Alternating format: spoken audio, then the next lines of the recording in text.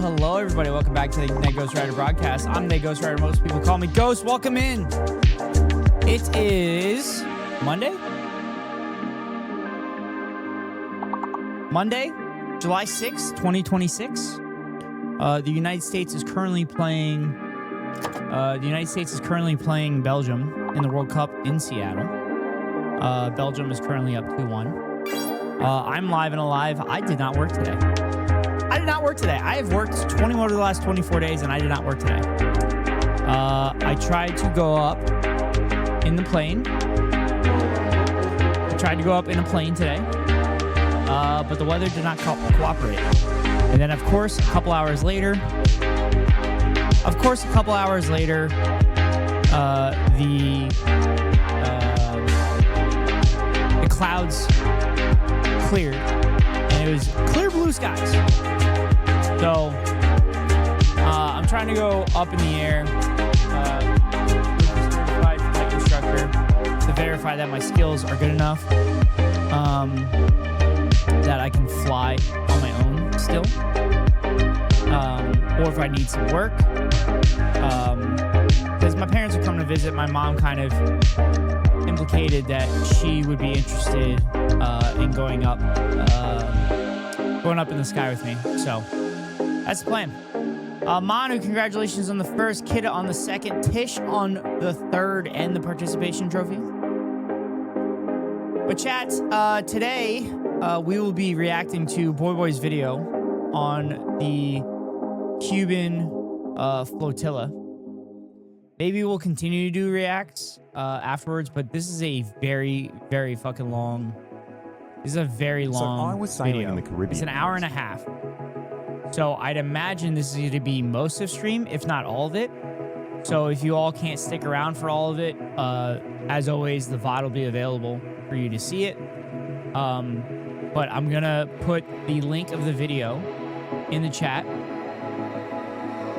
Audio is a touch loud compared to voice. Oh, that's because I have it cranked up. That's why. That's why it was so loud. That's why it was so loud. I had it turned up. My bad. But yes, as always, I'm going to put the link in the chat. Please watch it alongside the stream to make sure that they also get views because Boy does incredible things on their channel. So, also chat, pretty quick summary of my thoughts on Graham Plattner if you're unaware of them. There is very credible accusation that Graham Plattner sexually assaulted and raped a woman. I do believe her, and I think it did happen. And he should probably drop out. He should definitely drop out. Jake Tapper, the interview that he did with her was fucking horrifying. There's a special place in hell for him. But yes. Now, I will say, the victim straight up still did not say, don't vote for Graham Plattner. She said she came out to make sure that everybody had the information. But this person, with how shitty the politics are in the United States of America, didn't want to come out with the story, first of all, because they thought it would ruin his chances and ruin, because they liked the things that Plattner stood for. They were going to vote for Plattner. And they still didn't straight up say, don't vote for him. Now, with that being said, I think that Plattner should drop out and a person should replace him that is advocating for the same policies that Plattner is advocating for. The name that is getting thrown around is Troy Jackson, who is a DSA Maine politician, I believe. So hopefully that's the case, but we know also Democrats are fucking... Establishment Democrats are going insane right now. Jake Tapper also... Jake Tapper literally said in the interview, hey, progressives are going to say, like, hey, fuck you. Plattner should stay in the race. He didn't say Democrats. He specifically said fucking progressives. Like, they don't have people that have done SA hypocrites. Fuck all of them. Yeah. Again, we're not defending fucking Plattner. But Jake Tapper's fucking disgusting. Jake Tapper's a fucking piece of shit. I used to fucking respect him. But, like, I have zero to negative respect for Jake Tapper at this point. He's been fucking disgusting with how he's covered the genocide going on in Gaza and the West Bank. He's been disgusting on shitting on progressive candidates. It's fucking infuriating. It's just... I literally don't have any words. And chat, yes, I do have red, white, and blue behind me. But it is for Cuba, because we're talking about Cuba. Not necessarily for the United States. But I'm sure we'll be talking about the game. Also, I have to change I have to change the background. I have to change background because my camera keeps adjusting the focus. Better? Will this be better? Might be a little better. But anyway, that's my thoughts on it. I'm sure people will come in and ask for my thoughts. So I might have to repeat what I said. Yeah, I might have to repeat what I said, but I just wanted to give my thoughts on it. Anyway, let's get into the video. Can I sneak this boat through a military blockade by Boy Boy? Captions. So I was sailing in the Caribbean recently and I noticed something really strange happening. You see, these fishing boats, they just keep exploding. Look, you can see it here. If you look at the footage from the cameras of America's MQ-9 Reaper drones, you can see it right there. It's really weird. Like 200 fishermen have just spontaneously combusted so far. And what's even weirder is that the US Navy is here too, and they've been intercepting ships in the Caribbean that are trying to bring supplies to Cuba. So obviously I was very confused. So I decided the best way to work out what was going on is to, get on a fishing boat and try to bring 30 tons of humanitarian aid to Cuba. Evacuate your engine room immediately. In one shot, blew up the engine room, the ship stopped. By the way, chat, these are crimes against humanity. You're not supposed to do that. You're not supposed to blow up vessels that civilians are on, regardless if they're alleged criminals or not. A very profitable business. Who would have thought we were doing that? We're like pirates. We're sort of like pirates. So you're probably thinking two things right now, right? Number one is that I'm obviously back at home, filming the intro segment to this video, so I guess I didn't die or I didn't go to prison, but you actually have no idea where I'm filming this video from, do you? Like I could be doing it from a CIA black site, or maybe I'm filming it from hell, right? Maybe I'm dead. We're in the good name of pirates. You have no idea what happens to me in this video. True. And the second thing you're thinking is, why does the US have a naval blockade of Cuba, and why are they blowing up all these boats? Well, to find out, we need to know what's going on between the US and Cuba and how it all started. So for about 4,000 years, Cuba was home to 2 million people. Then the Europeans came in 1535, and through a very delicate balance of slavery and brand new cutting-edge diseases like smallpox, in just 30 years, the indigenous populations were declared completely extinct.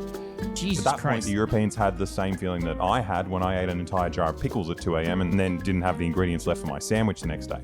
Without the indigenous slaves, the Europeans would have to do all the work.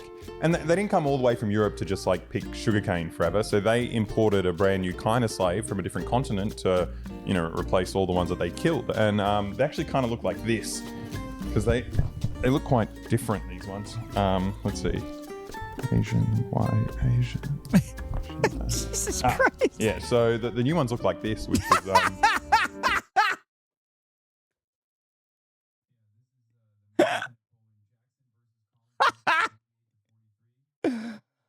Oh my God. Okay, the shit he's talking about is not funny, but the way he fucking just introduced that, fucking hilarious.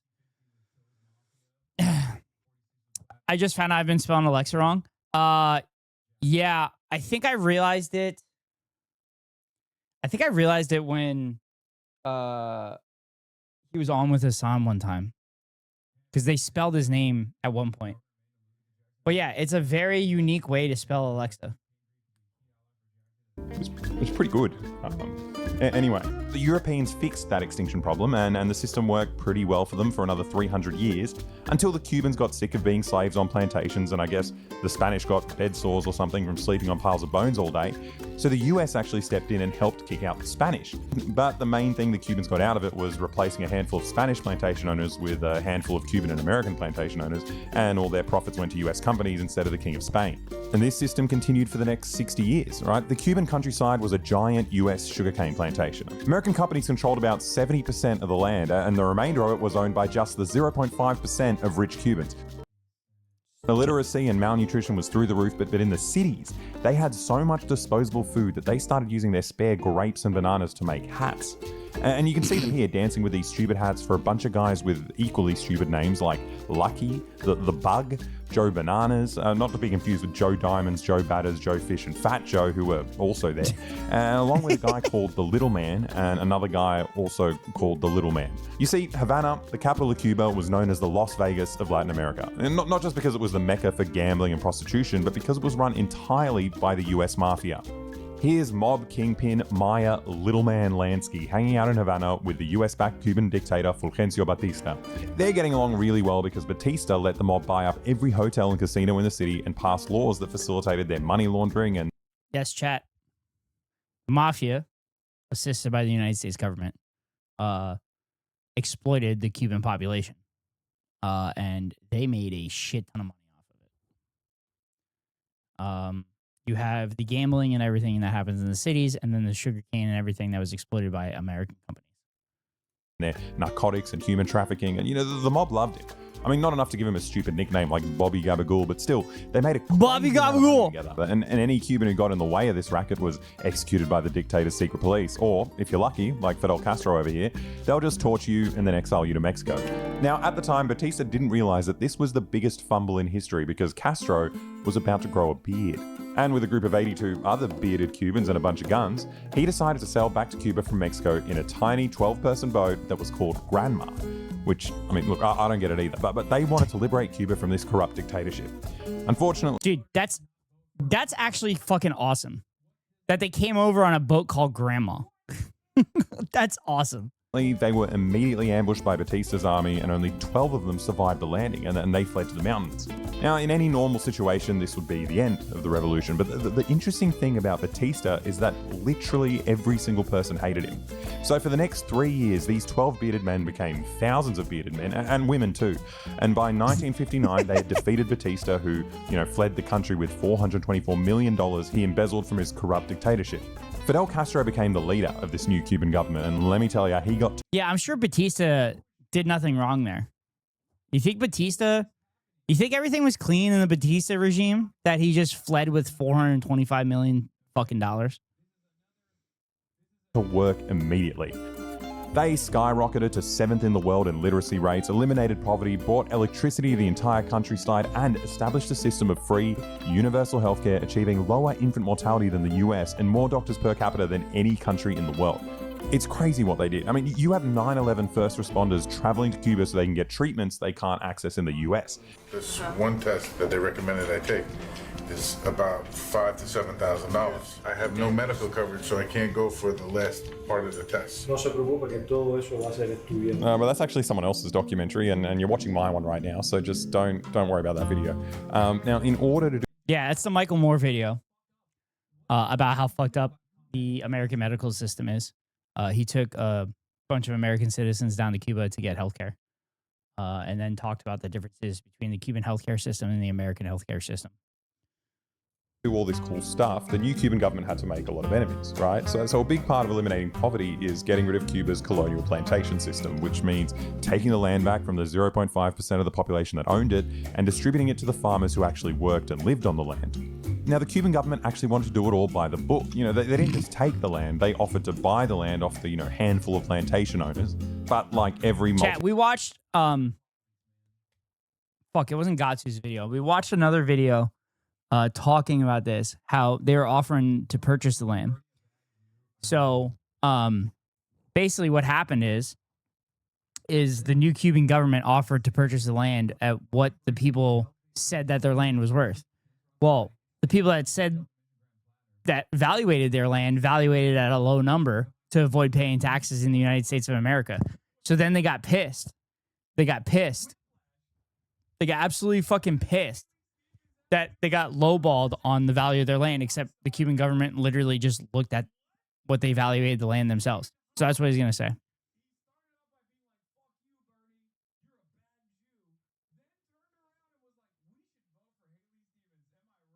National business from Apple to Amazon to Google, they paid zero tax by cooking the books. You know, they shift their profits around so they could claim they were running at a loss. And because the new government was doing it by the book, which was cooked, they offered these businesses the amount of money that the businesses themselves had reported for the past decade. Now, every country that owned Cuban businesses, from England to Spain to Switzerland, they accepted that they had a good run doing slave labor and lying about their profits, and, you know, the jig was up. And they took the money that was offered and signed the companies over to the new Cuban government. Well, no, every single country except for the US did that. So all these Cuban plantation owners and oligarchs moved to the US, expecting Of course, the U.S. wouldn't do that. I haven't seen the spelling Miranda as Miranda till I worked with someone that's spelling kind of like that spelling. Yeah, I think Y's and names are cool. Y's and X's. Uncle Sam would quickly invade and topple the Cuban government, and, you know, they'd get their slaves back. So the CIA, the mafia, and Cuban exiles really gave it a good crack. You know, they invaded Cuba 2 years later and lost, and then they did chemical warfare. Then they tried 573 different Looney Tunes-style assassination attempts on Castro. They literally tried to make him smoke an exploding cigar at one point, but, you know, they never managed. You're such a millennial, Trixie Lynn. See? X and Y's. Also, from my millennial days, Belgium is beating the United States, which Belgium is the last team to beat the United States in knockout stage in a World Cup in 2014. Oh my God. Dude, literally, Belgium scored because the United States goaltender came out and mishandled the ball. Classic. I'm still powerless here. As Cal, I hope that power comes on as soon as possible because I know it's probably hot as fuck for you. But reserve that power as much as you... Spoilers? Are you fucking kidding me? Are you kidding me? I waited 60 fucking seconds. I waited 60 seconds, Spicy Water. A fuck squared. Yeah. As fuck squared. Yeah. Also, whoa. The United States just pulled Pulisic off the field. Wow. I also got a request for 2 months from now where I'm going to be getting paid well. I'm on mobile. So you're delayed even more. So how bad is your fucking stream? How bad is your stream of the game? Because if you're on mobile, you're like an hour behind. Anyway, back to the video. To kill the Cuban president. But look, I'm not saying that the dream team of Miami Cubans, the mafia... Don't shame me. I'm not shaming you. I'm just pointing out that mobile viewers are literally an hour behind. So if you're an hour behind on my stream, and I still spoiled it for you, how delayed is your viewing of the game? I'm on mobile 2 right now. I have a huge battery to charge my tablet. I can at least watch this. Good. Well, we hope we give you some entertainment, SCal. CIA are a group of bumbling idiots who can't get anything done, right? They did manage to kill the American president on their first try, which is very impressive, right? But that's a whole other story. The point is, the Cuban plantation owners never gave up. They just kept going. They did heaps of cool actions.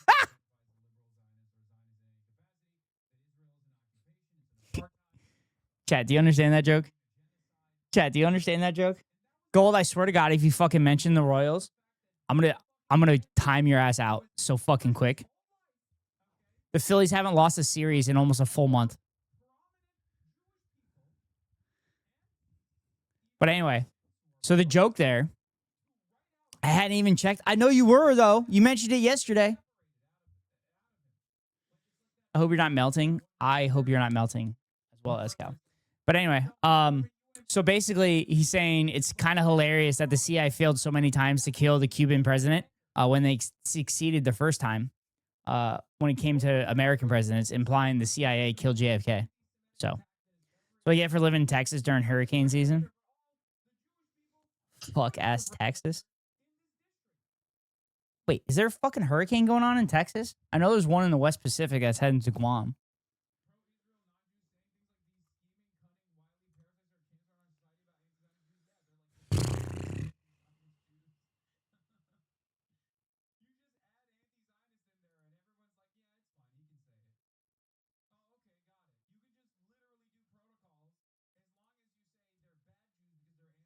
Hi, Lemon. action movie style terrorist attacks against Cuba over the decades. You know, they'd bomb passenger planes, they'd shoot bazookas at public theaters. Like, they killed a bunch of people, you know, they were busy Jesus guys. Christ. But unfortunately, after 70 years of living in Miami, like anyone who lives there, their brains had completely melted and they just don't have the same mojo anymore. Like, all they can do these days is, you know, get on their knees and beg Trump to bomb them next after he's done with Iran. And when they're not doing that, they make the worst AI-generated reggaeton videos in the world, hallucinating about a utopian US-controlled Cuba where they finally get their slaves back, and you know, Havana has a McDonald's and a Walmart and a CBS, but somehow in there. Also, Cuba does have a McDonald's. Now, granted, it's on Guantanamo Bay. Granted, it's on Guantanamo Bay, but it has a McDonald's. Just a little depression that hit us last night through today. Oh, okay.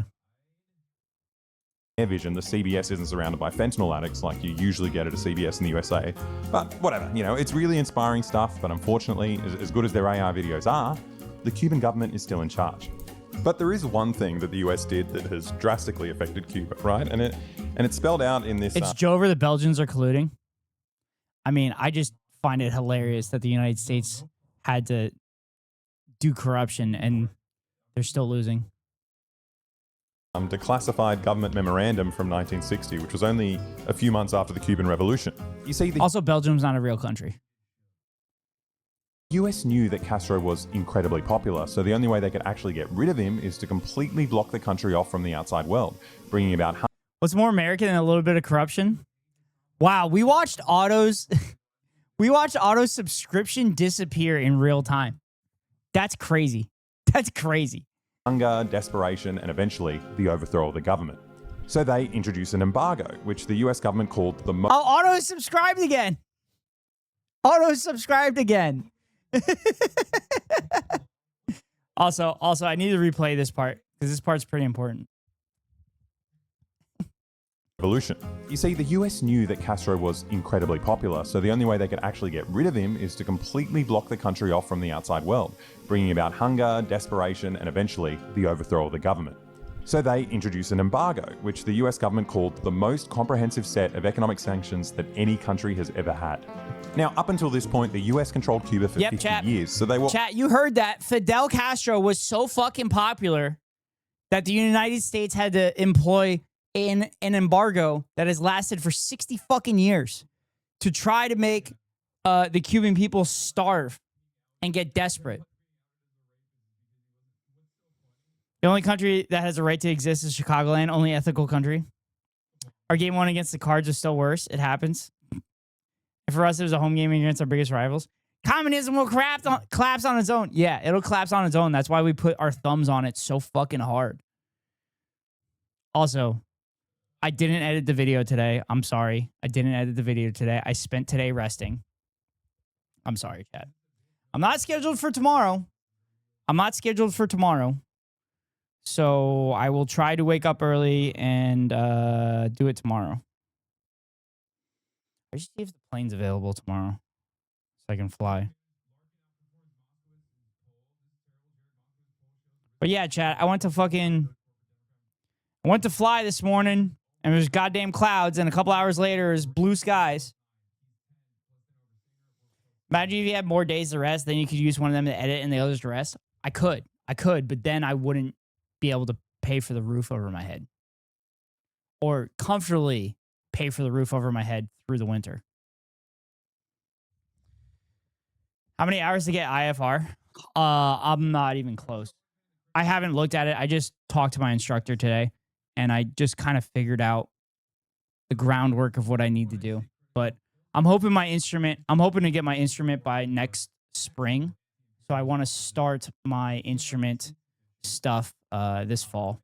But you don't have to stream 7 days a week. You're right, I don't. You're right, I don't. But what if I like streaming 7 days a week? Also, I don't stream 7 days a week. Some weeks I do. Listen, I average less than 7 days a week. Now, it might be 6.75 days a week, but that's still less than 7. Obviously Cuba's biggest trading partner. But the issue isn't that suddenly US companies were banned from trading with Cuba. It's actually much, much bigger than that. See, any country or company anywhere in the world that does business with Cuba will also be sanctioned and blacklisted by the US. I believe this is also illegal by international law. Letter of the law versus the spirit of the law. Yeah.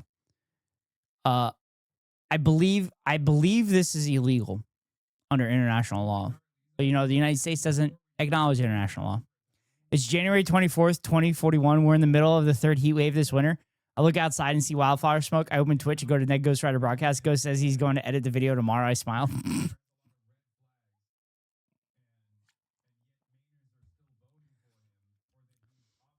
I'll send y'all the rough cut if you want to see the rough cut.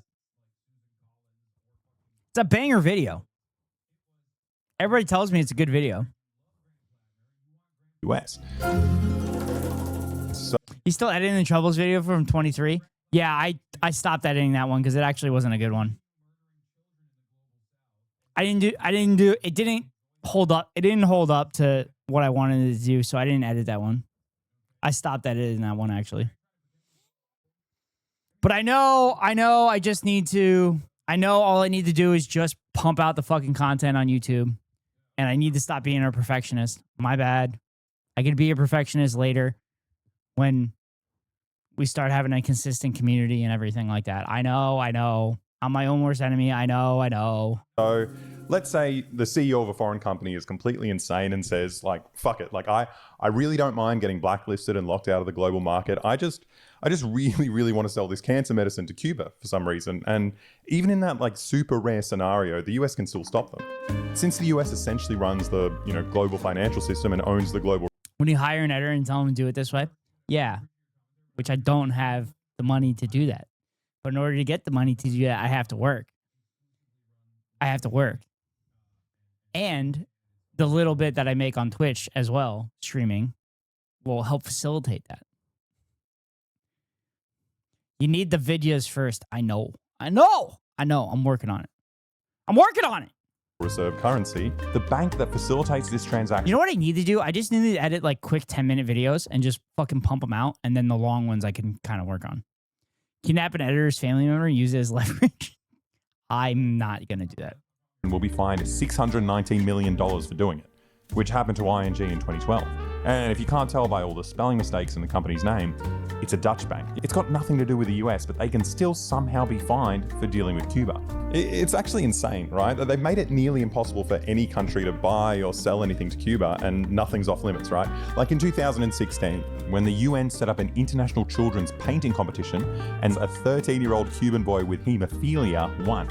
And they had the award ceremony in Algiers, as you do, and the kid was meant to receive a Nikon camera as the grand prize. But after pressure from the US, Nikon, a Japanese company, refused to hand over the digital camera, all because the kid who won was Cuban, and they didn't want to compromise their business with the US. It's actually nuts. Unfucking real. I can't believe that's fucking real. I can't believe that actually fucking happened. That's insane. That's an insane fact. What the fuck? Just give the kid a fucking camera. Any country in the world would have an immediate humanitarian crisis if it was locked out of all international trade like Cuba was. But in the words of former US President Jimmy Carter... Fuck, I love being an economic superpower. Yeah, it's fucking great. It's great. It's awesome. It's so awesome that we don't have healthcare. We're an economic superpower and we don't have healthcare. We can't fucking afford to keep a roof over our head. We can barely afford to keep food on the table. It's awesome.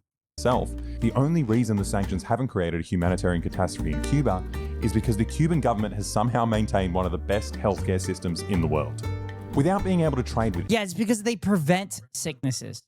Their philosophy is preventing things. Shaking my head, the poors don't deserve healthcare. Ghosts, weren't you listening? True. UK is changing their drug prices because Trump said so. Oh, fucking course. Of course they are. He's trying to fucking eliminate NHS. He's trying to eliminate NHS so that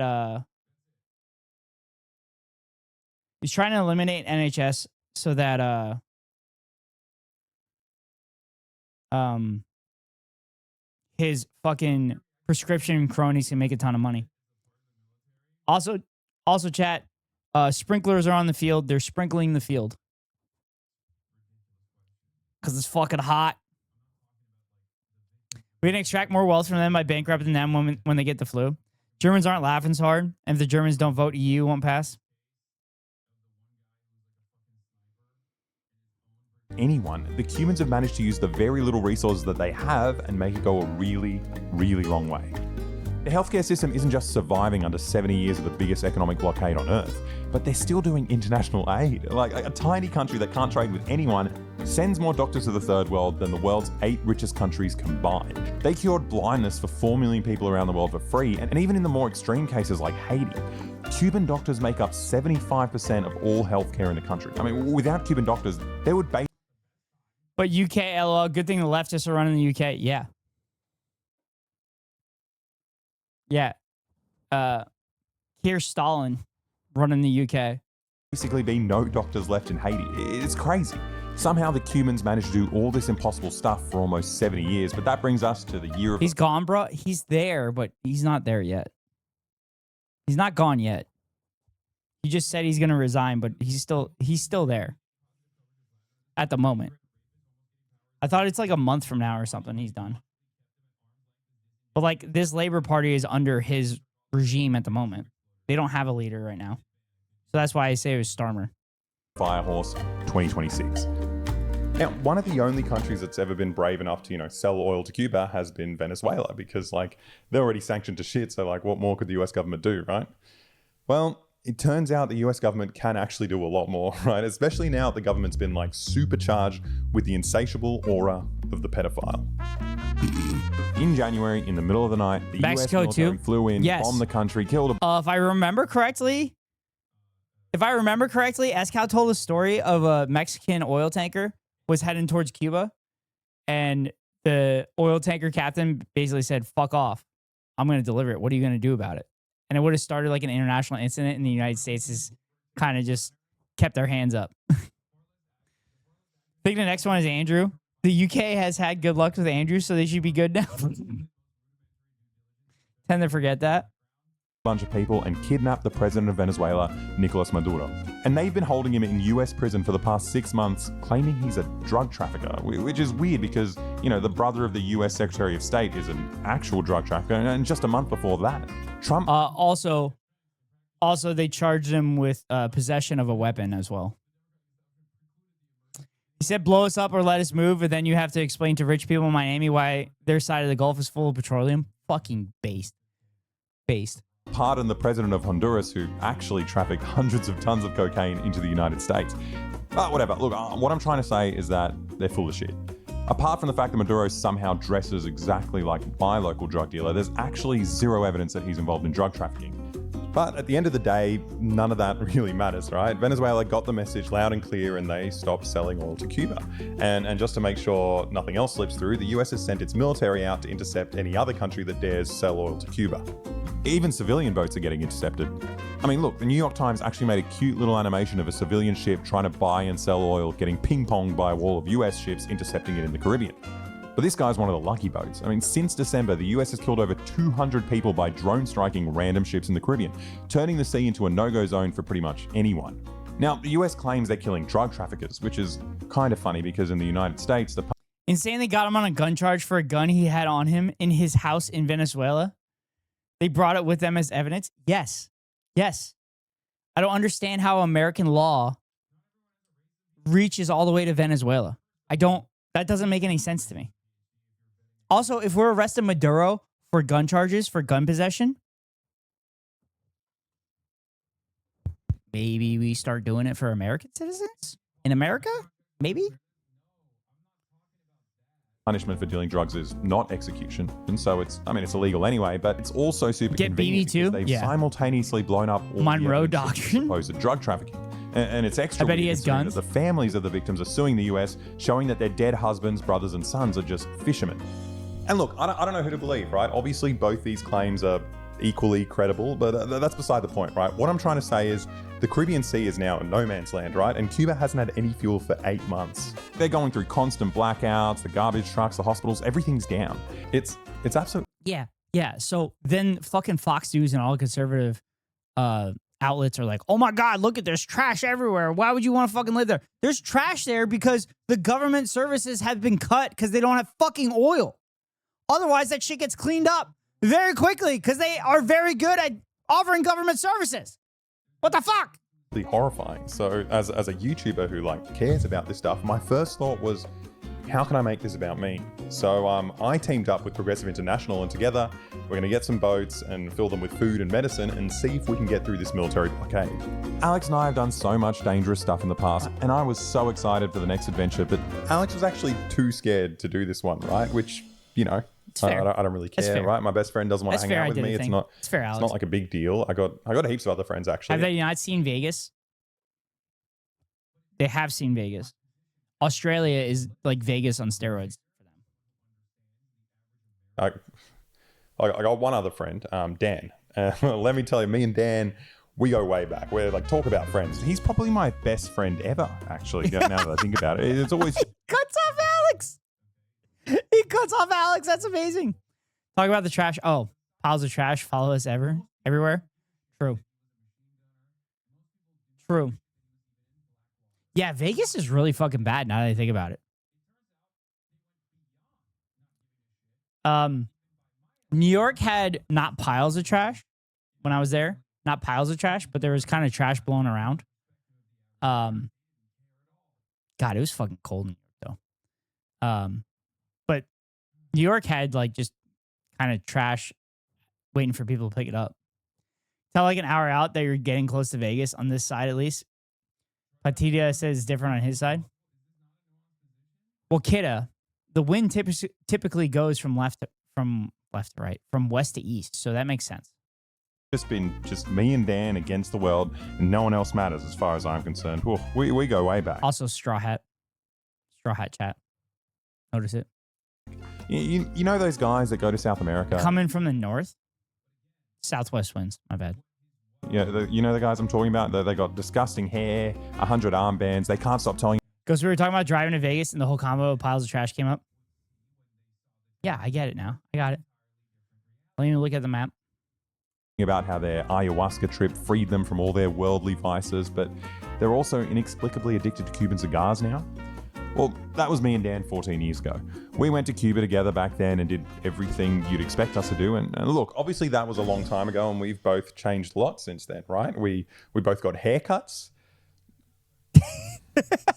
So Dan and I were all packed and ready to fly to Mexico to try and sail this boat through the US blockade.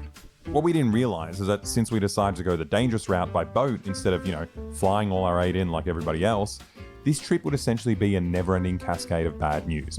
And we received our first dose of it as soon as we arrived at the airport. We got a message from the organizers. Apparently there's some fucking, cyclone. Yeah, so essentially, we're going to be delayed by 3-4 days, and we don't even know. I'm scared of the US invading Cuba. Yeah. The longer we wait, the more likely we're going to be there for when that happens. But also, avoiding hurricanes on a small boat is a good idea. Of course, he goes during hurricane season. I mean, you got to go when you got to go. Pretty much driving straight southwest. I thought it was a bit more south. It's just flying in, hey? Yeah. Every smart person. Yeah. Every important person. Also, I'm scared of getting bombed by the US. They showed Assad. Everyone else is flying in. Every smart person, every important person, they show Hassan. I'm scared of getting bombed by the the flash of Hassan. So Hassan is friends with Alexa and Alex, but they are not allowed in the United States because they infiltrated a fucking CIA site in Australia. So there's no way this administration is going to fucking allow them in the United States of America. Alexa will teach us shortly that you do not, in fact, have to go when you have to go. Wait for the poop reference? Okay. US. And it's just now we're taking the slowest boat possible. We're going to spend a month in that little channel just begging them to intervene. If we were fast enough, it's we've got a day. We've got a day in which it can happen. That's it's not a lot of time for them, for the Navy to make decisions, But now they're going to be oh, do you want to do it today? They say nah. And then 3 days later they check in, they're they might change their mind. Who's our captain anyway? I don't know. You have no idea. He could be a fucking psycho. He could be, it probably is. He could be Lieutenant Dan. What if you just don't poop for a week straight? That's crazy. Yeah, I'd love to say. I'd love to go get bombed, To be fair, women don't poop ever. Women don't poop at all. So they've gone on for years and decades of not pooping. I have stories about this. Oh Love no. to take YouTubers on a dangerous trip to here. No migrant. Fuck is that? Correct? We Yeah, that's photosynthesize. That's weather. Trust him as my captain. Chat. He's using windy.com. He's using windy.com, and it's just showing weather models in a very creative way to make it more intriguing for people.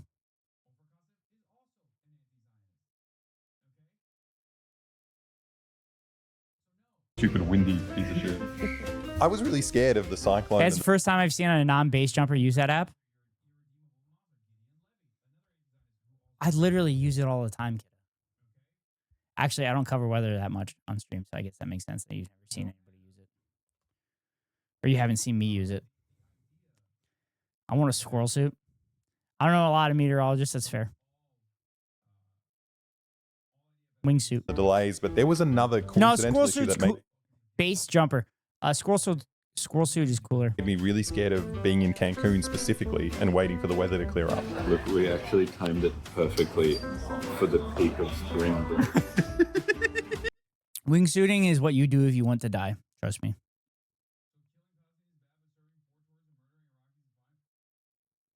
Goal. Wow. Wow, Spicy Water. Thanks for spoiling it, Spicy Water. What the fuck? The correct technical term is weather boy, kidda. True. Thanks for spoiling it, Spicy Water. Way to go. I can't believe you did that. Wait, but goal for who? She definitely wouldn't say that if Belgium scored a goal. That is just so stupid. I'm assuming. We're gonna be the most disgusting men in the world. This is the worst. Yeah, man, just a couple 30-year-olds with 1,000 cameras. No one just wanted y'all to feel it. That's fucked up. That's fucked up. I gotta time you out for a second for that one. As funny as that was, I gotta time you out. That's fucked up. You just fucked us all up. That's why you need the squirrel tail to go out with style. I feel like a married man. That's fucked up. It's the most transparent lie I could think of. Sorry, babe, I gotta go do aid work. The children need me, man. What? Spring break for a week? Phillies suck? Yeah, I Popular know. with 18 to 25-year-olds, that's us. We're gonna get arrested. But it's not our fault. I was trying to do aid.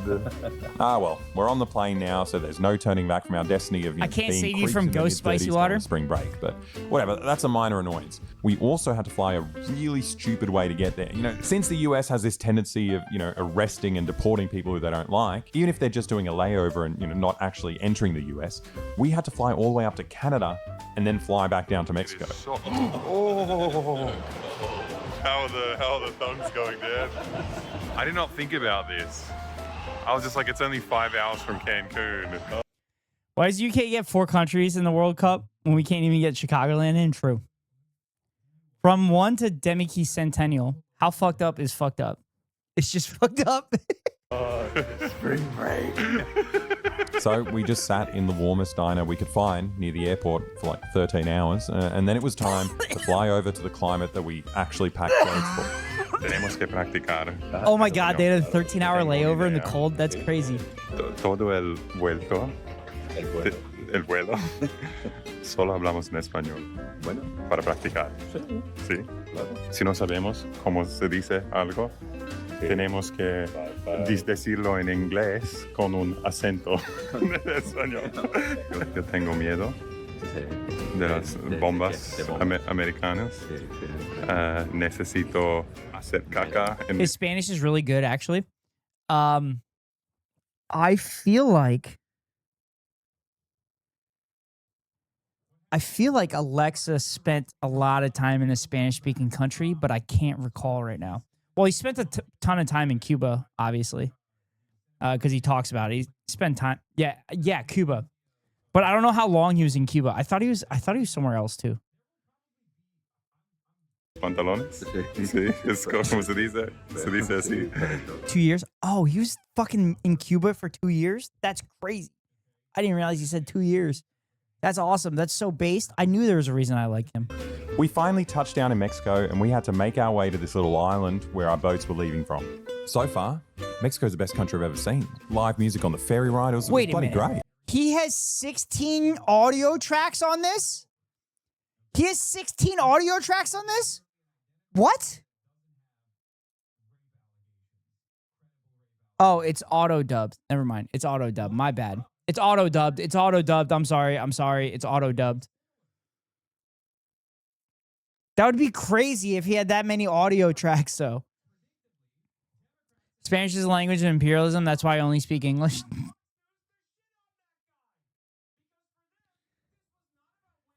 But that was in the past. They cut their hair since then. True.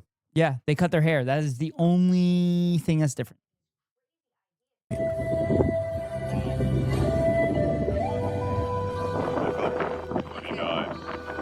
This is the kind of thing that happens. It's like the Lord of the Rings, the final scene when they go to the elvish heaven.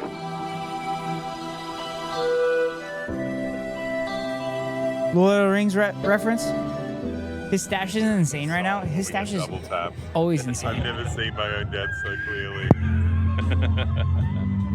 This is what it's gonna be like. Floating up that way. You ascend into the heavens. So there we were. We're on the island and it was time to see the boats and meet our fellow sailors. We haven't slept in like 2 days. And there's something about being so Where'd they fly in from? From Australia. They went from Australia to Canada and Canada to Mexico. Because they couldn't fly from Australia into the United States into Mexico. I'm assuming they couldn't get an Australia to Mexico flight or something. He said this is how we get double tap. That is more morbid than people think. Yeah. Yeah. jet lag that like doesn't feel real. Yeah. You know, and even if we're doing something normal, it would feel surreal.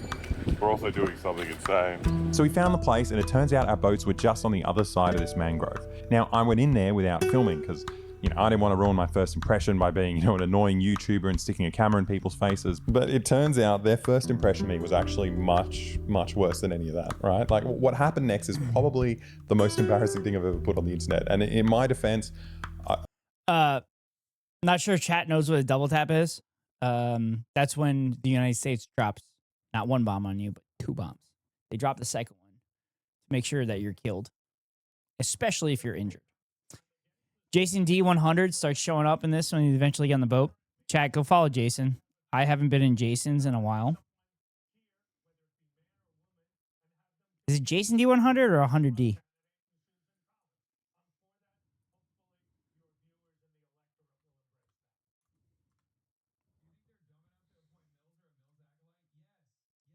No, no clips, no clips. Second one is to kill the rescuers. Soldier takes a second shot down to the dome to ensure they're done. Horror movie fanatic. I'm familiar with the double tap. He was raiding Vorlo a lot before and after the Cuba trip. I was very sleep deprived, like super sleep deprived, but I don't even know why I'm making excuses, right? You're going to see it anyway. But I essentially ran away from them, right? I shat my pants and I just ran away. Like I was only there for like 2 minutes and I met them and I said, hi, my name is Alexa. And these are like serious activists that were on the previous flotilla to Gaza.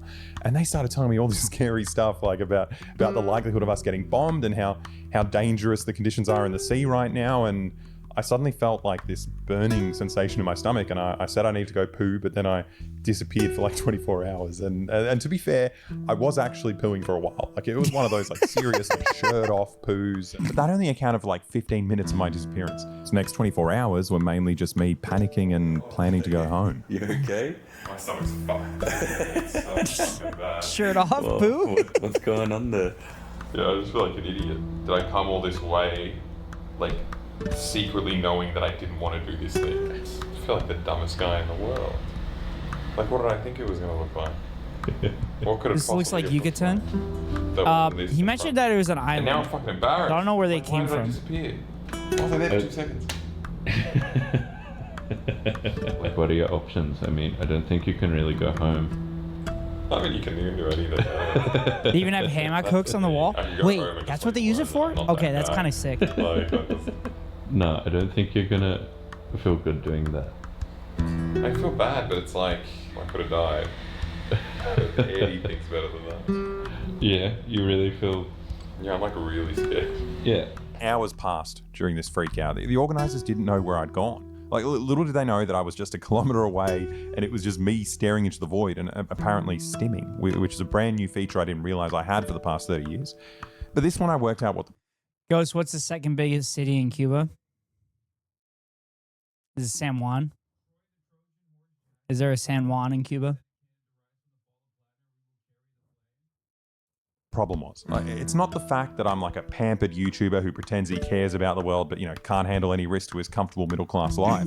You see, the problem was Dan. See, Dan is one of those very kind people, right? Like a really good friend that's gonna, like, you know, when they see their friend panicking, they try to comfort them, right? Like, hear them out and give them space, but...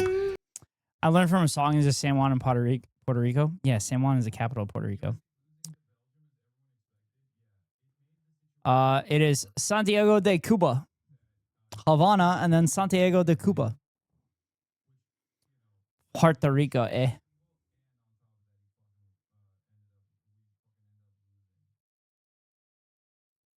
Oh, there's a Santa Clara in Cuba.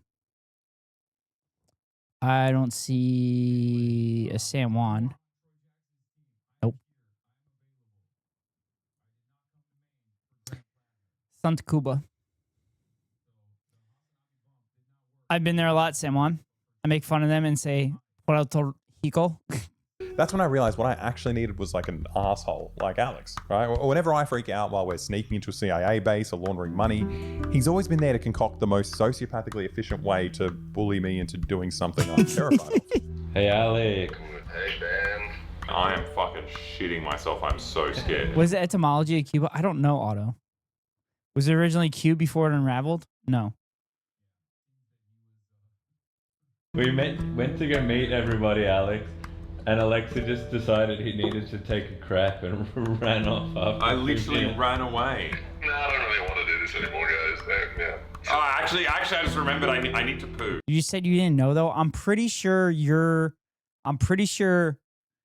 theory is incorrect, Otto. It's Taino, but no one really has a good answer. Oh, we literally watched a video talking about this, didn't we? Talking about how to avoid the top of the hour ad break, because the top of every hour, run a 3-minute ad. If you want to avoid the ads, you can pay $5.99 for a subscription, or get lucky and get gifted a sub, or link your Amazon Prime account to your Twitch account, get a free monthly subscription from Daddy Bezos to your favorite streamer. Hopefully it's me. If it's not me, then hopefully it's one of my friends. But here comes the 3-minute ad break now. Gotta run to therapy, BRB. Bye, Kita. Chat, I gotta go to the bathroom. I'm gonna refill my water. I'll be right back. Ugh!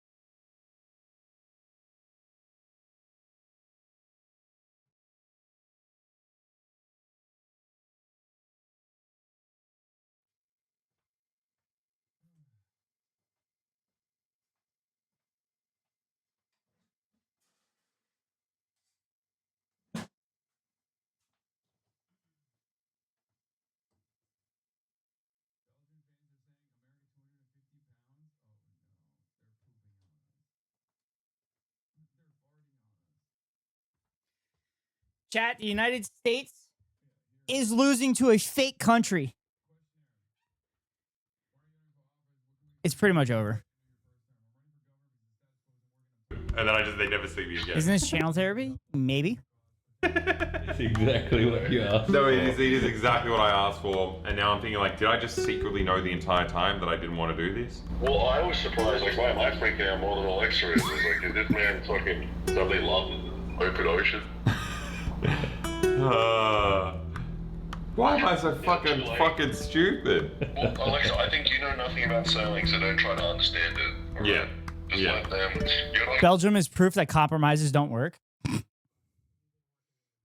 You saying because Belgium was a compromise of French and German land? You're not going to magically solve all their sailing problems in like 5 minutes. Be like, wait, Oh, it's over. this? It's just going to confuse you. It's over. Belgium won 4-1. Well, I feel really bad now. United States is out. That's what's happened. The woman who's like one of the organizers did the Gaza. Everything Trump touches dies, chat. Everything Trump touches dies. Worse than German Dutch. Everything Trump touches dies. Just remember that. Flotilla. And she's like, yeah, you know, when we did that, it was like a 70% chance that we would die, you know, and we all knew that. And this one, you know, is more chill. And I'm just like, I don't know, what do you, like, how much more chill? I'm like with people who seem like their risk tolerance. Soccer's a children's game anyway. We weren't even trying. I think in a better CD site.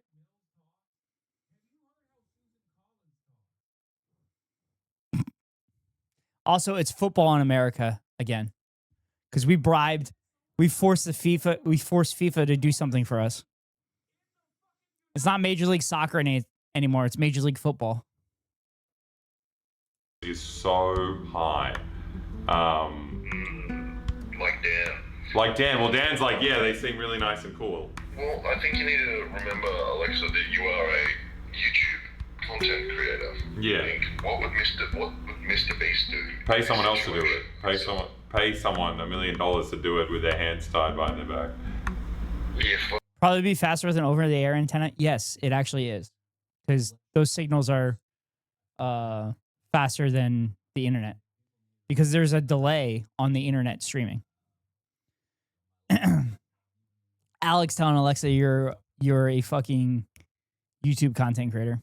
US soccer's an English term. US has never lost a soccer game against Belgium on a Tuesday. They just rigged it so we would have to play on a Monday. You're exactly correct, Otto.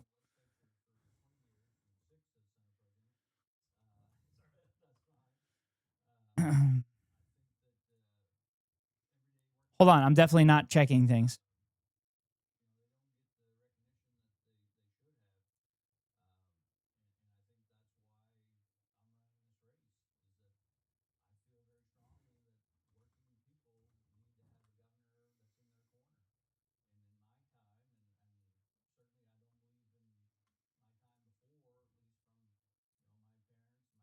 Wait, what the fuck?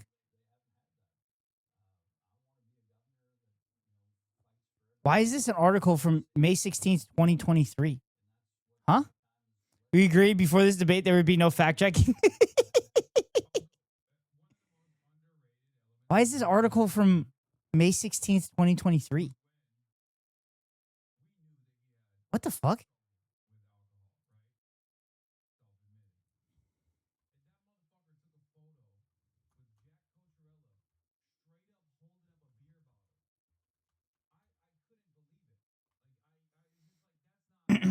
Okay, GD. Also, my experience of making shit up has fine-tuned my believability radar to a T. All right, July 1st, 2024. Or sorry, 2014.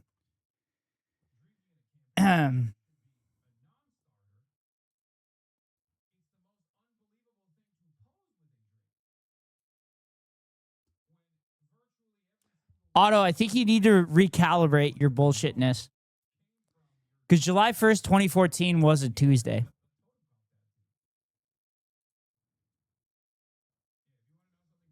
Oh, I forgot. I said that was meant to be helpful. I forgot he would do that.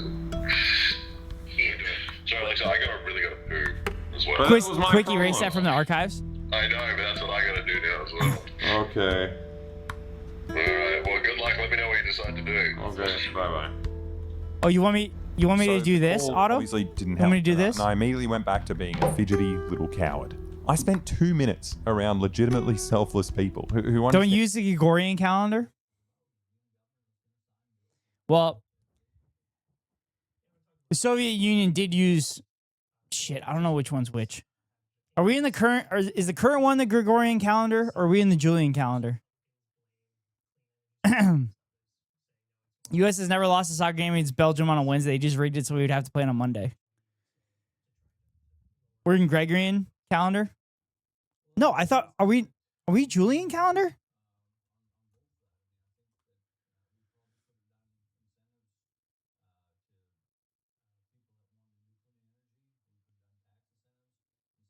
Julian had 10 months?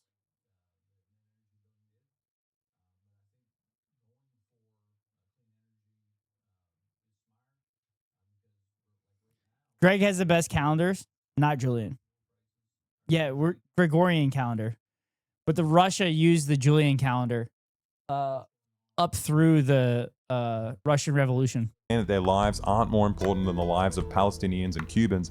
And, you know, they're willing to put their money where their mouth is. And I was slowly realizing that I'm a bit of a phony and I'm terrified. Like, before I made any drastic decisions, I did decide to sleep on it, right? And honestly, a decent part of my panic could be attributed to the fact that I hadn't slept 50 hours, because the next day was absolutely beautiful.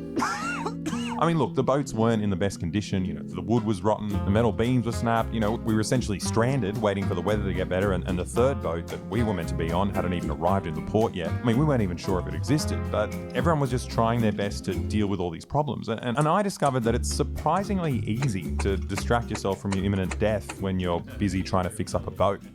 For the next few days, we'd spend the daytime fixing up the boats and spend the nights having, you know, little hoedowns. How can you trust someone that names a month after themselves Julius was a real asshole? True. Otto, do you know what happened to Julius? I think a lot of people felt the same way you did. Winter in the Julian calendar is just a period that starts when it snows, ends when it doesn't, then January would start. Oh, interesting.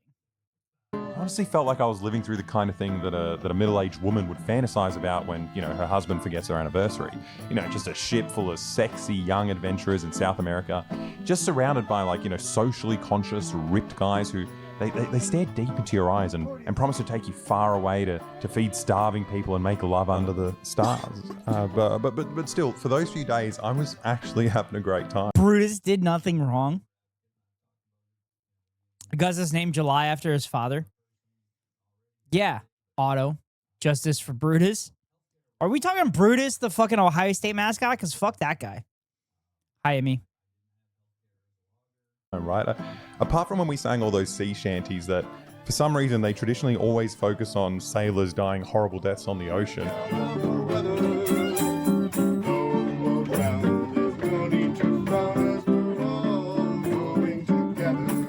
But I did learn a lot about, like, boat maintenance, and I met a lot of cool people, which reminds me, I promised Jorge I'd plug his homemade chairs in this video, so if you're ever in Isla Mujeres and you need a really good chair, go find Jorge, he's got you covered. Anyway, as each day went past, I was getting a lot more comfortable, but more Chat, important... where was that? Where do I get the cool chairs from? Emmy, thank you for the resubscribe. Boat maintenance, and I met a lot of cool... Augustus did because he was a bigger asshole than Julius. Who named August after Augustus, so checkmate Romans. People, which reminds me, I promised Jorge I'd plug his homemade chairs in this video, so if you're ever in Isla Mujeres and you need a really good chair, go find Jorge, he's got you covered. Anyway. Oh, Isla Mujeres. That's where they're at, Escow. Women's Island? That's the name of the place? Isla Mujeres? Off the coast of Cancun. Petition to rename October to Autotober. I'll sign it. I'll sign it, Otto. You get that petition written up, I'll sign it. As each day went past, I was getting a lot rumored to have sirens. But more importantly, since a lot of these people had been on the previous flotilla to Gaza, like this guy playing the fiddle called Adnan, he let me know in detail what we were in for, and I was surprised. You know, I spent the lead up to this trip freaking out about getting bombed by the US, but it turns out it's also pretty fucked if they don't kill you, right? Even just actually, that's how Otto wants me to. That's how Otto wants me to dox myself. Otto wants me to sign a petition so that I'll write my government name. So I'll dox myself. My full government name. That's it. Hi, Kago. Getting intercepted by the military is still a horrifying experience. Normally they intercept the boats with like their elite marine units, but there were so many boats, so they didn't have enough of those elite forces, so they just called up like reservists, and you could see that they were like totally, like they didn't know how to drive the boat, like they couldn't figure. Keko will dox you for free, true. I wanted to see this. Well, we're watching it, Keko. We're watching it. Ghost will only dox himself if there are at least 9K people watching. Yes. Because that definitely did not happen in the past. Like they were throwing up, they were seasick, like I mean, it's, you know, once you first see that green laser dot on your chest and you know that it's an 18-year-old who's been raised from birth to think that you're some kind of threat, it's subhuman, honestly. There's a pretty... I know his real name, it's Marv. God damn it, Keko, why would you fucking do that to me? I can't believe you would do that to me and dox me like that. Everyone else who was sailing into the arms of the IDF, Adnan was simultaneously on a family vacation because he was on the boat with his younger brother as well. They demanded the passport when they intercepted him, and he said, I want to speak to a lawyer. Oh, yeah. And they punched him in the face. And when they... My full government name might be Emma Renee Flores. It's not, but it could be. Also, my full government name could be Emma Renee Flores as well. loaded him on the prison bus, like there's cells on the bus, so like you're already locked up. And the four of the guys just jumped on him and just started hammering him. Holy shit. And they beat him until he fell to his knees and curled up in a fetal position, and they were kicking him. And I was there watching my brother get beat, and I couldn't do that. Yeah, what can you do? It was tough, man. You know, finally, I think we got into our cell. It was like a relief to be in the cell. You're like, okay, we're gonna be left alone at least for a little while now, you know. But the relief didn't last long. Now, this is where the psychological warfare started. We were like totally disoriented. I mean, we hadn't slept for 24 hours. We were just exhausted. Of course, I don't know what time it was in the morning. They undo the padlock. It's a big crossbar that they take off the door, so you hear the clunk, you know, of the metal. We were made to kneel down, put our hands on our heads. I know I posted this in the Ghost Cord, but Iman gave birth to our baby boy. Yeah, I saw it, Keko. Family's very happy. I'm good. What timestamp is this? 27:55. 27:55.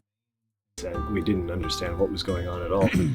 So they've got dogs as well. I thought it was your baby. God damn. They're like ready to release on you. They've got their green sniper. To be fair, Keko didn't really post a lot of context with that. Keko did just post.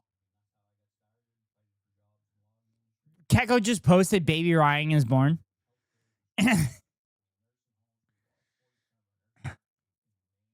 Mexican cartels learn torture techniques from the tip of the spear. Yeah, also the United States Police Force also learned that stuff. For those watching at the same time on another tab to give Boy the view. Yes.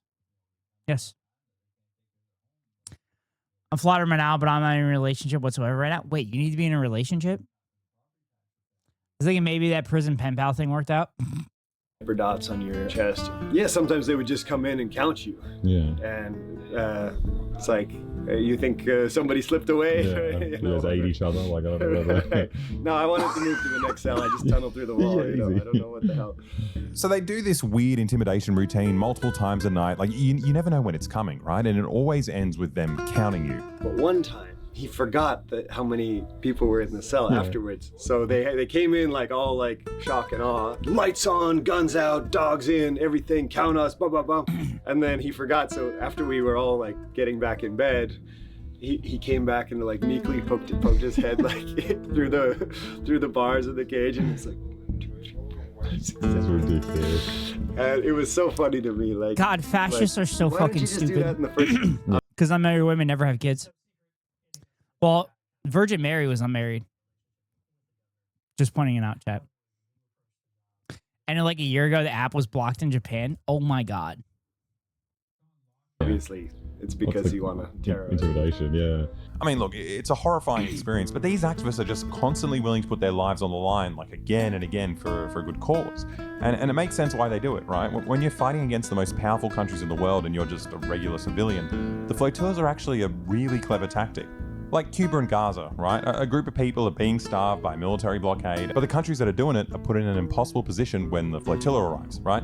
So either you let them through and you look weak and it inspires more people to try and break your blockade, or you kill them or imprison them, in which case you look like a monster because now you're harming civilians from other countries, not just, the brown people that you've so far been able to justify killing. For that reason, the authorities try to stop the flotilla at every step of the way before you set sail. Which is actually quite easy to do in the case of Cuba because the country's already sanctioned to shit, right? So if we want to get a boat for the flotilla, the company that rents or sells it to us and the insurance company that's covering the transaction and the voyage, they're immediately locked out of the international banking system because they're now doing business related to Cuba, right? And I don't know, no business is going to take that risk. So that's why our boats kind of suck, right? Like we either had to salvage like an old shit boat or pay a business. I was just about to say the boats are probably shit because that's like all they could get. Because it's probably assumed that it's probably going to get sunk or something like that. So it's just a dog shit boat that was given to them. An exorbitant amount of money to make up for the fact that their company will practically cease to exist after they do business with us. And we got a taste of that bureaucratic issue while we were fixing up these ships, and the ship that we were meant to be on never arrived. Right? It turns out all this pressure from the US and their sanctions meant that our boat was being held up all the way over here in Progreso, 300 kilometers in the wrong direction. So Dan and I had to get a last-minute bus across Yucatan and gear up for a much longer sea voyage if we were actually going to be allowed to set sail at all. Which is a pretty annoying situation to be in, but it was only... Wait, are you saying that the only thing stopping me and my girlfriend could just be the marriage certificate? I mean, you could try, I guess, Emmy. Exacerbated by the fact that the Mexican bus company chose the worst possible movies to play. There are so many movies in the world. Why does the Mexican bus have to play the one of everyone dying at sea? What the fuck is this? I hate this. Also, these boats are so much better than ours. I was Keko who said that. If that wasn't spooky enough, we got another call from Alex. Well, I don't have any boat. Trump's comments this morning where Trump was just saying, yeah, I can take it. I do believe I'll be having the honor of making Cuba. I think I can do anything I want with it. You want to know the truth. They're a very weakened nation. Oh, I fucking hate it. They're on the super fancy bus in Mexico. Now, everything I read scares the crap out of me. Like, hearing just like everyone's opinions on this thing is so upsetting. I'm just like, just shut up. Just don't talk about it. Just leave me alone. Like. But we finally arrived to Progreso Harbour and it was time to see our boat. I have not seen our ETN boat. buses. I've heard some horrible things about it, but I haven't seen it. Employee tax number bus. I don't know. That's the thing. I don't even know what a good boat looks like. What are you looking for here? I want to see Progresso's by Merida. Good boat. Do I'll get a free lunch coupon at the Finally Trump arrived Casino to Progreso Havana? Harbour and it was time No, to we see probably our don't, Otto. Boy, everyone around here has a boat. Family has a house out there. The only problem is no one from the flotilla was here yet, so we're just a couple of gringos in a fishing town trying to work out which boat is ours. I'm really hoping it's that luxury yacht with the American flag on it. I don't think it is. Hey? All I could really tell was that these were definitely 100% fishing boats. Oh yeah, you smell that. Yeah, that's pretty potent. I guess we're They on. said blue and white, which is... That could be one of them. Oh fuck, is that one wooden? Yeah. We got the one wooden one. After a little while, the other activists showed up and we were about to get Who our puts first the fish glimpse in of the boat. ocean? True. They told me it was the biggest one, and you can see it there, just sticking out of the top. Big is good, I think.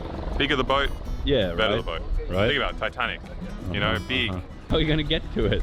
We got to sail over to our boat. Oh, we go, but yeah, boat to boat. I think it's had a fresh coat of paint too. You can smell the fresh paint. The person like everyone has to take care of.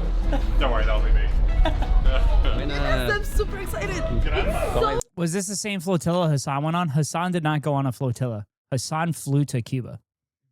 But it was part of the group that was bringing stuff. And he also made a Hassan reference earlier, talking about the people that flew in there, and then they brought up Hassan.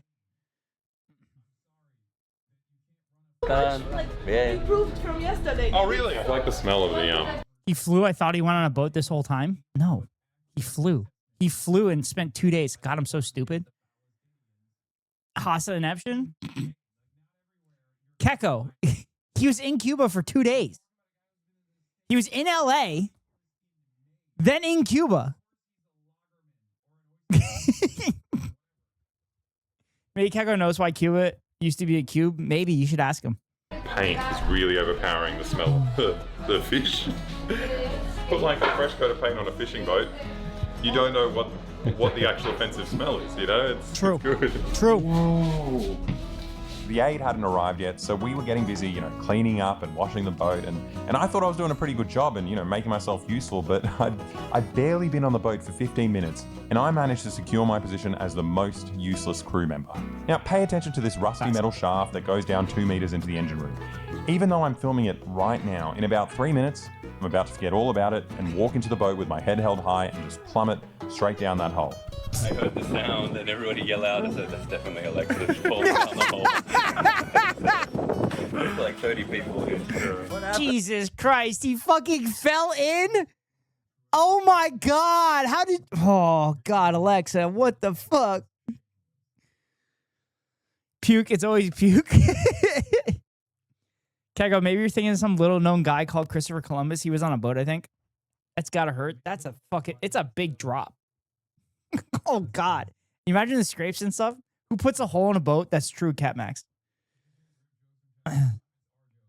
Alexa, I walked straight through the hole. you gotta watch out for that.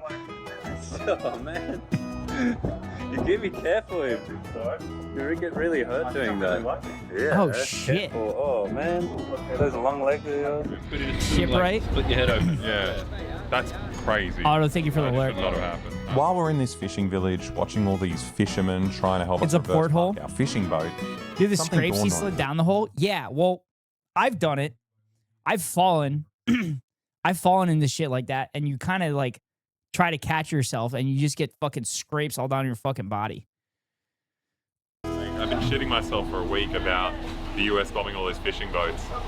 I didn't realize we were like exactly on a fishing boat. Like this is the worst kind of boat for it. Isn't it? This is where the tuna go. Yeah, there's a little fish hatch. What I also didn't take into account is that the fishermen here, all around us, live with the constant fear of getting bombed every time they set sail to do their jobs. You got to see, and who knows if you'll come back. They might attack you, and boom, that's it. These days with the Trump administration, things are pretty rough. In my opinion, the bad guy is Trump. He wants to take over everything. He's restricting Cuba. It's really drastic. He treats them so badly, it shouldn't be like that. What do you think of the flotilla? This one, very good. Honestly, it's beautiful. God willing, you'll arrive. I heard the news that they've taken everything from the Cubans. Humanitarian aid never arrived, which many, many countries have sent. You see how these poor people are It treated? was actually horrifying thinking that these people... Based Mexicans, chat. Based Mexican. Who would have thunk it? I think I've worked with the guy on the left.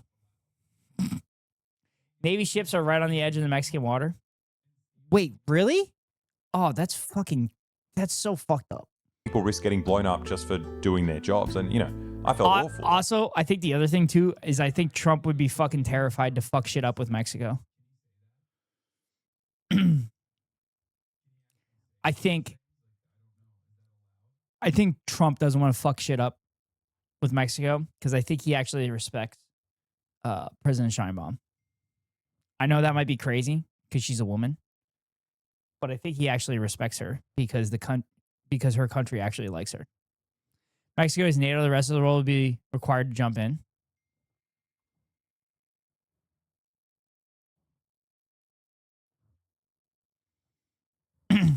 He likes their fireworks, at least when he can stay awake. Until the fishermen started flexing on us about like how much better his Very bad Freudian slip there. Also, China would back Mexico in a heartbeat. Yeah, 100%. boat was than our boat, and then I don't know. I felt kind of neutral about it after that. Wait, did I fuck up? Did I say something, Keko? Claudia should have called the president of FIFA to ask to redo the game yesterday. Hi, Paul Wall. Yeah, I caught it. Caught what? What did you catch? Claudia? President Scheinbaum? What'd I fuck up? What'd I do?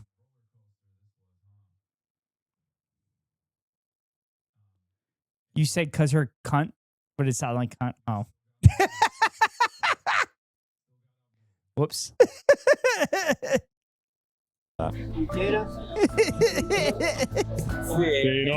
Fucking, why do I need ops when I got y'all?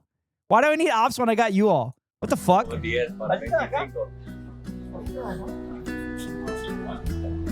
Wow, toda madera, ¿eh? Sí, Así es, muy bonito.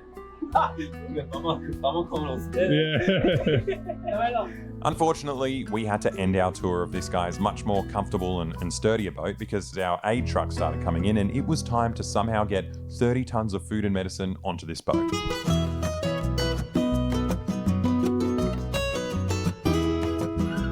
Now, we didn't just have 3 big trucks, but also a bunch of like nice everyday people heard what was going on and drove up and brought their own donations. It was really beautiful. You know, it was a lot of work, but the energy was great. Everyone was singing the whole time. So even when you're on your 50th sack of beans and, you know, it rips apart and you spill beans everywhere, you need to like tape it up and fix it, you still feel great.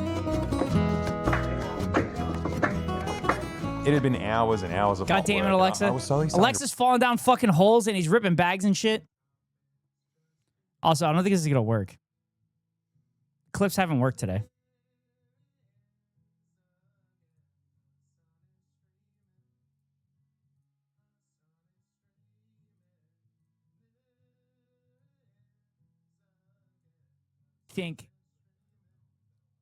I think Trump doesn't want to fuck shit up with Mexico because I think he actually respects President Sheinbaum.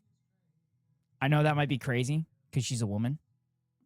But I think he actually respects her because because her country actually likes her.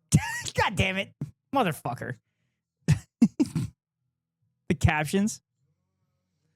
Watch or else. Realize how much 30 tons actually is, right? Like, especially when you're down in the hull, loading an endless stream of sacks and boxes. It's really warm down there. Yeah. Been down below. Yeah. Whoa. Just this thick smell of diesel. Yeah. Hot. Working. Boxes. Is this another? Is one of the? Yeah, there's 2 more to go. Is this the same truck? Same one. Oh, yeah. fuck. Yeah, there's a lot of Let's stuff. go have a smoke. But we just kept going, right? Loading bicycles and solar panels and everything that would fit on this boat. It got to 3 a.m. and it looked like we were maybe, I don't know, getting close to finishing until the Mexican Navy heard what was going on and they made us stop so they could check through all the things we were loading to make sure everything was up to code, which led to hours of negotiations, right? When they clocked that we had filled this little boat with like 30 tons of aid and there were only 10 beds, they insisted that we only had capacity for 10 people and that more than half of us wouldn't be able to make the trip, which is, you know, a rough thing to hear after weeks of preparation, but eventually they caved and let us go. I mean, until the sun came up the next morning and they returned to... At least the captions got you true. Hi, comrades. Hi, Stalin's fork. Try threatening the bots. Someday it might work. Address even more regulatory issues and safety concerns. But at listen, I'm trying to be nice to like Siri and shit. I'm trying to say thank you and stuff so that when the inevitable AI revolution happens, they don't come after me. Keko is the same way. There's one major safety concern that we don't need to worry about because we addressed it within the first 15 minutes of seeing the boat. Right, if they painted that white border around it because of me, I'm integral to the ship's safety. If it wasn't for me, they wouldn't have painted that thing there. Safety of I wonder who called the Navy. You think the United States might have called the Navy? You think the United States might have called the Mexican government and said, hey, go try to prevent them from moving? Yeah. I just go out, walk through places, get hurt, and then we know what the dangerous things are. The CIA It did was all it. squared away That's now, fair. and we had officially gotten our passport stamped by the customs. Also, we, as Cal lost their sub as well for a brief second. What the fuck? What is going on, Twitch? officer. So this was it, right? There's no turning back now, and I am Yeah, it was definitely the CIA. It was actually probably the CIA, not the United States government. terrified. That's it. There we go. Well, if we don't go now, then we're going to be illegal in Mexico. No, you learn something new about yourself all the time. What are you learning? I realize that when I'm actually scared, I need a poo. You're like an octopus. I don't understand. I thought it was like a turn of phrase, like shitting myself. No. Oh, there you go. Can't stop pooping. This is a journey of self-discovery. I don't want to know that. It's so inconvenient. Imagine if I have to do something important in the future. Yeah. I would just have to poo myself. Yeah, no, you can prepare for the scenario. Or Your if, you low know, fiber diet. I'm about to have a baby. I gotta shit. You know, I go to my my parents' funeral. I'm shitting. I'm not there. How bad is that? What am I going to do on the boat? I'm just gonna be Fun fact, you need to release your bowels so you can be light if you need to run. Really? Wait, is that why I take a poop before my rounds start for work? Is that why I always need to take a poop or I always need to pee before my rounds? It's part of the fight, flight, or freeze reaction? the entire time. Wait, so do you freeze when you're full of shit? Is that what it is? Better the devil we know, hey? Agradecer a todos los trabajadores del puerto también.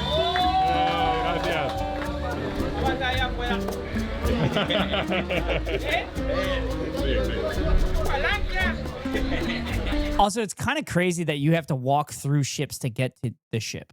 But I guess it's probably all under the same company and stuff. Well, there you go. I'm stuck on the boat now, and whatever happens, happens. So I guess now's a good time You're supposed to freeze to be silent and not give away your position. Oh. find out what the actual chances are I'll get blown up out here. Now, you might think the US is blowing up narco traffickers in the Caribbean, or you might think they're just killing random fishermen, and that depends a lot on what kind of media you consume. Now, if you're watching this from a boat in the Caribbean and you want to work out if a missile is heading your way, you could read through like every single news article ever written and sift through the bias to find out if you're being targeted.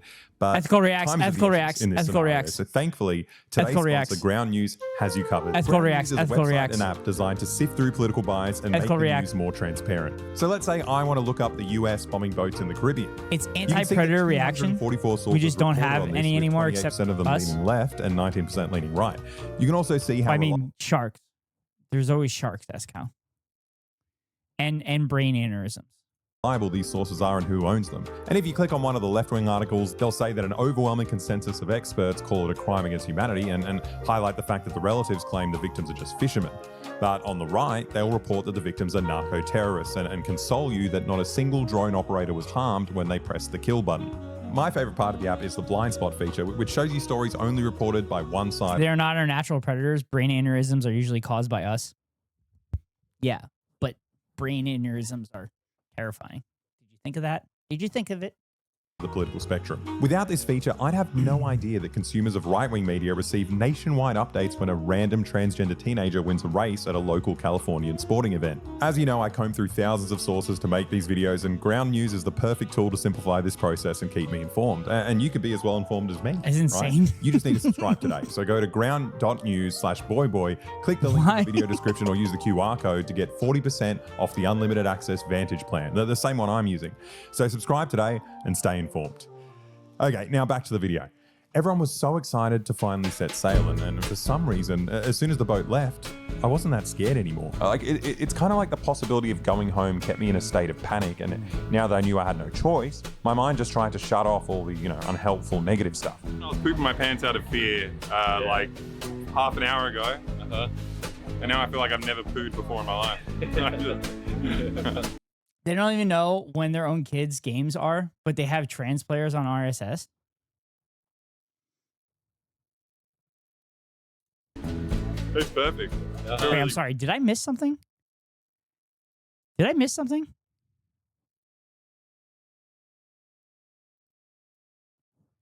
Did I miss an Alexa joke? I think I missed an Alexa joke. Oh. Crime against humanity and highlight the fact that the relatives claim the victims are just fishermen. It's not even a joke. But on the right, it's they'll true. report that the victims are narco-terrorists and console you that not a single drone operator was harmed when they pressed the kill button. My favorite part of the app is the blind spot feature, which shows you stories only reported by one side of the political spectrum. Without this feature, I'd have no idea that consumers of right-wing media receive nationwide updates when a random transgender teenager wins a... Yeah, chat. That does happen. That does happen. And they lost their fucking minds. There was like 5 people that were protesting the events. Race at a local Californian sporting event. As you know, I comb through thousands of sources to make these videos, and Ground News is the perfect tool to simplify this process and keep me informed. And you could be as well informed as me, right? You just need to subscribe today. So go to ground.news/boyboy, click the link in the video description or use the QR code to get 40% Chat, should I be sponsored off the by Ground unlimited News? access Vantage plan, the same one I'm using. pretty sure I could do it. So subscribe today and stay informed. Okay, now back to the video. Everyone was so excited to finally set sail, and for some reason, as soon as the boat left, I wasn't that scared anymore. Like it's kind of like the possibility of going home kept me in a state of panic, and now that I knew I had no choice, my mind just tried to shut off all the unhelpful. I think they have an affiliate program. They do.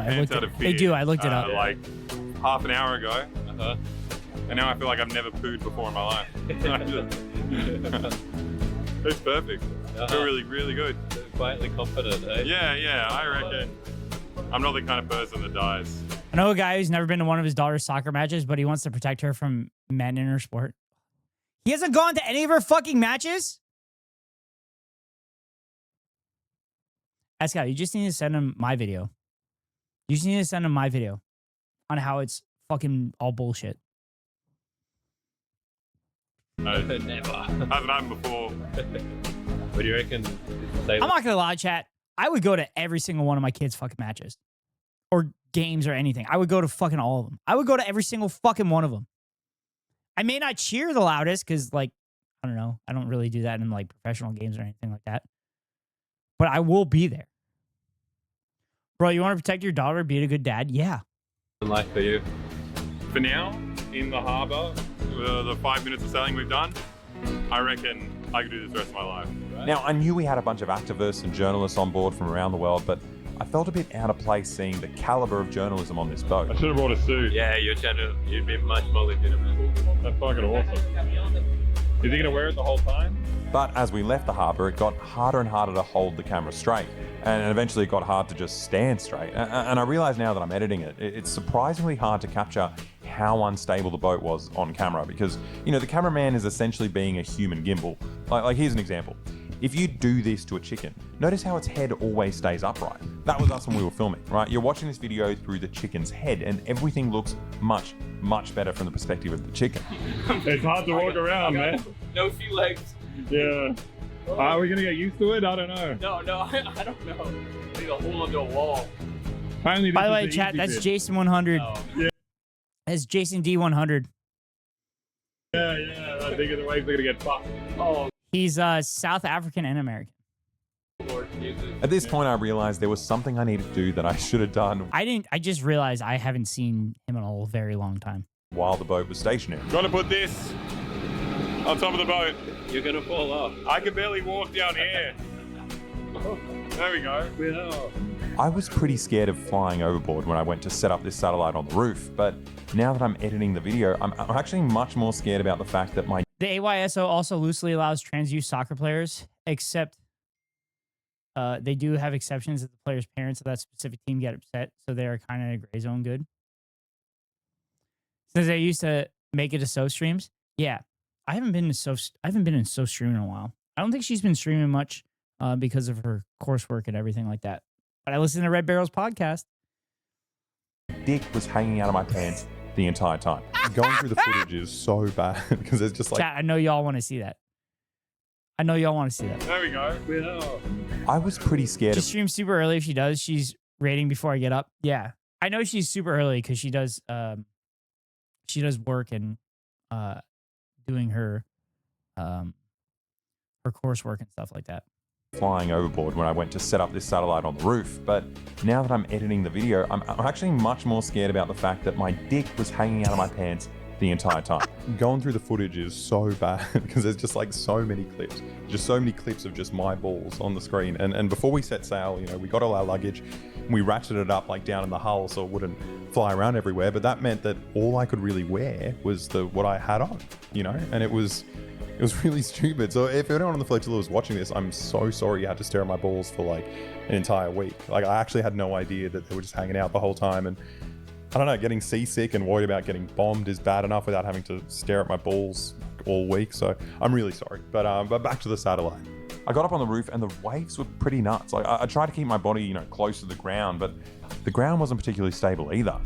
Bits of the roof are coming off. Very slippery. If we get intercepted by the US Navy, if I can get internet on this ship, then I can back everything up. And then they take us, they imprison us, whatever. But the footage, what you're watching right now, is going to be on the internet. All because of what we're doing right now. Okay. So if you're watching this, if you can see this video, it means the internet worked. and we got it through. If you're not watching this, it means it didn't work.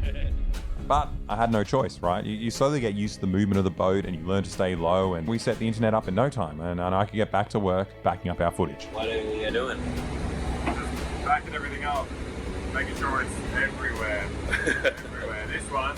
So where's that going? My ass. Okay. Look how small it is. Oh, it's teeny tiny. Straight in my ass. Go and notice a thing. This one. On the front, in my penis. There are all these different options. Oh, right, yeah. For your satisfaction. I can have a good trip. Now, the next challenge of the day, which is actually quite linked to me being scared on the roof, is needing to use this thing. Now, since the boat is constantly rocking back and forth, you need to secure the door while you're hovering over this seatless toilet. And if you're a socially minded person, you're probably going to want to flush when you're done. So you have to get this bucket and lower it over the side of the boat and fill it up with seawater before you even go in.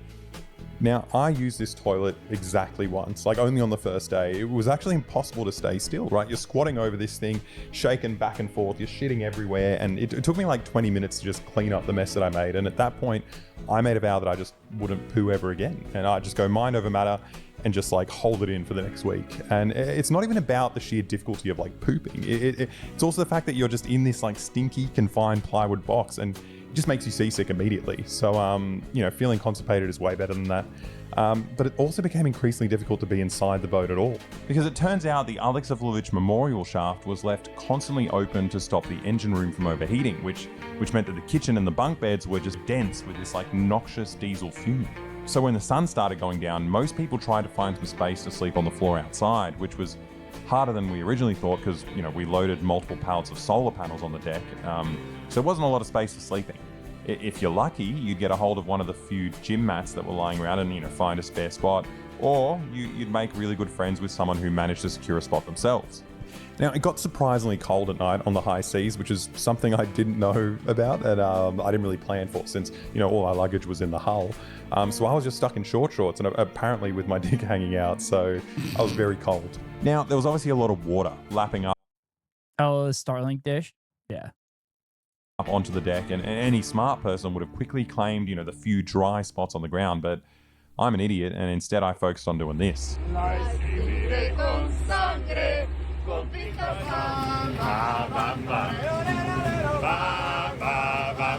At this point, it was getting really cold and all the good sleeping spots had been taken, but I managed to get creative and realized I could sleep. Imagine water not holding heat after the sun is gone.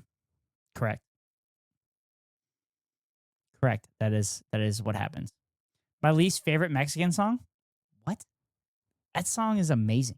On the edge of this wooden pallet if I just kind of squeezed myself under the ropes that were holding the stack of solar panels in place. And after a night of sliding back and forth and like constantly waking up to my head hitting the edge of the boat, you know, the sun was shining and it was our turn to cook for everyone, and I love cooking. Honestly, I felt pretty great. The girlfriend says hi. Hi, the girlfriend. Now La Bamba sucks. La Bamba is not even Mexican? What the fuck? I've been lied to. Also, I really like that movie. I really like that movie, if I'm going to be honest with you.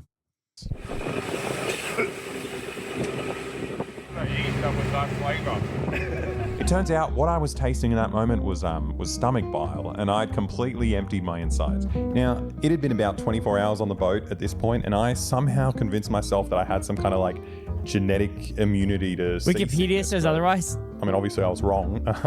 Either that or like the stress of the trip had cultivated some kind of reverse bulimia where I had to vomit everything out before I could eat a meal. So hungry, I vomited everything. Just in time, hey? But I couldn't keep any food down. Once the seasickness set in, it was actually horrible. Like, it was so bad. It felt like you were hungover and like super dizzy. But at least he has nothing left to poo. 600-kilometer long roller coaster, and it's not like one of those cool roller coasters where you get to have fun and kiss. It's like a roller coaster where you also have to do chores the whole time. Like even just getting a cup of water is so hard. Like you have to. It involves like tightrope walking and like washing dishes and squats. I told you it was puking. It was actually fucked. Like I was just counting down the 72 hours until we landed, just praying it would all stop. And I guess... Who kisses on a roller coaster? Wait, why would you not kiss on a roller coaster? That sounds like it'd be fucking fun as hell. My wish kind of came true. The version we know now is from Richie Valens, and it's inspired by Sun Zorosho. The song itself was anglicized. Classic. Because it was that moment that the engine died. Yeah, anyway, the movie is about Richie Valens, and it's amazing. I guess my love life is lame. I didn't say it. It turns out it was probably a faulty alternator. So The way you said that, yes, I know I fucking butchered it. My bad. Considering a roller coaster would cause clanking teeth. Not if you're good.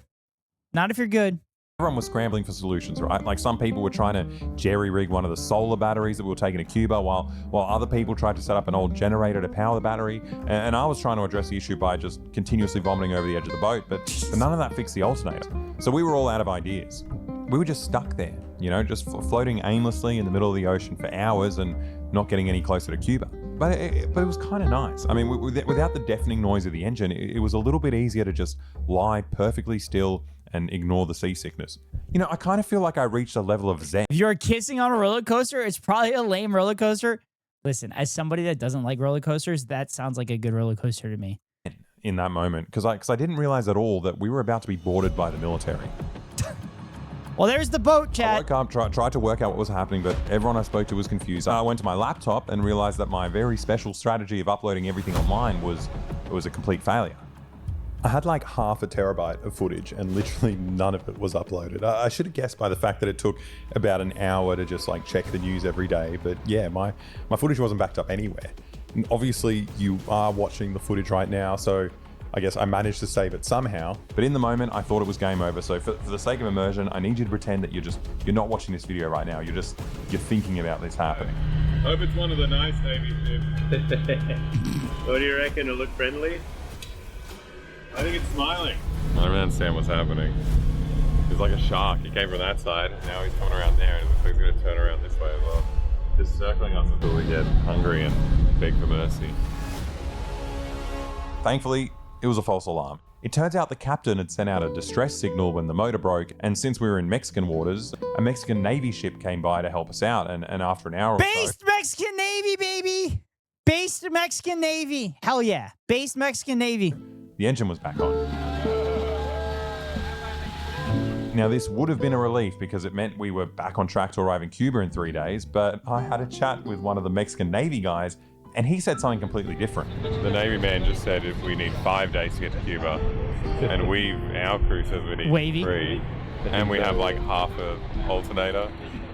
So it might be 3 days, but it also might be 5, and also it might be even longer depending on how many times we break down and whether we can fix the problem at all. And the entire time I'll either be vomiting or worrying about dying or going to jail. Like, I kind of felt like I was in hell. So on the day before interception came, the boat I was on Sumut Flotilla broke 4 times. Four times? 4 times. Jesus Christ. And when the engine stopped, it would be a noise like beep. So it was easy. So this is easy. It's not easy, but it's something like you kind of get used to. And if you want 5 days to get to Cuba, damn, we used to do it in 1 day. I mean, to be fair, this boat is fucking rickety as fuck. Escal, did you go on a boat from Progresso? Did you go on a boat similar to this? mission to keep on moving, you just gotta take a light mood and work with it, make it work again. That's it. But look, whatever I'd been doing for the whole trip obviously wasn't working. So I thought, you know, I might try this like weird new South American thing called being happy.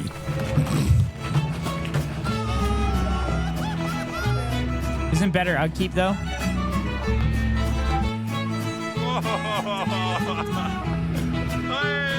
He's not even in South America? He's Australian. Leave him alone. Their education system's not good. He's not even in Central America? La Cucaracha is my second least favorite Mexican song. Is it because all the gringos, those are the only two songs that the gringos know?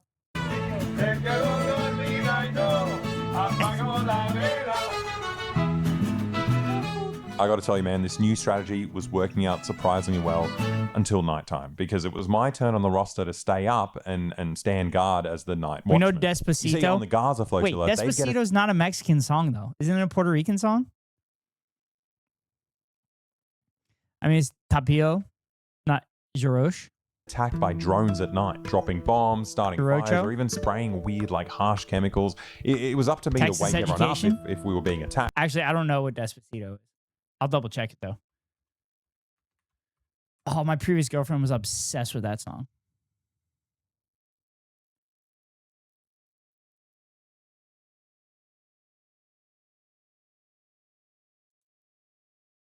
Yeah, Puerto Rican singer Luis Fonsi and Puerto Rican rapper Daddy Yankee. Please stop saying Jarosh. Harosho?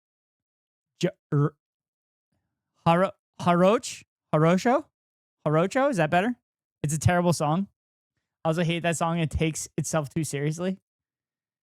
Yeah, she was obsessed with that song, but I was okay with it.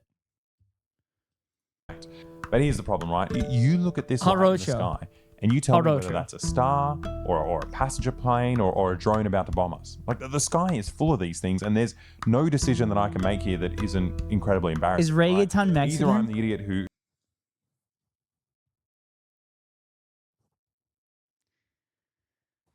It's Jamaican. It's Jamaican. Do you just think everything in the Caribbean is Mexican? Spicy water, is that what they teach in the Texas education system? who woke everyone up because he saw a star. No, Ghost. Ghost isn't. Reggaeton is not Jamaican. Reggaeton is not Jamaican. Reggae is Jamaican. No, reggaeton is Puerto Rican. Reggae's... Wait, reggae and reggaeton are two different things? I'm an idiot. I didn't know that. It's a salsa and reggae? Yeah, I had no idea. No fucking clue. Or I'm the idiot who didn't warn everyone that we were about to get bombed. It was kind of shit either way, but I guess maybe it didn't Calling matter. me out? Like, Of course I'm calling you out. You still said it was Mexican.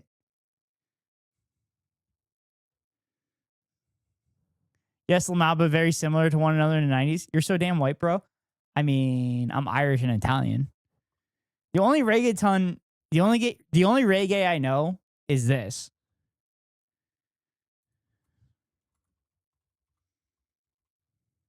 This is the only reggae I know, chat. He stood unshaken, a voice in the storm. Carry the flame, chat. Carry the flame. A heart reborn. He spoke the truth when we carry the flame, chat. I promised majority reggaeton. It was awesome. We're disowned. We are Charlie Kirk. We carry the flame. We'll fight for the gospel. Chat, this is the only reggae I know. This is the reggae I love. We are Charlie Kirk. We carry the flame. Courage our own, together unbroken. Ja Rastafari. A husband, a father, his family held near. All right, I'll stop. Also, the preliminary hearing for the trial was today. I didn't see any news on it or anything. Well, I saw news on it. I just didn't read it. I realize if I do get hit by a drone strike, I won't even know what happens. You know, I'll just be gone. True. It kind of made me wonder if any of the fishermen over the past year have been in this exact same spot thinking the exact same thing, like thinking they might be seconds away from being hit. You know, they're thinking about their family and all the things they've done in their life and just, you know, praying that God will accept them into the crystal clear waters and sunny skies of fisherman's heaven. Like, it's funny to look back at it now, but I honestly thought I was going to die and end up here. Like, it's fucking crazy. Like, this video was such a massive risk. Like, They want me to hear the sound would happen after the explosion. I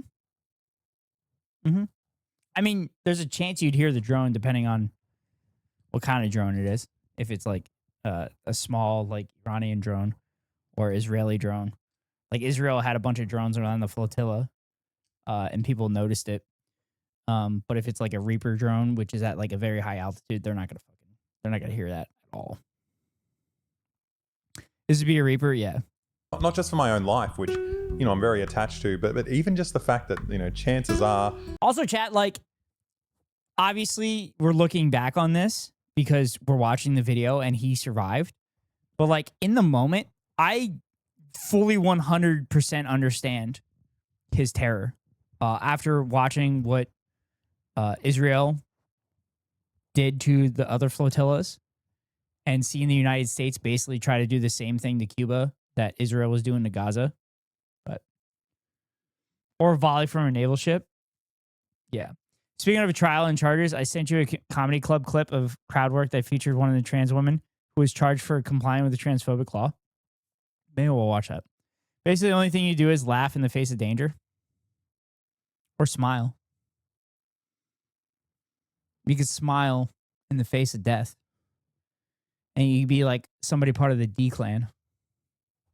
Which, Keko, you would know that if you would fucking watch One Piece. Or if any of y'all will watch One Piece.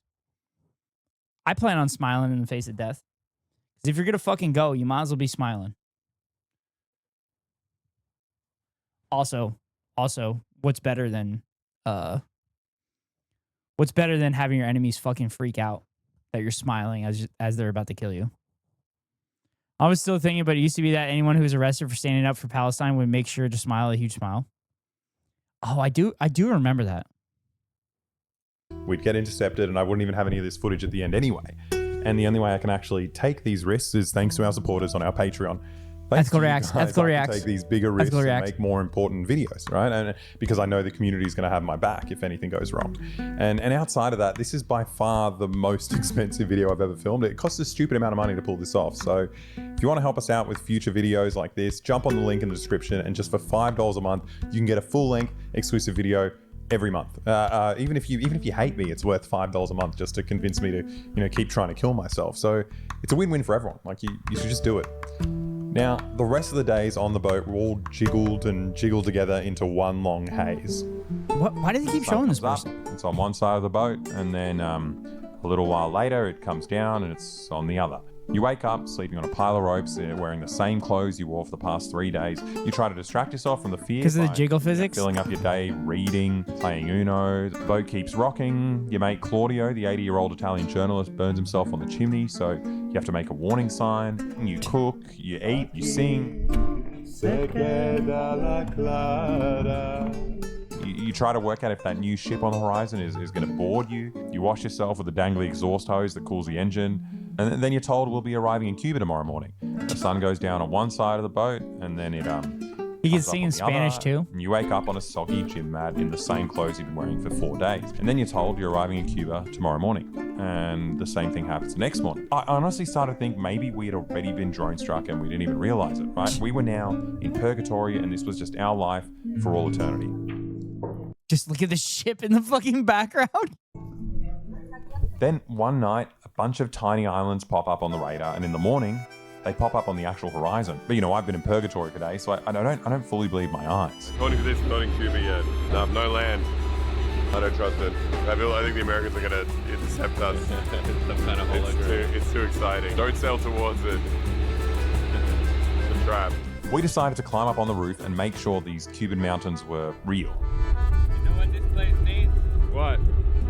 The KFC. The KFC and some Trump towers. Yeah, I think an Amazon fulfillment center would be nice. Yeah, big AI data center. I look at that and I see. Imagine sailing from Europe for months. They were there for 5 days and he's delirious. Yeah.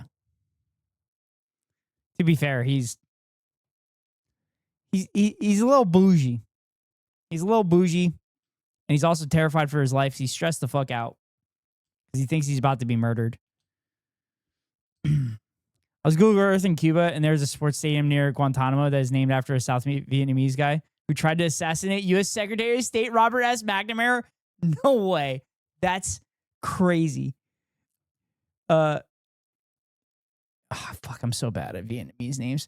Nguyen Van Troy Stadium. That's so fucking funny. But not as funny as not avoiding the top of the hour ad break. The top of every hour around a 3-minute ad. If you want to avoid the ads, you can pay $5. Win. Nguyen. Nguyen. And win. And win. And win. Win. Win like getting subscribed and avoiding the top of the hour ad break. Because the top of every hour around a 3-minute ad. If you want to avoid the ads, you can pay $5.99 for a subscription. Or Nguyen. And win. If you're from near Vietnam. You can't hear the end? Oh, it's just win.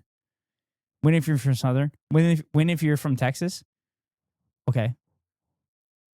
Anyway, you can pay $5.99 for a subscription or get lucky and you get gifted a sub. Or you can link your Amazon Prime account to your Twitch account and get a free monthly subscription from Daddy Bezos to your favorite streamer. Hopefully it's me. If it's not me, then hopefully it's one of my friends. But here comes the 3-minute ad break now. Chat, I gotta pee. I'll be right back. I gotta pee.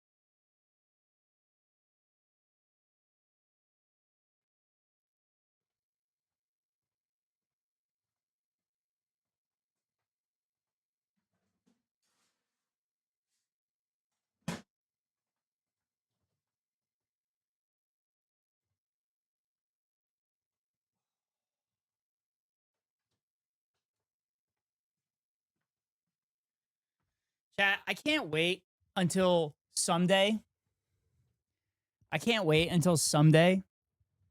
When I own a house, maybe it'll be in my death, where I have a bathroom near my stream room and I don't have to walk around my fucking table and shit.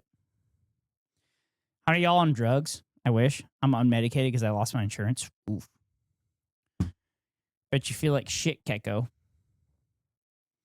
Anyway, back to the video. Unrealized, potential. I see potential. Yeah. Seeing land is so special to me because it means I get to poo, a bed, a shower. I'm on Adderall and coffee and nicotine because I have lost all control. Those aren't drugs.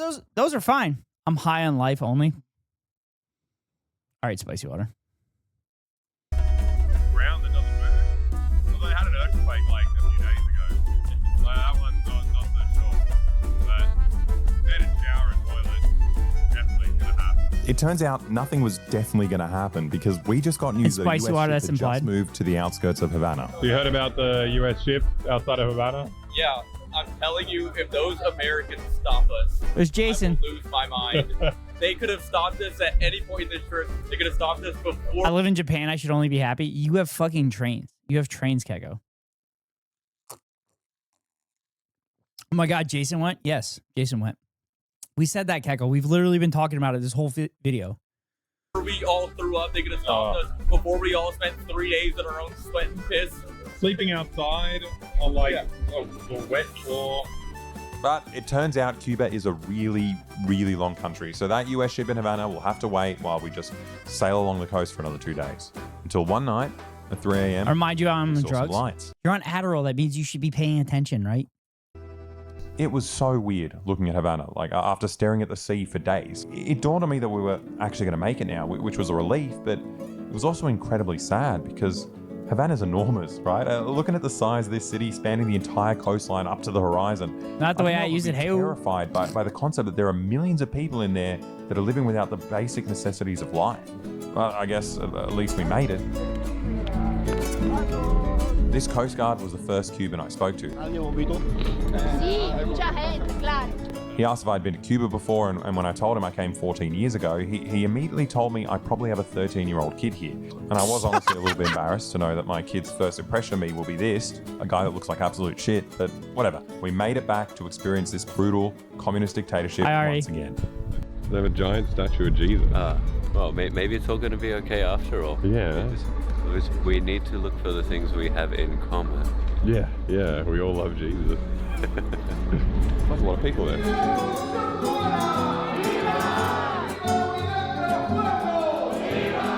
had your doubts, hey? Yeah, I was so sure I was getting on a boat. Wait, they're communists. How do they have iPhones? How do they have smartphones? They're communists. I thought you can't have smartphones when you have communism. Oh, what a horrible thought. Just lying there the first time, be like, I'm gonna die. Oh, llegamos. Those are O phones? Llegamos. I was so excited to finally end the seasickness, but no one told me about the land sickness. I was so fucking dizzy, man. It's a wobbly land. This is what happens with a destabilized country. I was so disorientated and thirsty and confused. Get it, one chat? thing I knew for sure is that these Cuban delegates were about to shake hands with the stinkiest people they've ever met.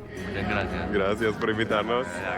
As soon as I got off the boat, I feel how disgusting and sticky I am. It's like there's just like a different sense of stickiness. But just like 10 seconds ago, I was like, oh, this is normal. As soon as I get on land, I'm like, part of the marine I'm covered in ecosystem. gel. I'm like a fucking slug. I feel more like a shell. Oh, yours is crispy? Yeah, mine's wet. straight off. Mine's Nice, you're going salamander. Yeah. Crazy how much your mind ignores when you're on the boat. Like on land, I need a shit so bad. Like my whole body's just fucking. My body hates me right now. Wait, he hasn't But it shit in turns 5 out we days? have to wait a few more hours before we could do any of that because all these people had come down at sunrise to welcome us.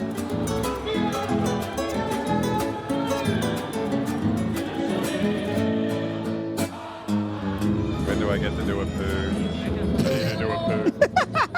Kiddo I didn't wasn't realize at wrong. this point, but we also needed to unload the 30 tons. Just we go in loaded the up ocean? Mexico before we could get any relief. He kid. Keko, he was seasick. He couldn't shit. He only shit once on the boat. He was seasick. He couldn't shit. But it was done, and we finally checked into our hotel room. We were staying at Hotel Presidente, one of the many kind of affordable state-run hotels. Shit in out of his Havana. mouth? Now, the special thing about this place True. is that the US government won't let you stay here if you're a US citizen. You have to go to a private hotel, or else you could face up to a penalty of 10 years in prison and $1 million fine. But I'm Aussie, so I don't have to worry about that. All I need to worry about now is having a shit in a shower. And even though the energy crisis meant that there was no hot water and occasionally there was no water at all, it was still 1,000,000 times better than the boat. And I felt relaxed for like the first time in a week, until I checked my phone. You know what the Pentagon's new operation for Latin America is called? Operation Total Extermination. What the fuck? Operation Doing What the Devil Says. US is so fucking ridiculous. Correct. The US is fucking insane. Stuff tastes like shit coming back up. Call it that. Totally. It's not very different. It's embarrassing as fuck. Make a little bit scared me here. I'm like, what do you mean? Yeah. Total extermination, but I'm here. It's just so lame, hey? It's just so obviously just a computer game playing kid.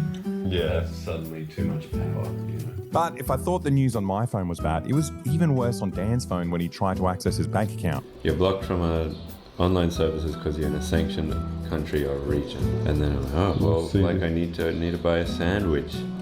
See details. We are obliged to manage our international sanctions risk, so you cannot buy a sandwich. That's so nuts that a random fucking Australian bank will just like... That's crazy. That's fucking crazy. Generally embarrassed, especially since most of us just accept it. I don't know about accept it. I think most of us are just trying to get by, Stalin's Fork. I think most of us are just trying to get by and not die. And that's literally how it's designed. It's designed for us to be constantly working our asses off and not be comfortable. Because they don't want us to have free time to educate ourselves and realize how much we're fucking over other countries or how much we're fucking over our own citizens. That's my thoughts on that. Think a VPN can circumvent that? Not on the cell. They hard pass a GPS through the tunnel. Not Americans, I mean in Japan, who, when asked where they're from, hesitate before saying the United States. Get rid of your account. Yeah. If you do anything here. You cannot do anything. And then I'm like, okay, cool. Well, I'll go and get a VPN thing. And then look, I try to download this one. The App Store is unavailable in the country. Oh, you got fucked. Yeah, I can't even. All I want is a sandwich. I'm sanctioned. That sucks for you, dude. Why don't you spot me something? Come on. I got my VPN on time. Come on, just a little bit. You get it. Look You're at it. complicit in this. I just say I'm from Los Angeles, and they say Otani. Cuba's a communist country. That's why things are so bad right now. I'm gonna learn from Cuba. I wonder if Guantanamo Bay is sanctioned. Keko, what? Guantanamo Bay is technically U.S. soil. The phones, they probably connect to a Wi-Fi or something like that. It's not his phone. It's not his phone being sanctioned. It's literally he was trying to connect to his bank account. I wonder if you get access to the App Store at Guantanamo. Dude, it's U.S. soil. It's U.S. soil and it's a U.S. provider. American education is just a 15-year psych grooming process to make us accept 40 years of boredom. We don't teach children how to think. We teach them to sit still, follow instructions, accept success as being a high-functioning cog. Yes, that is correct. Sounds work. They have AT&T there? Yeah, they have McDonald's at Guantanamo as well. Cuba's mistakes. You're just sanctioning me as No, well. you know what? I think the value of money to you is actually so much more than it is to me. Yeah. I'm gonna loan you the money. If you want $5 now, you have to give me $50 in a month. Right. It's like a World Bank loan. Yeah. You have to change. You have to restructure some of this stuff. A little bit of changes. I'd like you to organize your wallet. Yeah. A little bit of financial management. Now, to be fair, even if Dan was allowed to access his bank account, pretty much all the ATMs are down because of the energy shortages. So since I'm the guy who, took out money before the trip and, I need Dan to hold the camera and not be dead, I decided I won't let him starve for now. But anyway, the rest time was over and we had to find our way to the hospital to hand off all the aid that we brought. So Their jokes are ultra-capitalist. That is so funny. Who works in Guantanamo Bay, McDonald's, Cuban people? No. American contractors. American contractors. They're hired by the American government.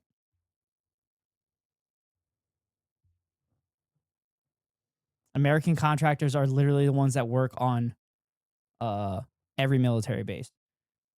Unless they're in a region where they have an agreement with the local government to say, hey, we will hire local nationals. Because that'll boost your economy. Oh, but also we're going to limit our pay to $5 an hour for them. The problem was that the hospital was like 10 kilometers away and it's incredibly difficult to get a taxi with. It's also not so weird if it's someone that literally doesn't have money and they throw a bunch of fucking money at you and tell you to work in Guantanamo. And they pay you a shit ton of money to do that. They would never let a Cuban enter the base, correct? Barely any fuel in the country, but luckily, with the help of a world-famous soccer player called Xi Jinping, Cuba set up a factory just outside of Havana, pumping out thousands of these electric tuk-tuks, in response to A lot of the time, the area around the base employs local people because it is the main job provider. So people have no other choice. the US cutting off all fuel from the country. It was pretty strange getting our first actual glimpse of Cuba. The streets were so empty compared to 14 years ago, and because the fuel blockade made driving nearly impossible, you had to go for all these weaker vehicles that used renewable energy, like, these 2 horsepower tuk-tuks or this 1 horsepower horse. But we finally arrived to this children's hospital that specializes in cardiovascular care, and it honestly felt surreal seeing all this aid reach its destination. And something tells me the nurses couldn't believe it either. For the past couple of months, all I could think about was this flotilla, but somehow the only thing I actually thought about was the flotilla as a political stunt, right? Getting on the boat and exposing to the world that the US is killing people through their blockade of Cuba, and hopefully, inspiring people and governments around the world to take action. But I didn't actually think about the real people that are going to receive the aid that we're bringing. Like, there are children in this hospital whose lives are going to be dramatically affected by this, Most horses are 3/4 horsepower because someone measured them wrong. Classic. 30 tons of food, medicine, and solar panels that we filled our little boat with. And honestly, I hadn't thought about the real world impact of that. Es algo maravilloso. Nos hacía falta. Ay Dios, ahora yo lo vengo sabiendo desde antes de la anunciar y me despedí. Oh shit, I'm not reading what they're saying, chat. Es algo maravilloso. You've done something marvelous. We needed it. We really needed it. Oh God, we needed it. I found out you guys were coming 2 days ago, and it felt like I woke up from a nightmare. Thanks for coming, guys. You really did it. Look, it's not just about the aid, but you've taken a big risk coming here. Later, when you get home, they might create problems for you and try to put you in prison. Can't put a price on what you've done. Thank you for what you are doing. You've inspired us to continue fighting. You can't even imagine. Seeing where all our aid was going, but it felt like a drop in the water. The hospital was running out of everything, from like medications to medical machines to simple things like gauze and bandages. In a normal hospital in any other country in the world, they make a report and say this equipment broke. The private sector comes, says this part costs this much, you order it immediately. In our case, it's not like that. We have to make a contract to see if selling it to Cuba is prohibited because of the blockade. So everything becomes more expensive. It takes much longer than in the country and the world because of the situation. Cubans have been aware of this for decades too. They know anyone bringing shit can be sanctioned after returning. We do open heart surgeries here.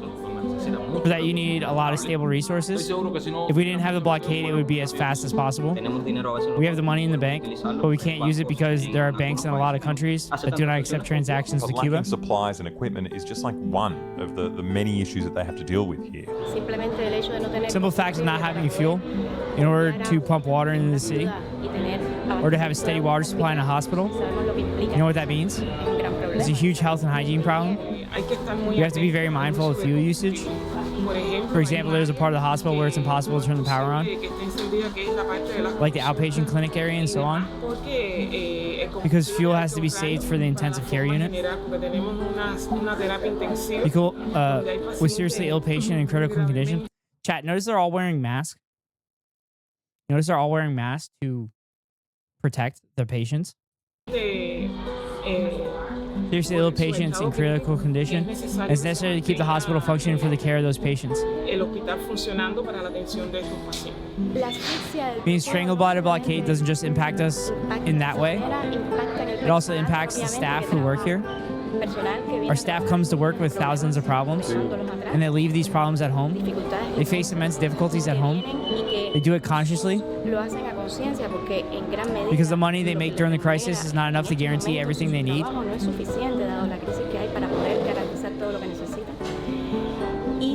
And those things are now becoming scarce. The truth is, we're working like we were a country at war, but there are no bombs. This girl is from the countryside, and she had to travel very far. And getting transportation is very difficult. Sometimes there's no fuel to transfer the patient here. After seeing it in person, I really don't... Also, chat, this is the city. This is the city, and they're running out of resources. How do you think it is in the rural areas of Cuba? Speaking of China, they're trying to make factories that float so they can send them to Cuba.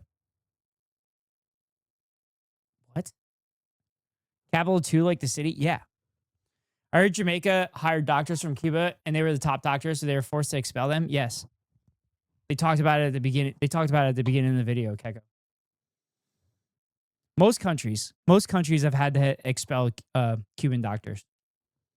I understand how anyone's surviving here. I mean, the blackouts mean that the doctors have to operate the respirators by hand throughout the night. Like, it doesn't make any sense. I can't actually see how they're going to keep this going over the next few days, like, let alone months or years. But the wild part is, even in the middle of this crisis, Cuba's still dedicated to making life-saving care available to everyone. All the echocardiograms, all the tests. I haven't had to pay a single peso. Everything is free. That's amazing. And the doctor's attention is so good I can't even explain. It makes up for the bad time we're going through with our child's situation. I mean, the fact that they still managed to keep healthcare free during this humanitarian crisis made me feel a little bit hopeful, right? Until I stepped outside and got a taste of reality. It turned out that one of the members of our flotilla, Tiago, had been arrested while flying home on his connecting flight in Panama. I think the interrogation is so funny when, like, the entire thing is broadcast almost live, you know? Like, what were you doing? It's like, well, it's documented the entire time. Yeah.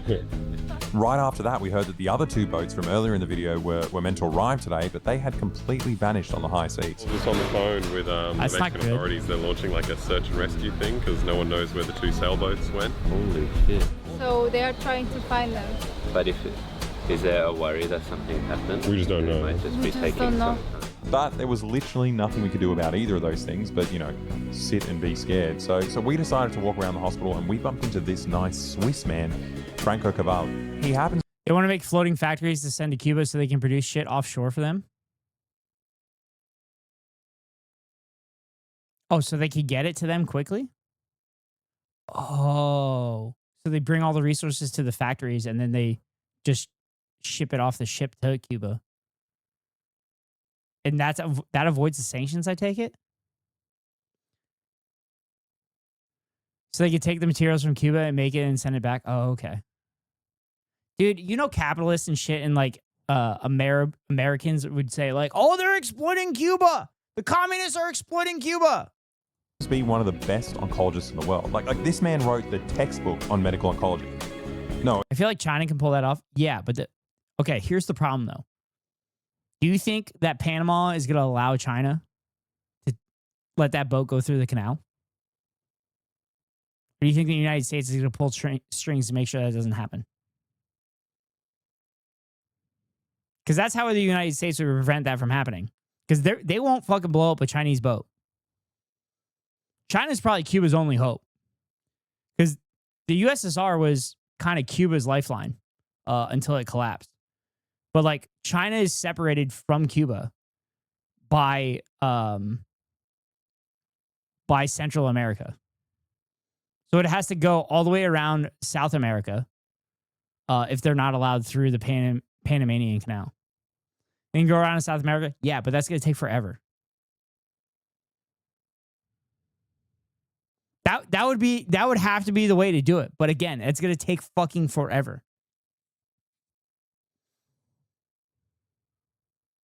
They should just fly it in. Fuck it. It was him. I checked it. He's the guy who wrote it. As a world-renowned oncologist, he's particularly upset that only take a couple extra weeks is just not acceptable for trade. Yeah. Cuba is, as long as it gets there. As long as it gets there. Hopefully it gets there. Hopefully it's sooner rather than later. Off from accessing vital cancer medications that he helped create, right? So he spends much of his free time visiting Cuba and trying to help, but he struggles to find any European company that dares to do business with Cuba because they're so scared of the Americans. Actinomycin is an important drug in the treatment of... Oh shit, I'm not going to be able to pronounce that. Actinomycin is an important drug in the treatment of many cancers in children. In children. Cuba was buying that.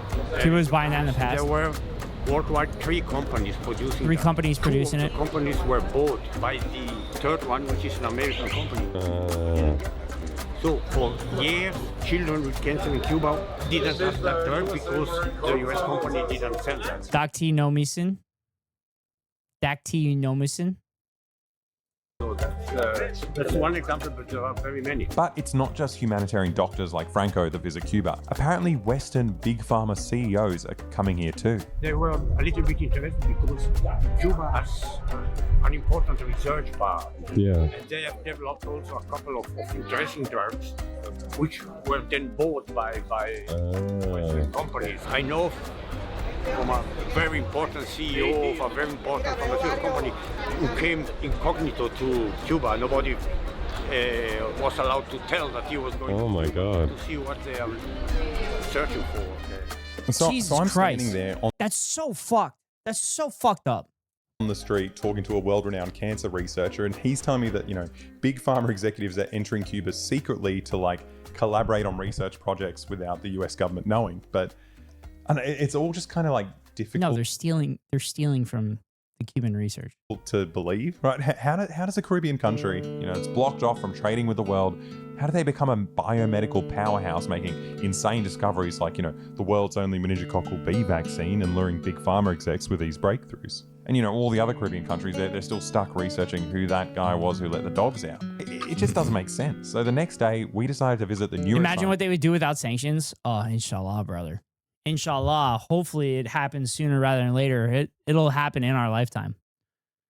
Hopefully before I become president. Institute to see how it's possible that Cuba's pumping out all these medical breakthroughs under siege.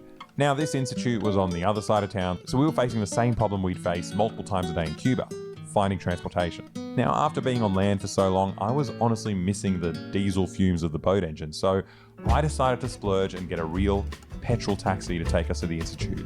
And we're going there with our mate Daniel. He's a Cuban journalist working for the independent media outlet Belly of the Beast. They do awesome documentaries and on-the-ground reporting in a place that's always like so saturated with fake news from mainstream media, so you can check him out in the video description. Now, Daniel joined our project as a producer, which is, you know, a stressful job at the best of times, but he was also That's an doing 80s it car, under the constant impressive. threat of being bombed by a foreign country. Realizing that your future, the future of those around you, ends up depending on, you know, individual decisions of people that, in all honesty, couldn't give two shits about any of you. Yeah.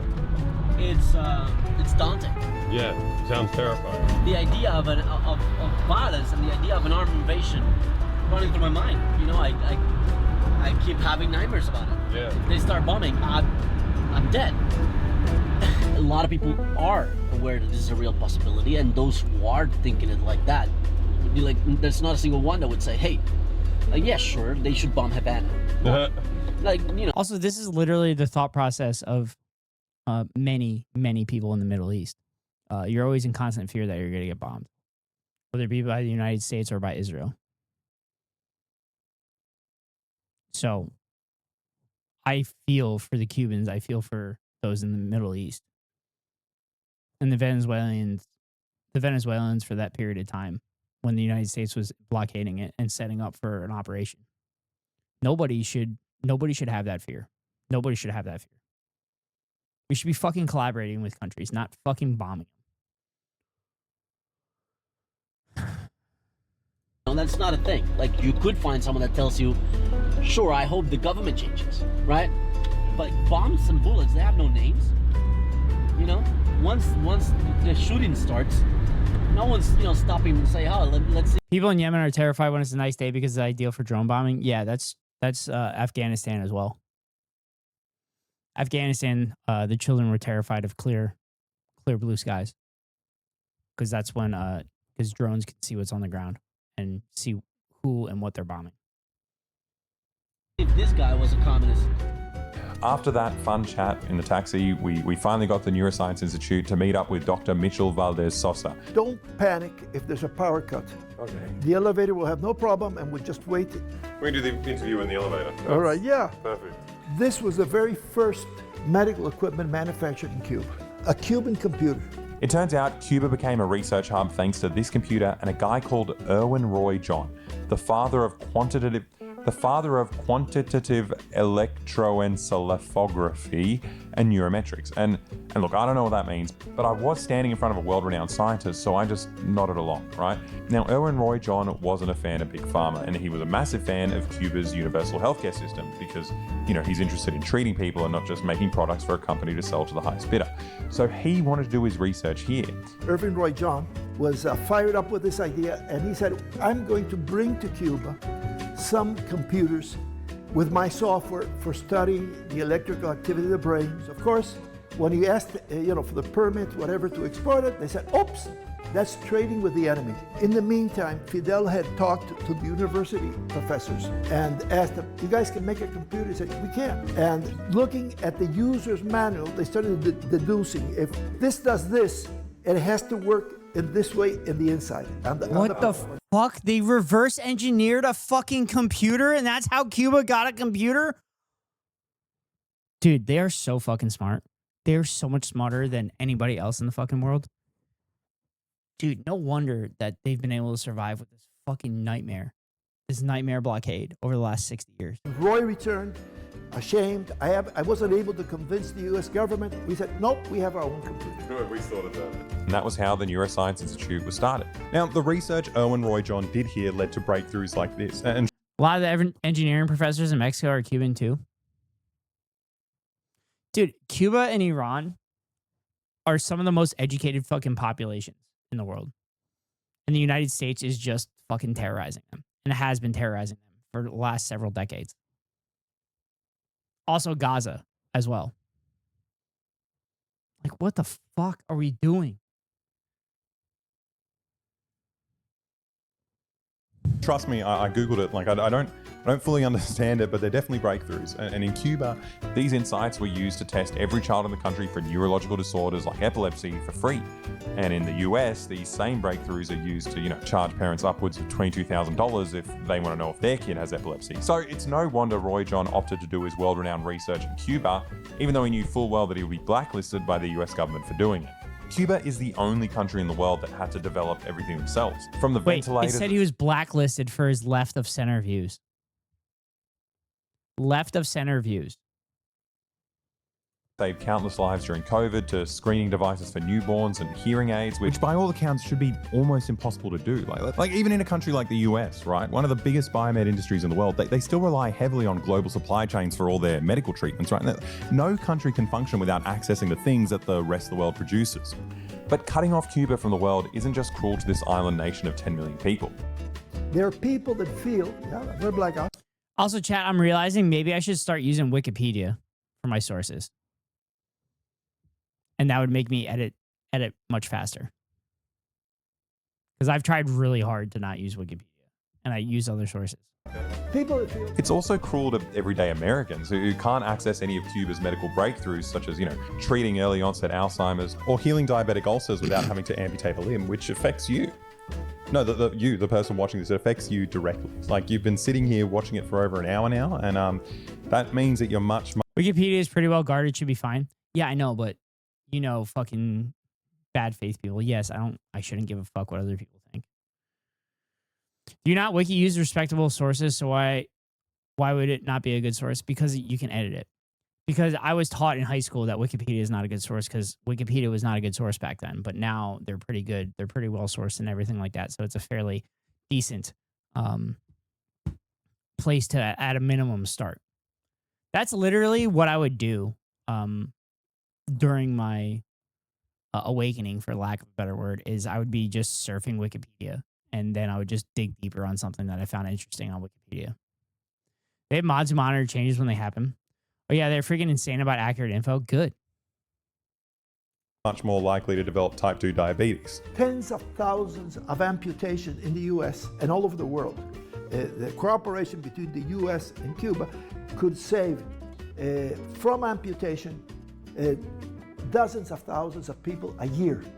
There's no right to harm a country, but you're also harming your own people. It's absurd. It's absurd. This US policy of suffocation only really has one explanation. They don't like the Cuban example. This is fractions of a cent. Yeah.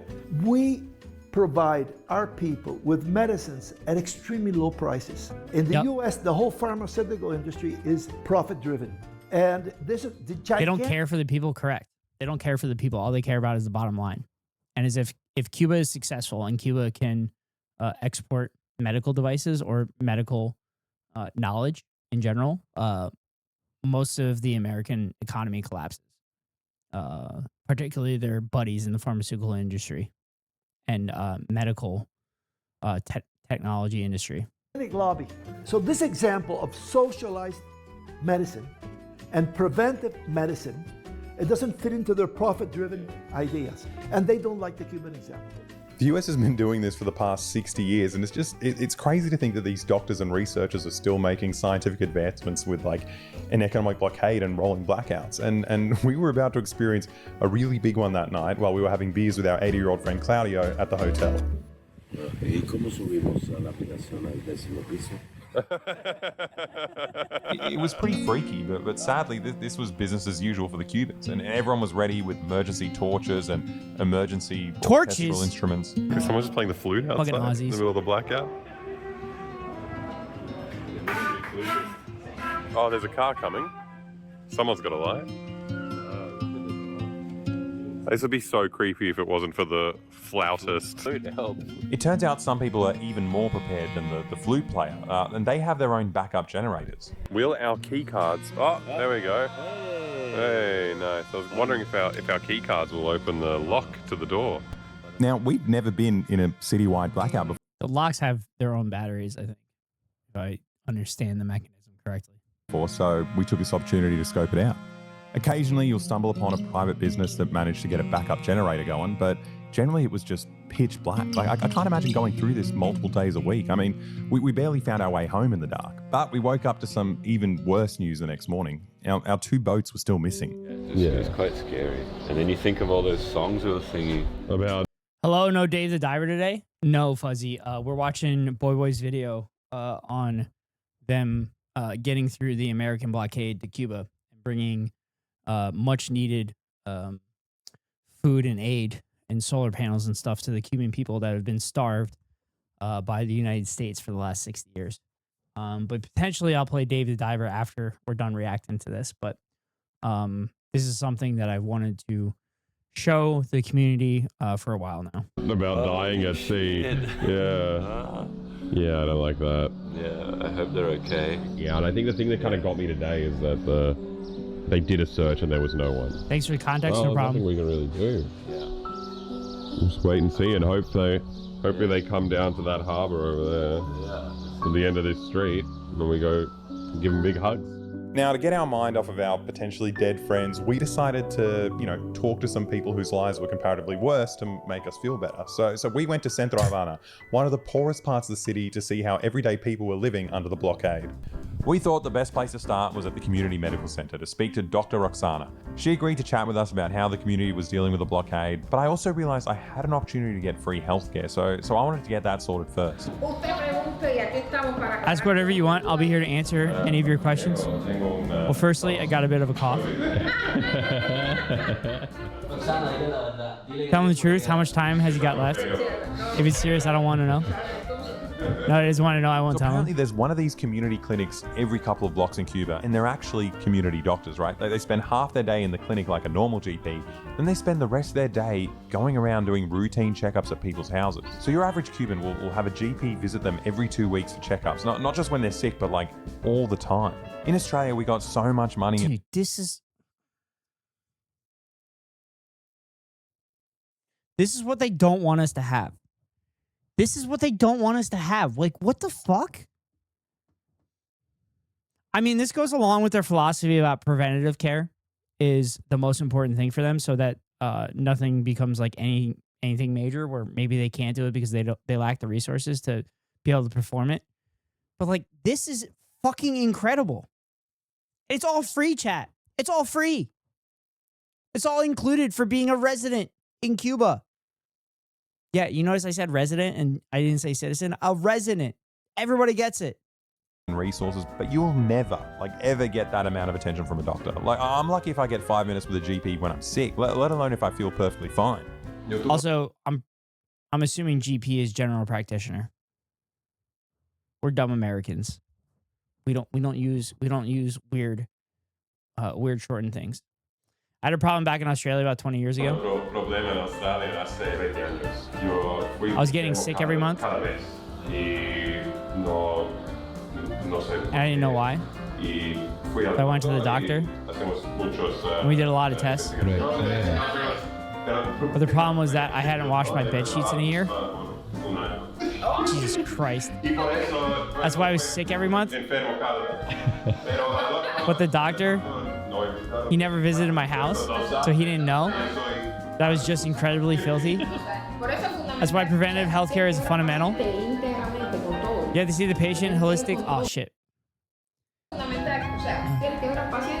have to see the patient holistically with everything. You have to see all of it. There are psychological illnesses that affect the biology. There are biological illnesses that destabilize the psychological part. I mean, hygiene is fundamental for all the other illnesses. So you have to see all of that as a whole together. That's the basis of our national health system. I was honestly amazed by the Cuban health system. That'll do it in a year. Just getting infected every night. That's freaking nasty. To be fair, though, like, literally, in college, I probably wash my sheets once every 2 months. Maybe 3, change them once every 2 to 3 months because I was fucking lazy. I do it probably once a month at a minimum nowadays. I'm probably due to clean my sheets now that I think about it. But I also need to wash the sheets for my parents in the guest bedroom. But that's why not brushing your teeth can actually affect your mood and cardiovascular state. I wash my entire bed setup every week. Damn, Kego. I mean, you were in college. Alexis is a grown man.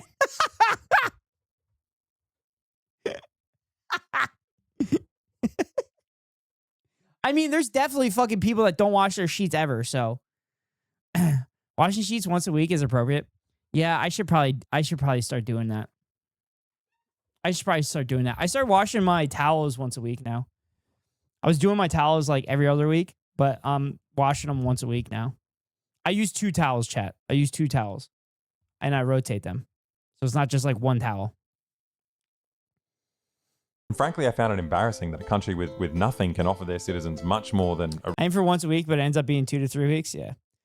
I sleep on a futon that sits on a raised tatami, so I can literally wash the futon. rich country like Australia. But this phone call that interrupted us was an instant reminder of the reality of what they're going through under the blockade. I already gave you the last ones I had to a nurse from Polyclinic. Just I like had the them. hospitals, there were barely any medical supplies left in the country, and everyone's just trying their best to get a hold of some. But we have to wait a few days until next week. We decided to follow Roxana around that day while she did a house visit, so we could get a better feel of how regular Cubans are dealing with the unfolding. That's my setup too. Wait, isn't it suck sleeping on a futon?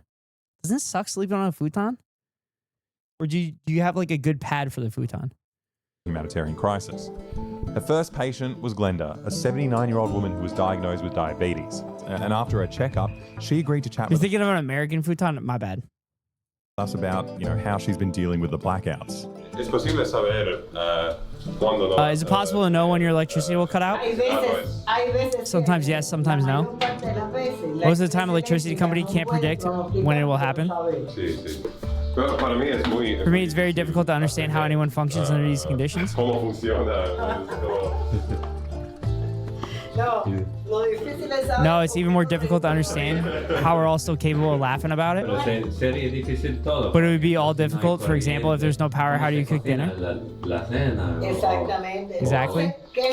So here's what we do. When the power comes back, we have to get up and solve all the problems.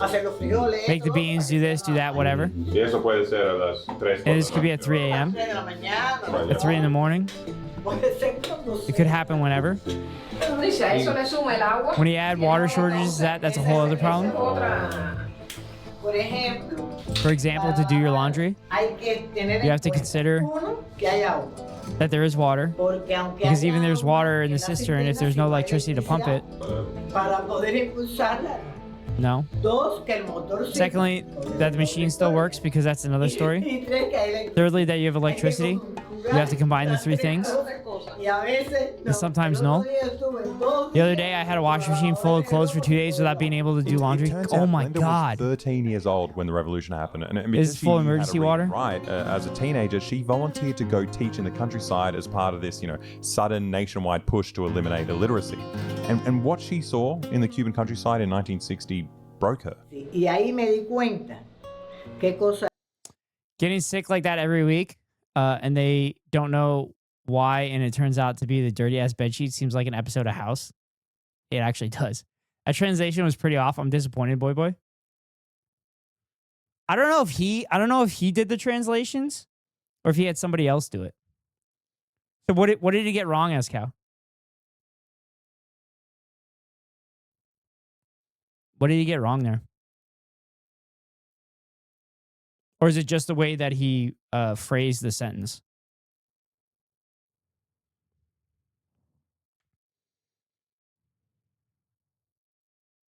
In a fight, give me a minute. Okay, I'll keep playing it.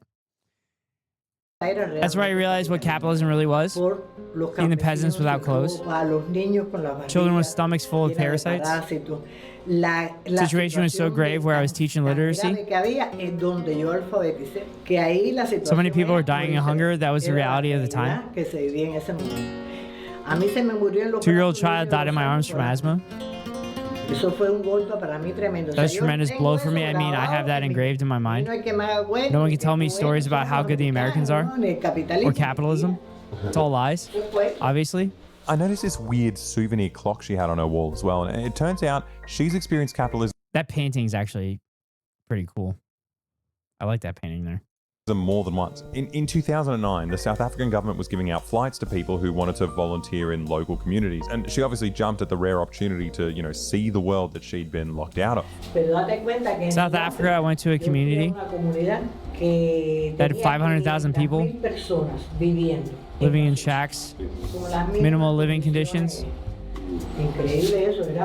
It's incredible. One of the most complicated problems they had was they couldn't bury the dead because it was very expensive. The communities had a fund that you had to pay in every month so that when you died, you had money to pay for it. When I told them, oh, but burial in my country is free. How free? I said, yes, it's free. Sorry, she was talking about how motors go out and they are hard to get, and he said the machine has to work. Oh. Not here, not here. It's horrible. I don't know what it's like in America. You can take out, how do you say insurance? Seguro? You take out insurance to cover it. Pretty popular in Australia. There are commercials on TV. You need to have life insurance for when you die. What a horror show. That doesn't exist here. No, here everything is normal. It's all free. I'll come to Cuba when I want to die. I'll do it here, and we guarantee you the burial. Don't you worry. Okay, well, you know, you have us here whenever you need. Dude, chat, they're just straight up. Chat, they are so fucking kind. They are so kind. Like, they say this about Palestinians. They say that about fucking Cubans and Mexicans. They are the fucking kindest people. And the United States literally makes these people's lives as miserable as fucking possible because they won't play the United States game. Like, this is so horrible. Like, what are we doing? What are we doing? We're supposed to be the city on the hill, and then we're making the kindest people in the fucking world, making their lives as miserable as fucking possible. I don't understand it. Like, we need to be better as Americans. Stop voting these fucking monsters in. And if we vote in, we need to push these fucking politicians to stop doing this shit. Use our tax-paying money to help us and not fucking make these people's lives as miserable as possible.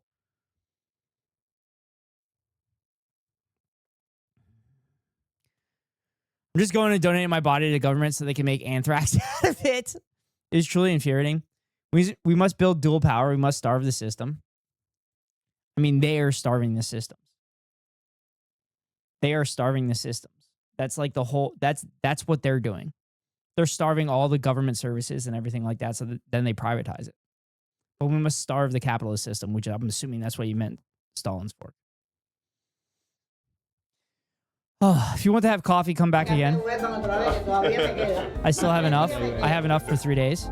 Hopefully one day I get to come back and take her up on the coffee, but I mean, getting to Cuba wasn't easy. And when I turned on the TV that night, it felt like getting to Cuba was almost impossible. Like, our missing boats were primetime news in Cuba, and we were starting to get really worried for our friends. But being scared for your friends and family is just a taste of the daily lives of Cuban people who, you know, they're either facing starvation or like a full-on invasion. Like the next news story was about university students training to defend themselves when the US invades. Like, there isn't a single part of these people's lives that isn't affected by the blockade. Like, from the simplest things like garbage trucks. Dude, if the US tried to invade, they would not be successful. I'm like 100% positive they wouldn't be successful, which means that the United States would carpet bomb all of Cuba. And everybody would be wiped out. When I say the United States is priming Cuba to be its Gaza, that's what's going to happen. Struggling to get, you know, the few drops of fuel left in the country so the streets overflow with rubbish to Also, chat, just a reminder, the UN votes basically every year to lift the embargo on Cuba, and only 2 countries vote against it. The United States and Israel. Consistently, every fucking year. Once in a while, you get a Micronesian country that also votes no, because the United States forced them to do it.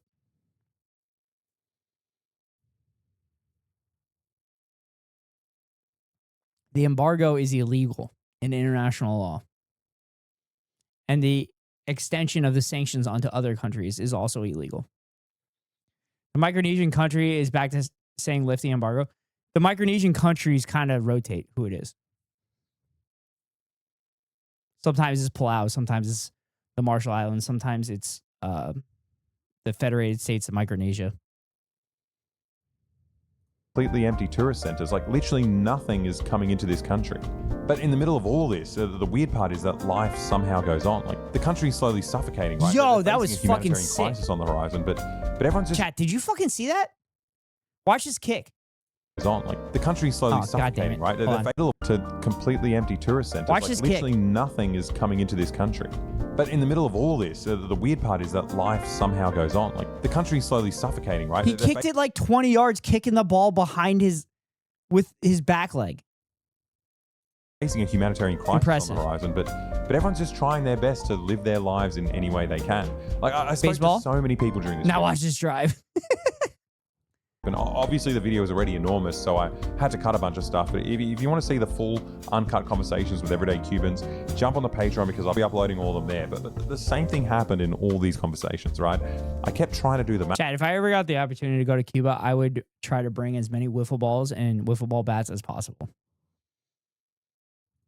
Like if the average salary is like $20 a month and a bag of rice costs $12, how is it possible that anyone's surviving? And I asked this question to every Cuban I met, and every person had pretty much exactly the same answer. They all told me that they had no idea either. It's crazy. Like a couple of days later, we found out that our friends weren't dead, which is, it's a massive relief. And the rest of our humanitarian aid made it to Cuba. And obviously the Cubans were ecstatic that, someone out there cares about what's going on. But the reality is that what's on those tiny little boats can only go so far. Like things are getting really, really bad in Cuba. Like people are dying and everyone else is just living on borrowed time. And this was the point of the blockade for the past 60 years. When enough people starve to death, the Cubans won't have many options left, right? They'll get desperate and they'll eventually dismantle the socialist system they've built. I mean, unless the US gets bored of waiting and invades them first. But either way, the mafia will get their cities back, the plantation owners will get their slaves back, and the US will get their sugar companies back. And the people of Cuba, they can look forward to becoming just like all the other capitalist third world countries around them, like Haiti and Dominica, or even Puerto Rico, right? Which is actually part of the US, but they haven't had a functioning electricity grid for the past 9 years anyway. Like, these countries experience some of the worst... Chat, who was the president at that time? Donald J. Trump? living standards in the world, and their lives are about to get much worse because the US recently kicked all the Cuban doctors out of the third world as part of the blockade. So I guess Haiti doesn't have any healthcare now either, and it made me think about all these places from Haiti to Somalia where people can't afford food and everyone's slowly starving to death. In all these places, it's kind of really hard to even work out where to start, right? Like, how do you fix this? Who's going to invest? Remember him throwing paper towels at people? Yeah. What would they even build there? Is it going to go to the right people, right? But the tragedy of Cuba is that they've already set everything up on their own. They got world-class healthcare. They've got the infrastructure and the know-how. Like, the only thing we need to do is just stop fucking with them, Like, literally the only thing the world needs to do is just treat them how we treat any other country in the world, right? Let them buy food, let them buy fuel, let them buy medicine. Just let them sell stuff. I don't know. We just need to be normal. At this point in the video, I'd usually provide a link, right? Like, I want to share a fundraiser. I know we're not fans of Anna Kasparian, but Netanyahu made a happy 4th of July video on Twitter, and Anna commented, "Fuck you." Yeah. Anna has some good takes from time to time, but she's turned fairly reactionary. A Progressive International that's planning to bring more aid boats to Cuba, but the US has sanctioned them too. So honestly, I don't know what to do. Like, I don't usually say this, but I'm completely out of ideas. It's up to you guys. Like, you need to do everything you can to stop your governments from killing these people. What a great video, chat. Chat, be sure to give it a thumbs up. Be sure to share it with people. Oh. Fucking beautiful video. Long fucking video. They got it out in like 2 months, and I'm on a 37-minute video that I've been working on. Okay, cool. And is this your partner? 4 or 5 months. But anyway, here's the video that Emmy shared with us. Stand-up comedian doing crowd work. The person in the crowd was the person that got I'm assuming it was a pretty sure it was the person that got well, I guess we'll find out. Here it is, chat. And also before I do that, I need to run an ad. So I'm gonna run the ad now. I'm gonna use the restroom, and I will be right back, chat. So give me a second. I'll be right back. I'll put on words on stream for you all. But I hope you all enjoyed Boy's video, and I hope you give it a thumbs up, and I hope you give Boy a follow. Because they do good work and they do good videos and everything like that. But anyway, chat, I'll be right back. Go enjoy words on stream.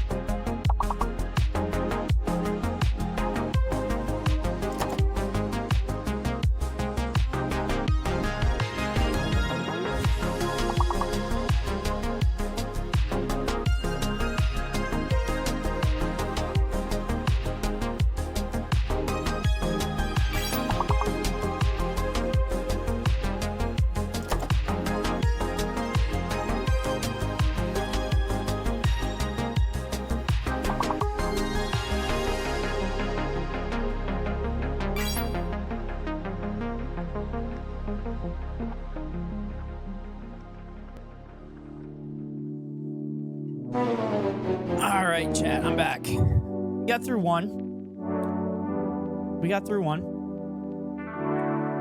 All right. Let's check this out. Comedian doing crowd work with someone in the crowd. Let's get right into it. Okay, wife. All right, sorry. How long have you guys been together? 2011. Like 15, 16 years. Wow, good for you guys. That's awesome. People usually clap for that. Oh my God, I didn't run the ad. I did not run the ad. I said I was going to run the ad. I did not run the ad. Fucking A. I'm so fucking sorry, chat. God, I suck. I suck so bad. I'm the worst, chat. I am literally the worst. I can't believe I did that.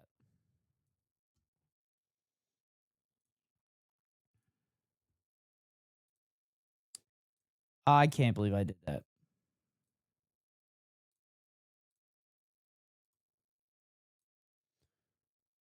All right, I have another fun video to react to. What's up, after this.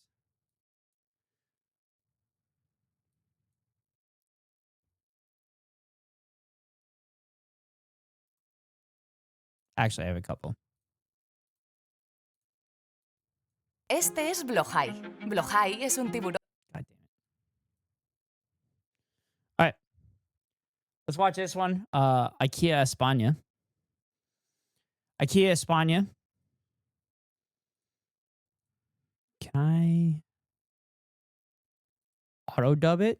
Okay, let's see how this works. Let's see how the auto dub works. This is Bloe. Bloe is a stuffed shark. Actually, Blope was just a stuffed shark. Don't let his terrifying teeth fool you. He loves to cuddle. So much so that he was the embrace of the trans community that made him an absolute icon. Look at him. He doesn't miss a beat when it comes to defending our colors. And being a shark, he knows how important company is when we're swimming against the current. Over all these years, Blохай has taught us a lot, and this is one of the few IKEA products that comes without instructions. So to honor the lesson that the trans community has taught us, we have decided to create a manual with which to transmit the one thing that cannot be taught. An empathy manual based on the experiences and needs of the community. An empathy manual? According to Blowy? Prepared with the State Federation of LGTBAS. With which Is this Left Shark or Baby Shark? I think this is Left Shark. we bring to light a message that is as simple as it is necessary. Let's continue learning with Blow on the IKEA website. Oh my god, that's amazing. So that was IKEA España basically saying, "Hey, we should like actually like be empathetic to marginalized communities." All right. Back over to the crowd work now. Okay, cool. And is this your partner? Okay. Wife? All right. Sorry, my bad. Okay. How long have you guys been together? 2011. Like 15, 16 years. Wow, good for you guys. That's awesome. People usually clap for that. This crowd's a little drunk. But they're fun and they're supportive. So Chris, what's going on in your life? I got charged for having a legally correct license. Oh, you got charged for having a legally correct license. So I had forgotten about this, but in this state, if your license gender, sex, does not match, and I want to be clear, I don't agree with this, doesn't match your assigned sex at birth, they do something. It's invalid. It's invalid. Yeah. So you got your license taken away? Yes, but I got charged with the new license they forced on me. Oh my god, they gave you a new license that said male, I'm assuming, on it. And then you got pulled over because you're a bad driver, because you're a woman. God damn it. Why do I always laugh at that joke? It's such low fruit. But it's they do it well. I'm sorry. I'm so sorry. But you are who you are, and I love that. I love that you're bad at math and you can't drive, and you're so emotional. Your job is math. I don't care. So you got pulled over, and they were like, "You don't look like a man." So you're stuck in an infinite cycle.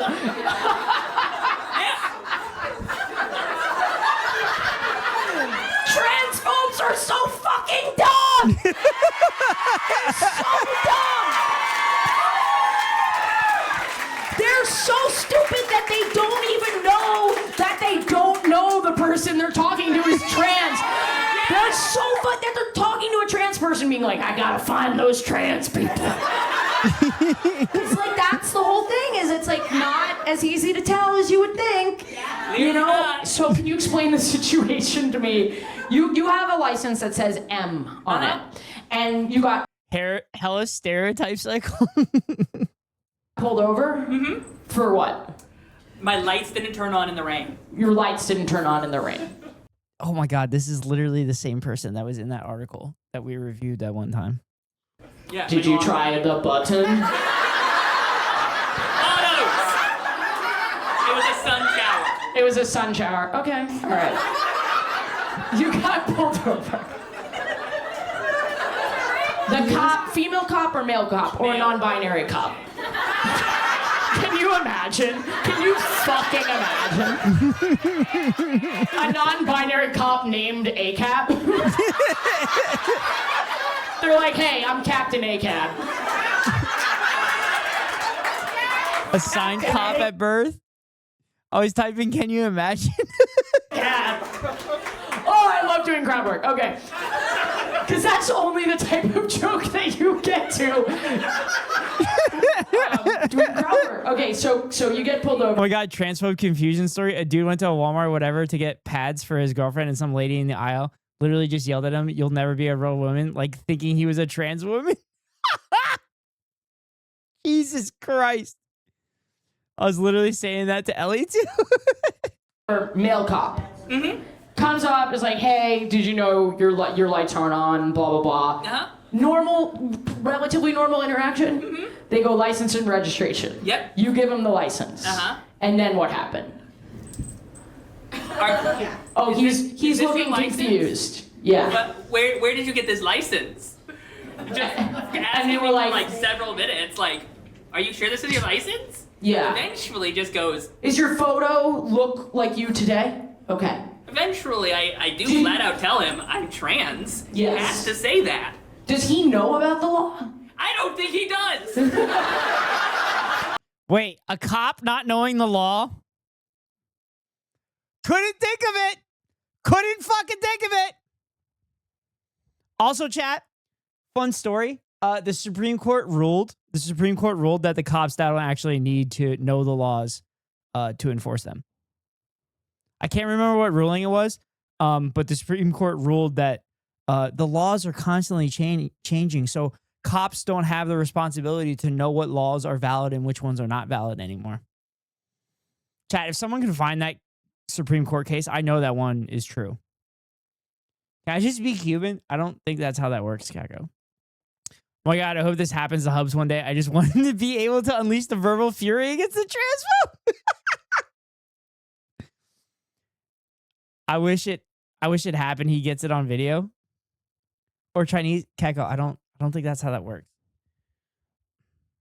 Okay, yeah. When I was in jury duty, one of the qualifying questions for the jurors was whether you believe cops have a responsibility to know the law, and everyone said no. Like, how the fuck do you expect them to know when someone is breaking it down? Exactly. Exactly. You can naturalize to China easily. True. But yes, Ari, literally, it is a Supreme Court ruling that the cops do not have the responsibility to know the law. God damn it. I wish I could remember what fucking case it was. Also, another Supreme Court ruling, to serve and protect is a marketing term for cops. They don't actually have to protect people. It came in two separate cases. There was two separate cases where, was it two different women had restraining orders, and they asked the cops to enforce the restraining orders. They asked the cops to enforce the restraining orders, and the cops chose not to do it. And one of them, her two kids were kidnapped and they were killed, and another one, she was killed, I believe. So then the family sued the police department for not enforcing the restraining orders, and the Supreme Court ruled that the cops don't have a responsibility to enforce the restraining orders. The case I was on, they fucking SWAT invaded some guy's house for growing CBD in Colorado, brother. It's just hemp. Oh my God. Fucking classic. Fucking classic. Oh my God. Cops are everything. They have no legal obligation to protect us. Correct. Stalin's fork. Simon marijuana? Yeah. We have CBD in Japan.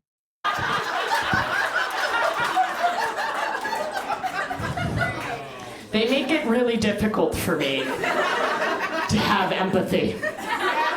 And I want to have empathy. They still took his kids away? You know? I understand a little bit. Like, so many Americans. The Shaney v. Winnebago County in Castle Rock versus Gonzalez. Is that the serve and protect one? The Castle Rock versus Gonzalez. I'm pretty sure that's the to serve and protect is basically a motto.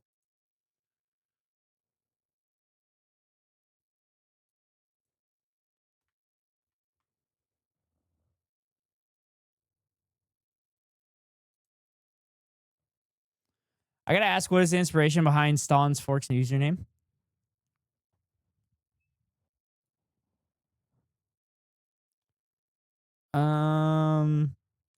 Shaney versus Winnebago. Petitioner is a child who was subjected to a series of beatings by his father with whom he lived. Respondents, County Department of Social Services, and several of the social workers received complaints that the petitioner was abused by the father. Yeah, these were the two cases. These were the exact two cases. Thank you, Stalin's Fork. He ate with forks, and that is that fork. Is there a particular painting or something where the fork is very noticeable or something? Have been let down for so long. I understand why they've been conned into thinking that these are the problems we have to worry about. Problems. But they make it really difficult when something like this happens and they're uneducated. They just like haven't thought through the ramifications. You know what I mean? Maybe he doesn't even I mean, a fork can be two different paths. True. Just Google Soviet fork and it looks pretty cool. know about the law. And so at that point, he's like, you need to have your license changed. No, at that point, he gives it back and gives me a verbal warning. This sounds like a porn, I'm not gonna lie. A cop pulls over, a corn. I'm gonna do that one more time for TikTok. This does kind of sound like a corn. A cop pulls a trans woman over. Just a play on Stalin's big spoon. Stalin's big spoon? Is that a typo? Stalin's big spoon? And the cop's like, you don't look like a man. I'm gonna have to do a search. BRB Googling Stalin's big spoon. I'll do it for you, kiddo.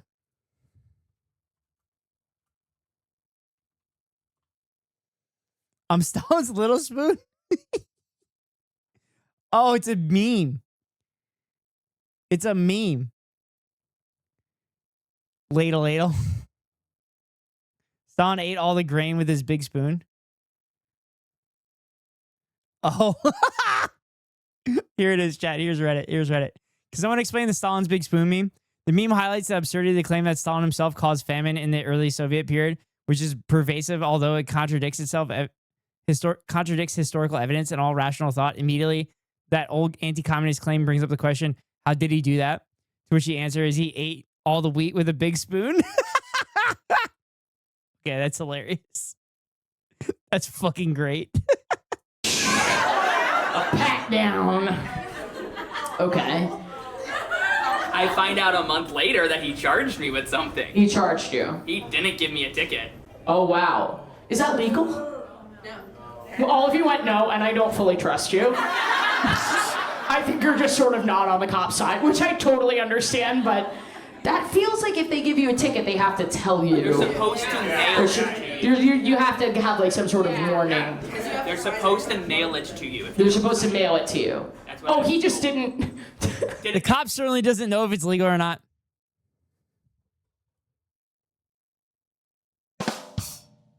Sorry, I need to know where that button is so I can hit it sooner. Nice one, Stalin's fork. Talk about like gay panic. This man's like, bye, and ran away. He handed my Right, because he's literally never knowingly talked to a trans person before. And he's like, wait, you're not evil. I don't understand. Well, very interesting. How much was the ticket for? No, it wasn't a ticket. It was a charge with... Oh, you've been charged of a crime. Uh-huh. That's a crime? It's a misdemeanor. A misdemeanor. Okay. What is exactly the crime, the misdemeanor? Driving with a false license. With a false license. Oh, well, you're innocent of that. Where's your tail? Yeah. You're almost like a mythical creature. Like you can't exist at all with a driver's license. Wow, I'm so sorry that happened to you. You seem like pretty chill about it. It got dropped. It got dropped. There was an article. It got dropped earlier. Oh. Wow. How did this article happen? Did you call someone? I complained on Reddit. Oh, you complained on Reddit. Classic. Classic trans woman. What thread? What subreddit? Several subreddits. Like copy paste, just fucking. Okay, and ow, bit my tongue. I'm okay. Still works. MPF and LGBT. Okay, cool. LGBT, awesome. Well, good for you. I'm sorry that happened to you. I will say, because it didn't hurt you, I do think it's hilarious. It is. Why we're talking about it. Yeah. Oh, I'd love to meet the officer. I'd be like, you were into her, weren't you? That's what you were staring at that license being like, whoa. Why? And then he got mad and charged you. Possibly. Like revenge. Probably. That's probably what happened. I do think it's hilarious when people say that trans women tricked them. That's my favorite, transphobia. Because when you say like a trans woman tricked you, first of all, you were hard a minute ago and now you're not. You tricked you. She's the same. You're the one who did the thing. I also like the idea that a trans woman goes up to a man and is like, pick a card, any card. Okay, you got it? You remember it? Are you hard?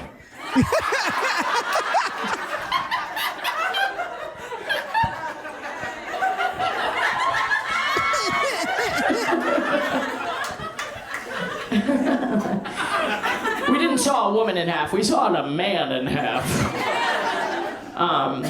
But that sucks. All right, well, I guess we're done. But I'm proud of you. What did you say your name was? Chris. Chris. Okay, cool. That's nice. I'm not there yet. We just met. I mean, I think you're great.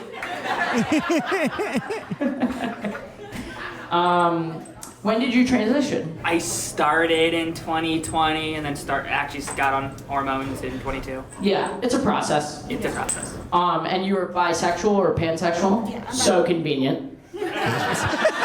Hugely convenient. I figured it out before she did. You figured it out before she did. This is good. Okay. What made you know that she might be trans? Before we got married, we had a bunch of deep talks to just discuss, like, you know, what our future was going to be. Yeah, you had standard relationship talks. Yeah. And I brought up how, like, oh, you know, I'm not traditionally feminine and such. And my wife says, well, you know, whenever I, like, go online or represent myself, I always play as a girl, but I don't want to think Oh, you about play it. as a girl in all the video games? And tabletop games and just being online. And then she Wait, what do you mean just being online? Forums and stuff. Forums. That's crazy. Being like a boy sim, I can let that slide. Oh my god, same Keko. I like to play as a girl too. Am I Don't let Emmy see that Keko, because Emmy might jump all over that. Keko, are we? Because, like, I always was a boy sim because I wanted to fuck the girl sims. And also in Club Penguin, I was a boy penguin. But when you're pretending to be a whole ass different person, yeah, it's pretty trans. But what really put it for me is that she said, I don't want to think about that. And I went, oh, you went, and I don't want to think about it? and so I'm Yeah. going to file this away for later. Yeah. I wish I could transition for a day. Yeah. Just to really confirm what those differences of perception are, you know? Yeah. Oh yeah, wait, you actually know. Literally, you just got accused of a crime because of it.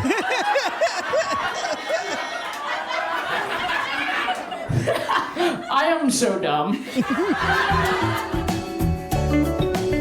Oh shit. Oh, that was good. That was good. Oh.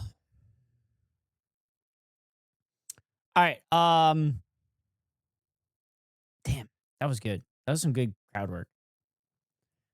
So now on to Danny Gonzalez video. The weirdest houses on Zillow. And then we'll probably be done after this chat. That'll probably be it for me tonight. So I'm going to try to wake up early and do some baseball stuff in the morning. And then I'm going to sit down and edit all day. Yes, I'm going to edit. I will edit. Don't be like Otto. Don't be like Otto.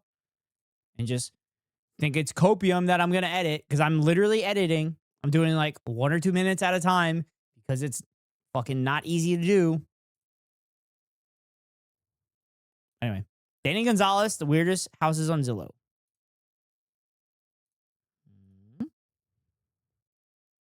This is a really close-up picture of Danny. What's up, Greg? I've got a stand-up show coming up in Milwaukee at Pabst Theater on August 28th. If you want to get tickets, go to DannyGonzalez.live or click the link in the description. I recommend getting those quick before they sell out. Also, actually, we'll do one more. We'll do one more after this about the reflecting pool. So if you want to know when I'm coming to your city, sign guy? up for my mailing list. You can scan this QR code or click the link in the description. Oh, also, Kego, I already talked about Graham Plattner. The guy who calls viewers Greg. Does he? Kego, I already talked about Plattner. I'm actually surprised you didn't bring it up. But maybe you're completely unaware of it. Yeah, it's wild. Yeah, he needs to drop out. But they need to replace him with somebody that has the same policies. Which there's a Maine gubernatorial candidate that has the same policies. Just not as charismatic. Believe it or not, I've been watching Danny Gonzalez longer than Hassan. Really? Because I learned about Danny Gonzalez from Hassan. And I always kept forgetting his name until he bring up the video. Can I just say I had a vibe on him the entire time? Everybody, Keko, shut the fuck up. Everybody had a fucking vibe on him. Everybody had a vibe on him. There was a shit ton of fucking red flags. Nobody fucking knew what to think about him, which is why it took a very long time for people to endorse him, if they endorsed him. Or did he do something wrong? No, Keko's talking about Plattner. He's not talking about Danny Gonzalez. He's talking about Plattner.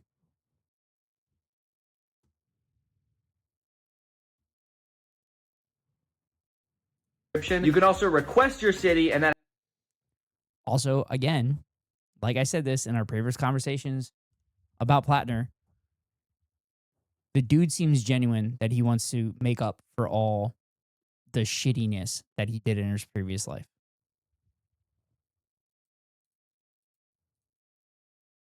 That's all I'm going to say. It seems like he wants to do better. And everything was coming from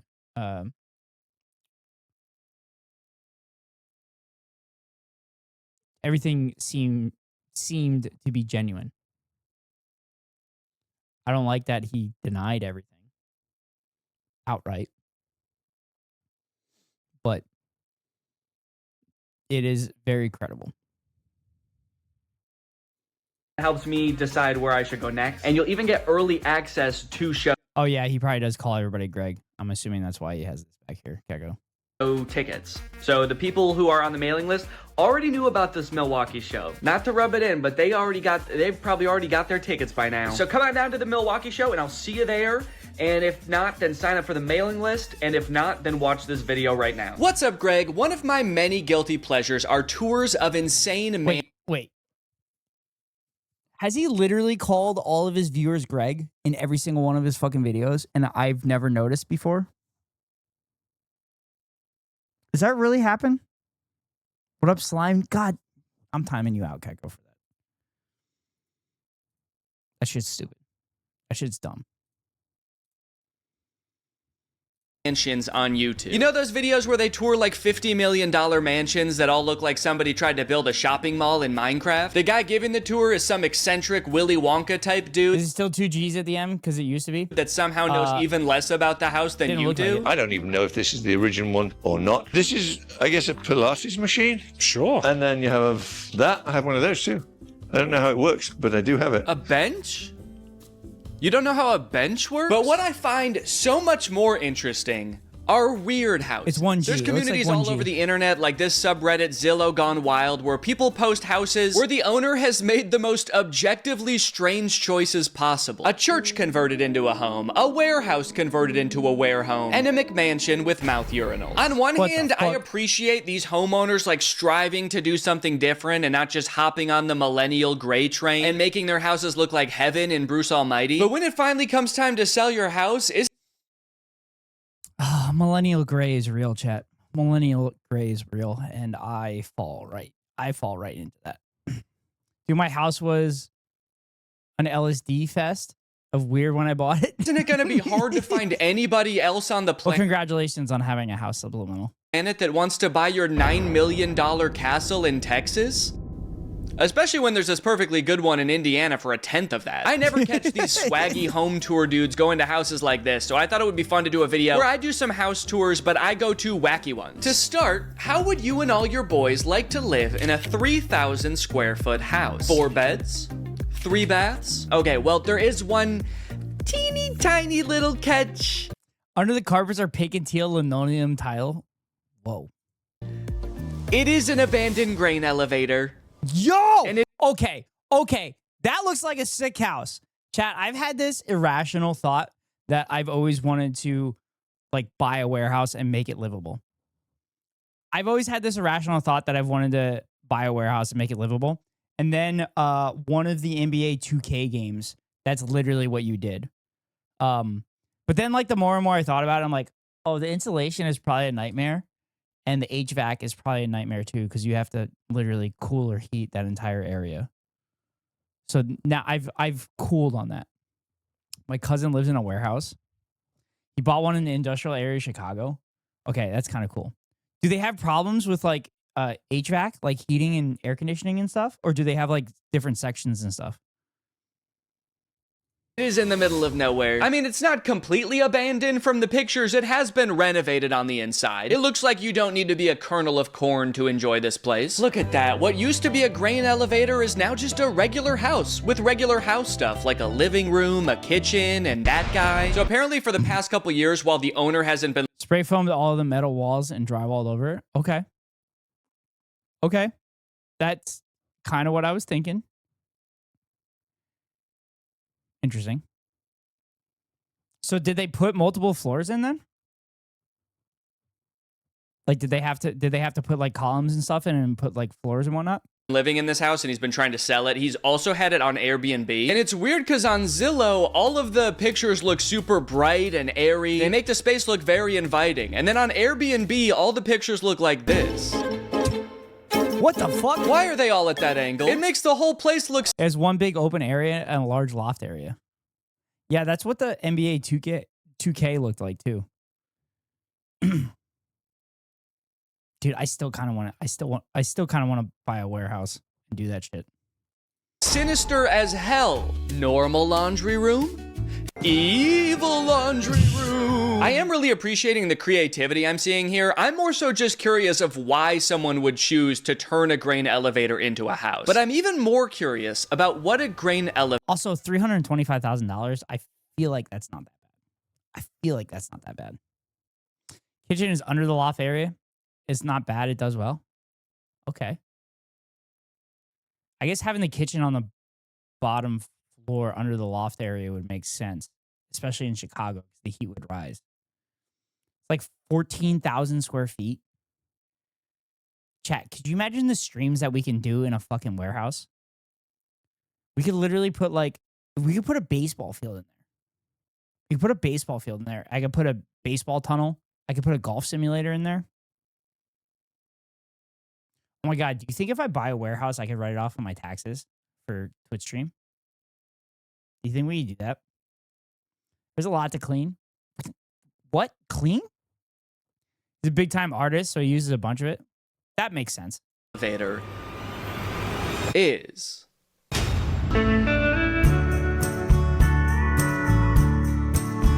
Can we live at the warehouses? Welcome, ladies and gentlemen, to the Grain Elevator House. This house has a lot of lore, a lot of interesting things about it. I'm very excited to take... You could have a bathroom we could play baseball in. True. Take you inside to take a look. From the outside, this thing is an imposing structure. This area of Minnesota is very flat, and this building is extremely tall. You can see this thing from like 4 miles away. This was a functioning grain elevator before it was abandoned and then went into disrepair for years and then was transformed into a beautiful home. Over here is a big garage door where trucks used to come in and dump grain. So that's where the trucks would come on in. But hey, you're a person. Why? Oh, so he rented it as an Airbnb. That's why he's getting access to it and walking in and walking all over the place and everything. I got a friend who lives in a warehouse, but his car collection is in there, so he lives with his cars. That's crazy. That's crazy. Why don't you come this way? The first thing you see here is like a very normal kitchen. I mean, you can hardly even tell that this isn't a regular house when you're in this portion. Over here, they have a framed newspaper article about the guy who owns this place. So this is Scott. He gave us a tour of this house this morning and sort of gave us the lowdown and all the lore of this place. So basically, he bought this grain elevator when it was like completely abandoned, in disrepair. He had 2 little boys at the time and wanted some place to live in. We asked him why he chose this place, and he said because he got divorced. And that pretty much answered every question we had about this whole place. Jesus Christ. Over here is the main living area. And you can tell right away the scale of this place. Like this area that we're in now is really big. It's tall. There's a balcony level up there. And this is like a very small portion of the actual grain elevator structure, which is crazy. Wow. So before this guy started fixing this place up, he said it was pretty much like totally in disrepair. There were like dead animals everywhere. It was like knee-high grain everywhere you could step. This is a slide from just like a regular park. You can see where kids have like scratched things into the slide. Like it says Steve Hart's somebody, and then he scratched that out. And then it looks like Danny later came back and wrote Cindy instead. So I don't know what happened to Steve and his first love, but I hope that him and Cindy are still going strong from whenever this was written, which I can only assume was in the late 1920s. The winters here in Sabin, Minnesota are pretty brutal. And so one thing that the owner, Scott, said he does to keep himself busy is puzzles. So there's puzzles all along the wall here. Again, this bench, he said he got from an auction for like $5 from a restaurant. And then you've got some of Scott's literature, some of the stuff he likes reading, I guess sort of his inspiration for building some of this stuff. There is a climbing wall elsewhere in this house, and it's kind of interesting because there's a book here called Building Your Own Climbing Wall. Oh, he's got a feng shui guide, which no doubt helped him sort of formulate the space in here. Okay, this is a weird book. Building a straw bale house. I don't know why you would want to do that, but maybe this is his next project. Once he's done with this place, he's gonna get to work on a straw bale house. There's this giant mural on the wall.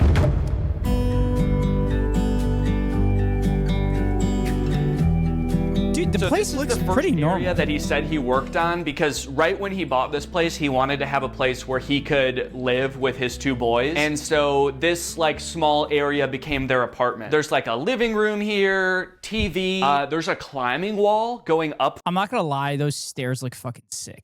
Those stairs look sick, but I don't know about the climbing wall there. That seems crazy. Climbing wall in the living room with no padding. The wall, which is pretty crazy. This is actually like so much harder than I thought. I would love to have a climbing wall in my house. Yeah, that'd be a great fucking workout. I'd be yoked. I'd be even more yoked than I currently am. Okay, out this door, we have the deck. Now, it's not a very big deck. This abandoned railroad track right here used to be where a train would pull up to deliver grain. It's not in use anymore, but the railroad company does still own it. Almost framed a bouldering wall in my basement with a slight overhang. Yeah. I did it one time, chat. We did it for like 6 hours. I was exhausted. God, that food and beer afterwards tasted delicious, though. And so they won't let him build over it. And so he built this much deck and then had to, company does still own it. And so they won't let him build over. The railroad company owns the track. Okay. For it. And so he built this much deck and then had to stop. And then I guess was like, yeah, I guess this is just the deck now. It's worth it to have this much deck. Okay, here we have a very interesting staircase. I was pretty confused the first time I saw this, but apparently it's designed to only like fit 1 footstep per stair. If you start on your left foot, dude, you're screwed. You're not gonna get very far. Watch. And then you're just stuck there. Federal government owns the track, the railroad company maintains it. Oh, okay. Forever. Now you might be thinking like if you lived here, like, oh, I'd get used to those stairs eventually, but I don't know. These are kind of like, these are wild stairs, dude. I'm still like a little bit out of breath from climbing that climbing wall. Now, in case you're like me and had no idea what a grain elevator really looked like inside before this, let me show you this helpful diagram of how a grain elevator works. Grain is delivered and dumped into a pile right here. It is then brought to the top by what is essentially a conveyor belt covered with buckets. At the top, the grain is sorted by type and put into the appropriate grain bin. I think in this particular grain elevator, there's like 40 individual bins. And to give you an idea of scale, this whole living area is 1 grain bin. bin. You may have noticed the walls in here kind of look like a log cabin. That's because big piles of grain create so much pressure on the walls of the bins that they're built by stacking 8-inch thick planks of wood on top of each other. You can see Holy here in this shit. doorway how thick the walls are. It's insane. But if they weren't built like this, the place would explode. If you think about how big this building is, this is an insane amount of wood. So this area is just like a cool little clubhouse, I guess, up here. Although the way it's outfitted right now does make it look a little bit depressing. There's just like one sad pad. This is one sad pad, dude. So I came up this. I'd imagine his kids have grown up. So I imagine when they had the kids, there was more shit to do there. This way, you might think I have to go back down that way, but the labyrinth continues. I'm going that way. I'm going this way. This is just like a pretty regular bathroom, although I do think it's worth. Also, I like that he's doing like cribs edits and stuff like that.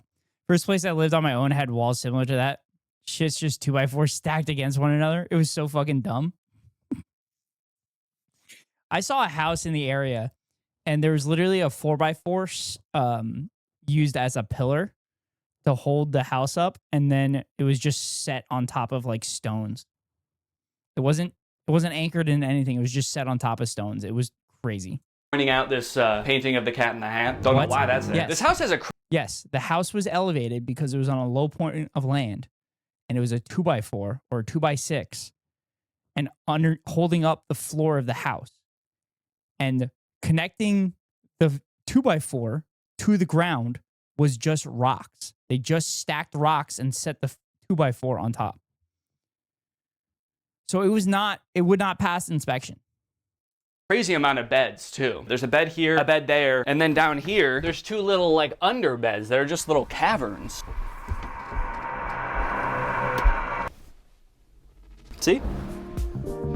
And now we've looped our way all the way back around to the main area, but now we're up on the balcony level. Here's the slide, and then over here, there's just like a cool hangout area, a TV, a bar. The cool thing about the underside of this bar is that this part was like an original piece of the grain elevator. This is like a map of all of the grain bins. It's just so interesting, like all of the details of this place. Like everything has like a little story or there's something interesting about. I'm not gonna lie, this place looks fucking awesome. For 325 grand? Every piece in here. Anyway, I'm gonna go down that slide. Okay, here I go. Oh, Jesus, okay. That's the sound slides are supposed to make. Oh, also over here, there's windows, and this like area is not finished, and there's just like pigeons that live in there. If you look in there, there's just pigeons in there, dude. I think they like to be like right up in that window because they like to watch people go down the slide. And I'm not about to disappoint them. Woo! It's the middle of nowhere though. I'm sorry. You're telling me that I wouldn't have to deal with a fucking landlord? You think I'm going to give a fuck where that is? What? Especially if we're just doing this streaming thing. What did you guys think? And it has a slide. It has a slide already. Where'd Have they you thought go? of that?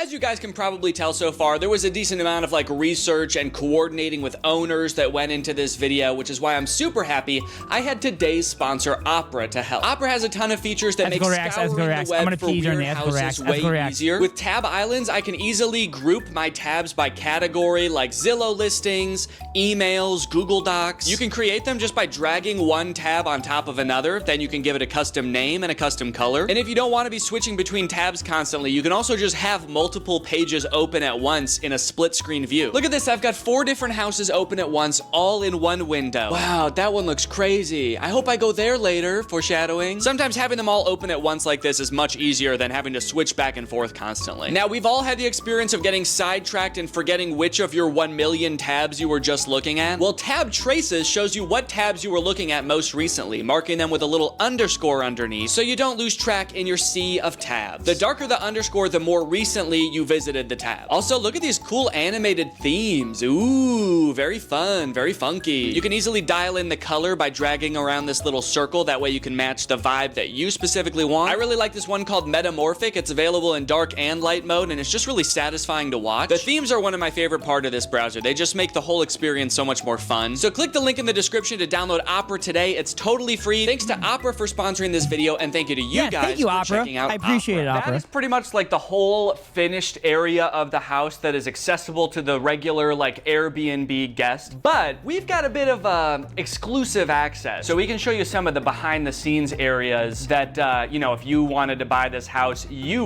would get the pleasure of fixing up. You've probably thought to yourself throughout this tour, like, wow, this place is so homey and livable. The wood walls make it feel like a log cabin. What do the unfinished areas look like? Surely not that creepy, right? Surely.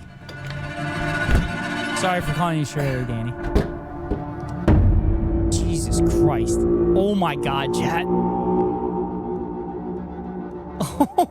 Now, they're pretty fucking creepy. There's some scary parts about this, for sure. The fact that this door locks from this side, so if you get locked in that hallway, you're just in there forever. Well, I guess there is like a light at the end there. There is a door there, but the downside is that to walk there, you gotta walk down this creepy-ass hallway that is for sure booby-trapped. You would be riddled with arrows by the time you got over there. All right.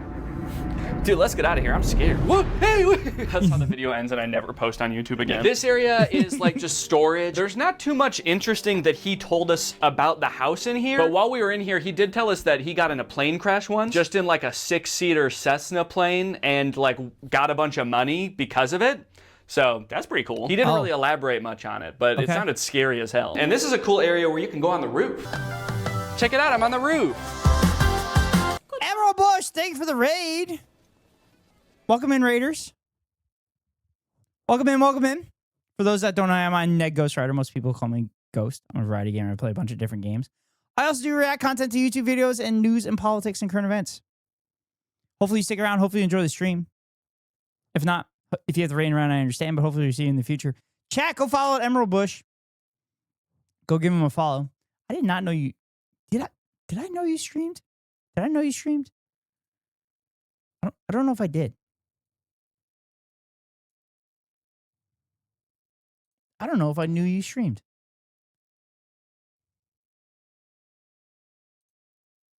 Anyway, I am following you already.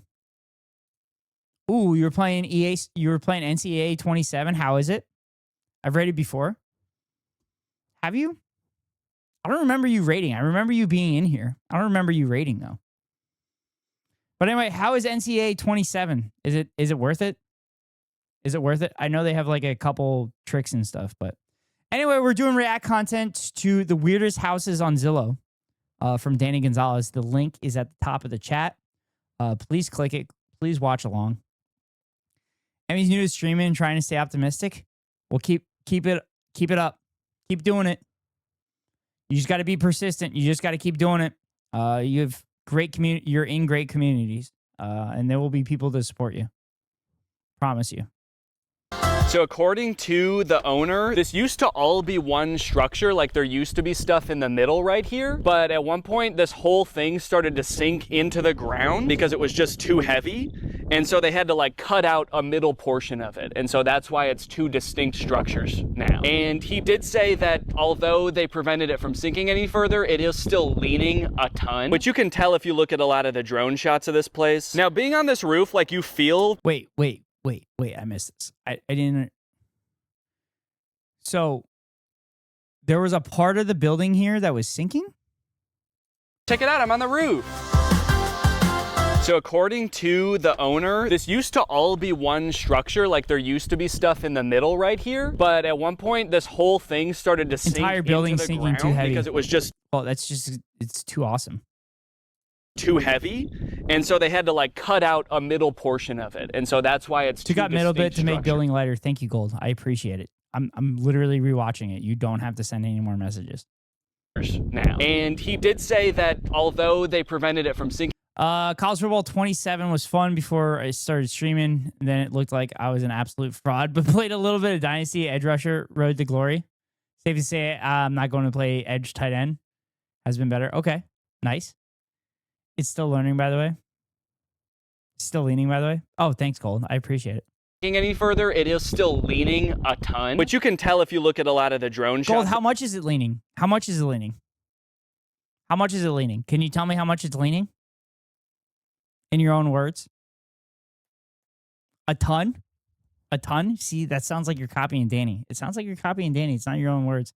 You can tell by the drone shots. This place. Now, being on this roof, like, you feel pretty high up, but then you look up and realize, like, you're nowhere near the top of this grain elevator. This thing is massive, and, like, only a very small portion of it has been finished or, like, is livable at all. So you could see that as, like, you know, so much wasted space or just so much potential. This area is sort of Scott's workshop, and this is, from the smell of it, where all the pigeons live. One of the reasons Scott is selling this is because he intended on turning this area into a cannabis dispensary, but his neighbors kind of shot his idea down. So the people who are considering buying this place are actually going to keep it an Airbnb, but then turn this unfinished area into an end-of-life.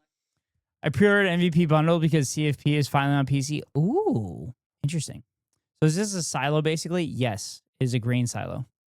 Is a grain silo, Ari. It's SILO, by the way. Just for your information. Life care facility. So it's going to be half air. Which we find out when I play Farming Simulator on stream. Sometimes. Silo. No, it's not like that. Don't listen to Gold. Don't listen to Gold. It's not spelled like that. It's not spelled like that. Airbnb half end-of-life care facility, which is an interesting business plan. Okay, let's go up these stairs. Okay, so wait, he wanted. Wait.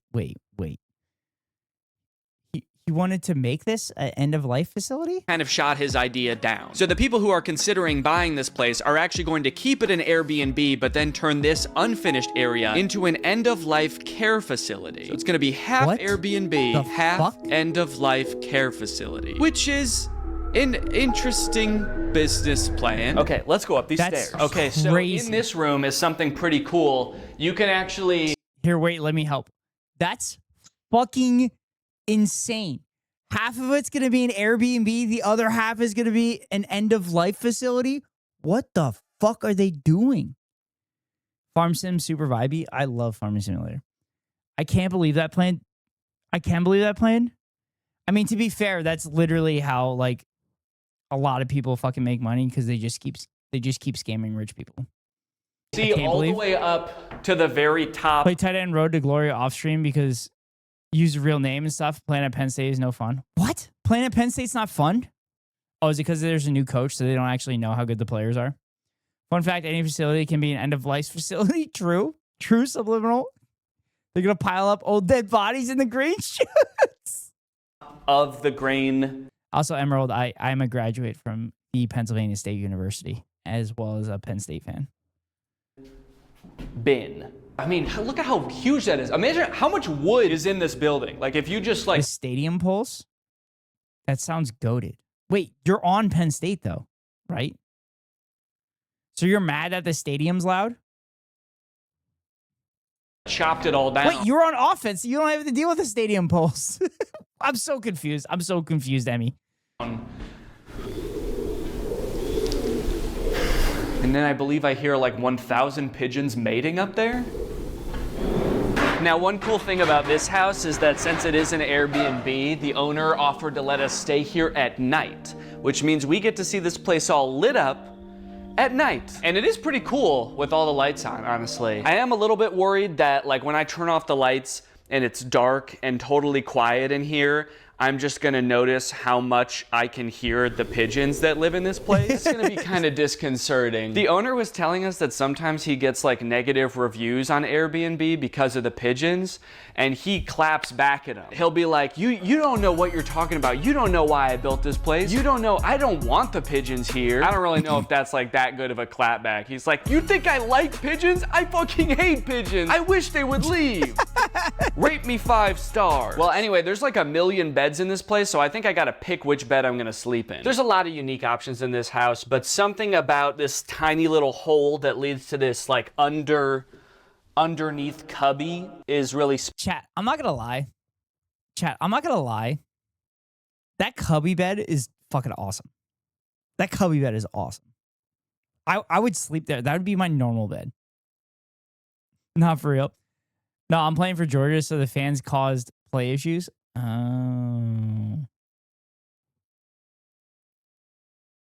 Real talk is legit. Wait, you were playing for Georgia and then Georgia played at Penn State? Is that what you're saying? Bro, can I interrupt this for a minute before I go to bed? Gotta really need to see? Sure. Make it like an extra long twin and I'd fuck that shit up. An extra long twin. Gold, you're like 3 feet tall because you're a baby. You're a baby, Gold. Yeah, away games at Penn State are not fun. Well, that's why you should play for Penn State. That's why you should play for Penn State. All right, what do you got? An unspoken rule for all Latinos that you must cheer for the other Latin American countries in the World Cup. You gotta root for Mexico, Brazil, Colombia, Paraguay. Even if you've never stepped foot in these countries, you gotta root for them all. Except Argentina. It is an unspoken rule for all Latinos that you must cheer for the other Latin American countries in the World Cup. That was good. That was worth it, Escow. Oh, sure, I forgot. Give me a crib, boo. I was writing the Argentina comment, then she said it. Maybe Penn State should have offered me. Well, maybe you should have been better, Emmy. Wait, how did Georgia offer you, but Penn State didn't offer you? Although Penn State has like a shit ton of tight ends on the roster at the moment. We all abide by that rule, especially Argentina. I didn't realize Argentina were like basically the Nazis of South America, like straight up, until I saw that video of the person yelling at IShowSpeed, calling him an N-word and telling him to go home. Bringing up the stop clip. Oh, that too. That was funny. Basically mean art. Yeah. Well, I was talking like native Argentinians. Not the Nazis that moved to Argentina. I was talking about the actual like Argentinians. Speaking to me, I feel like I'm. What do you think Nazis fled after war? No, I know that. I know that. I know it. I know.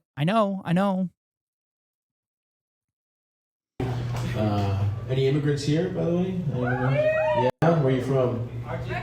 Argentina, nice. In Mexico, back there. Do you like Argentina? Do you like your parents? They're cool. They're cool. And are you like actually Argentina? Or are you like? Is your name Werner von Braun? That's my favorite shit. When I see somebody who's like, yeah, we're Brazilian, they're blonde, and I'm like, okay. What's your name? You don't have to tell me your name, I guess. But I guess like what I'm asking is your family Nazis? Huh? No. Okay. Cool. Chill. Any immigrants? Cool. Chill. Just saying 3 hours. Yeah.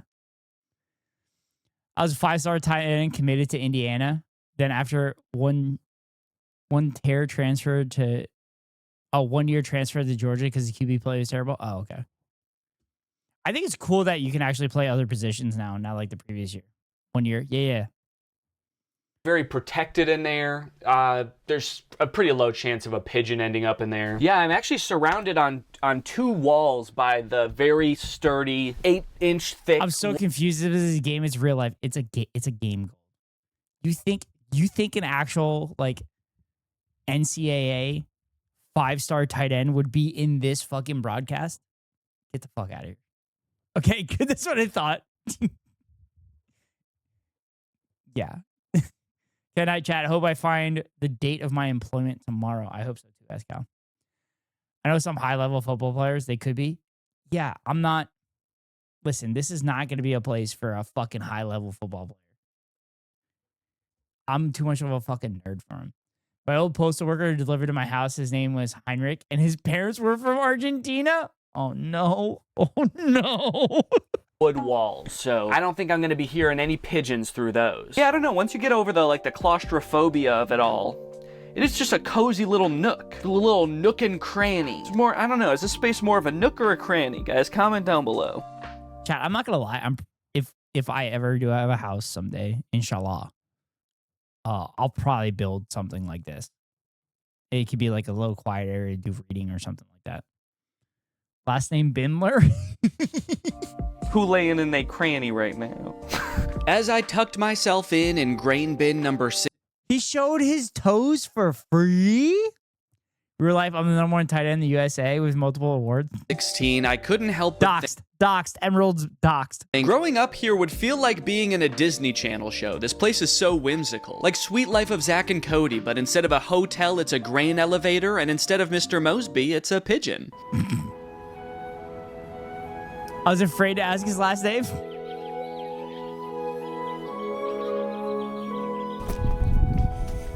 Well, guys, I did it. I slept one whole night in the grain elevator house. Honestly, I slept like a baby, and not even in the screaming, crying kind of way. It's weird how, to me, sleeping in a tiny little wooden cave of sorts seems cozy and pleasant. But when I sent a picture to Laura of where I was sleeping, she was like, that is my worst nightmare. So, different strokes for different folks, I guess. You know, whatever elevates your grain. Looks up the Georgia tight end.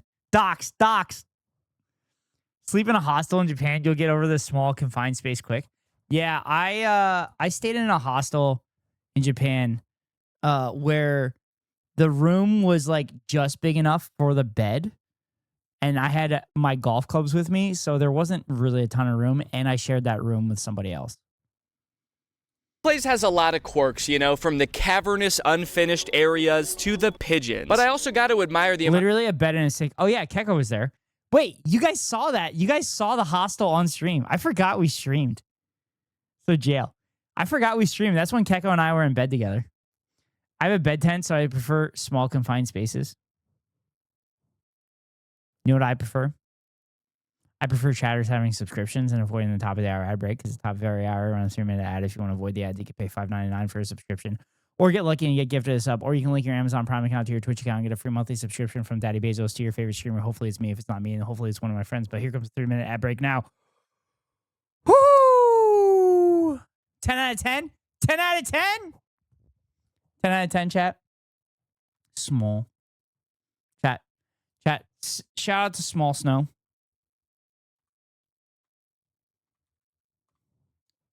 Shout out to Small Snow. Whoa, fuck. That's an I, not an L, by the way. Ooh, but also, ooh, no. But like, it's a boner pit. I don't know if I've ever seen them playing games. I feel like I've only seen them do art stuff. Ooh, yay, boner pit. I want a bridge made out of spine. That is of creativity and like reuse of materials that went into this place. And you know what? This place is not really for a 30-year-old guy to judge. This was built by a divorced dad who wanted his sons to think he was cool. And I have to imagine they do. The UFO house. 8 beds, 8 baths. $1.5 million? $1.5 million in Hurricane, Texas, which is right next to Zion National.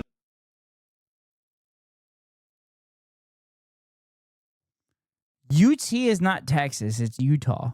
And Zion National Park isn't Zion National Park in Utah? Sounds like the worst place in the world. In Texas? It's not in Texas.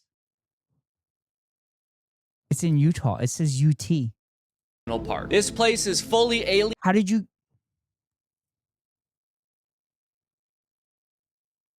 Deep in Texas? So deep in Texas, it's in Utah?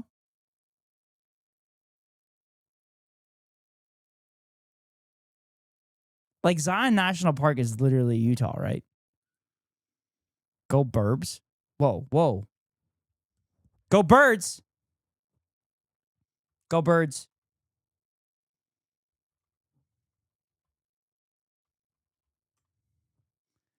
He meant Hurricane, Utah? That's what I thought.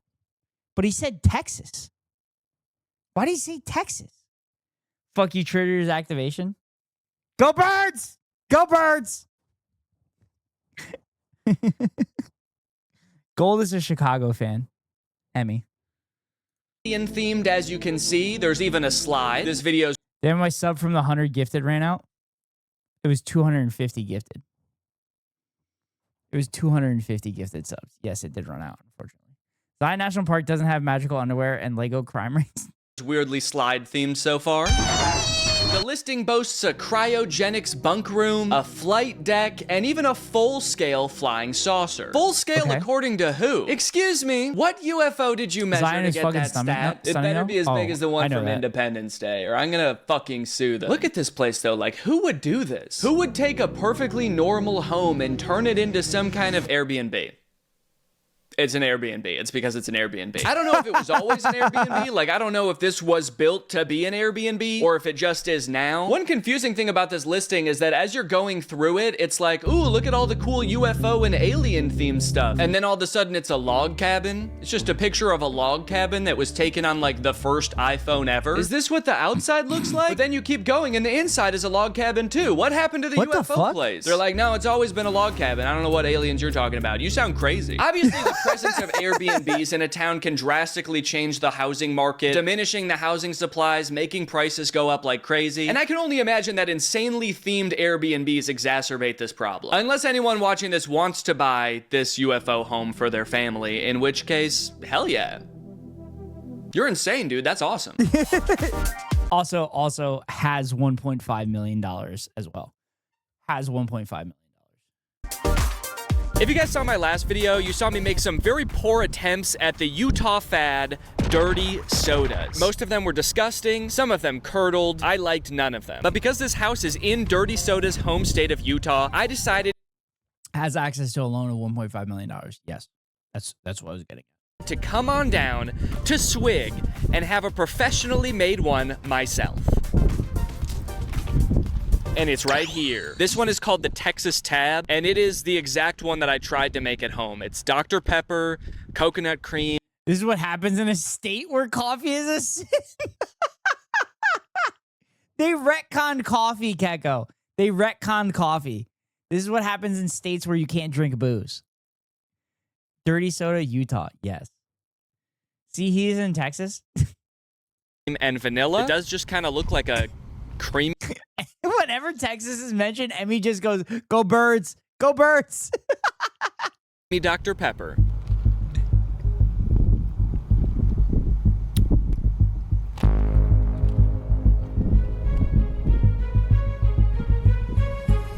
Fuck, that's really good. I will say, chat, I've caddied for a bunch of Mormons, and they drink a fuck ton of soda. They drink so much goddamn soda. It's ridiculous.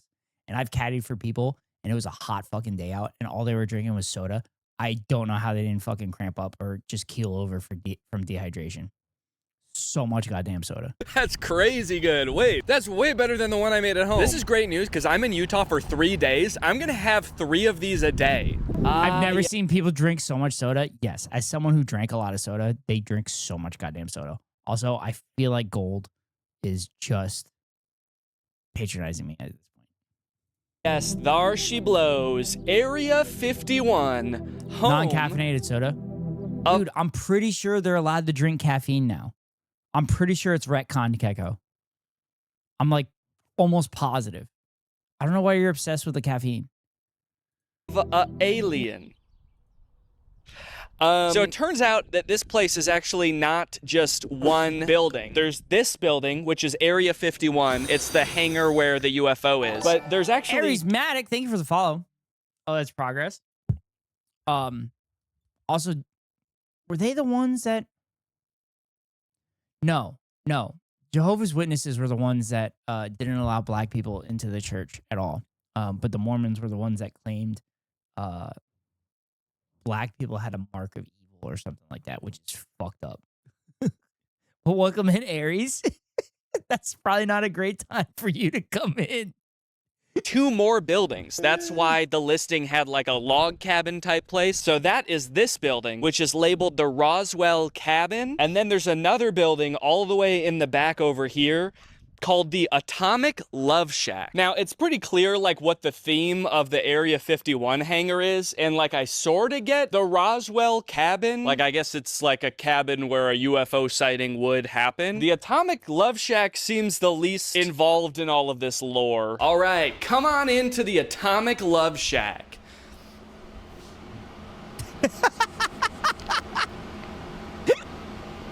Pretty cool, huh? Yeah, this place just looks like a regular studio apartment. It is not themed at all, so I think we can move on. I was just about to say, it was basically a studio apartment. Wait, do they have a screen on the fucking stove? They weren't kidding on the Shack Park? True. The next building. The least they could have done is like detonated a nuclear bomb in here, you know? Just to help with the theme. Please have a glow-in-the-dark condom dispenser in the bathroom. You're talking about Utah. They don't believe in contraception. Okay, now we're really starting to enter the themed areas. This is the Roswell cabin. There's a little more UFO theming here. There's a giant picture of a house getting abducted by a UFO. And then if you look out that window, you might really be scared. You might think to yourself, oh my God! Oh my God, what the fuck? I know when I walked in here for the first time, I said far worse. Look, they might have a friend to jump on the bed. Hey, I've been specifically told that is not true. Soaking is true, but boat jump, or what they call it, hump jumping, jump humping, whatever it's fucking called, is not true. Frat pledges keep stealing our condom fishbowl at my work. What are they using? Are they using the condoms? Gold? Worse than that, let me tell you what. For some reason in every bedroom, there's like a little What the hey, soaking? Wait, Aries, do you not know what soaking is? Utah doesn't believe in anything. I believe soaking because I had a friend who claimed it didn't count if you only went halfway. Yeah. You just got to hold it in place. diagram on the wall that appears to... Also, oral doesn't count as sex too. And neither does anal. I'm scared. I'm not going to ask. Wait. Do people in our chat not know what soaking is? Wait, no. Chat. No. Chat, do some of you not know what soaking is? Oh, man. This is more of a docking chat? Yeah, I guess technically. No, it's soaking. It's soaking. She also just happened to be the only bee with absolutely hung eyes with 10 plus. What the fuck, Gold? Jesus Christ. You're going to tell us anyway, right? Yeah, I'll tell you. When you put it in and they just hang out. Wow, thanks, Kego. Thanks for just fucking... Thanks for letting me build up to the story, and then you just fucking it up, Keko. You fucking idiot. You goddamn fucking asshole. Anyway, chat. A penis... They have no idea what I mean. They know exactly what you mean. A penis gets inserted in the vagina and then it just stays there. There's no thrusting. There's nothing. It's called soaking. Because the vagina is supposed to be wet. So the penis just gets soaked. Yeah. They hang out. Wouldn't it be hanging? Exactly, Aries. These are all internet virgins. That's stupid. Why do they call it marinating? Oh, that's why they call it that? I actually didn't know that. Keko, you're ridiculous. Keko, you are fucking ridiculous. But anyway, they do that because it doesn't count as sex. They think it doesn't count as sex if you just soak. What happens if the girl isn't soaking? It's called drying. Well, then it doesn't get inserted. It doesn't get inserted. Also, this is all consensual too. So I'm pretty sure if it's consensual, there's going to be some kind of lubrication, whether it's artificial or natural. Anyway, back to it.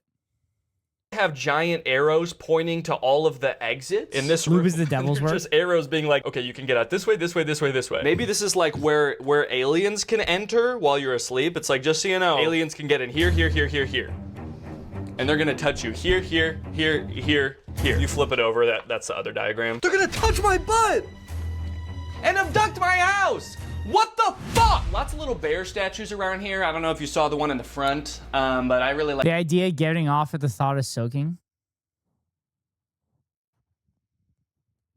They're also not allowed. I'm pretty sure they're not allowed to masturbate either. Like this one because it kind of looks like he's going, ah!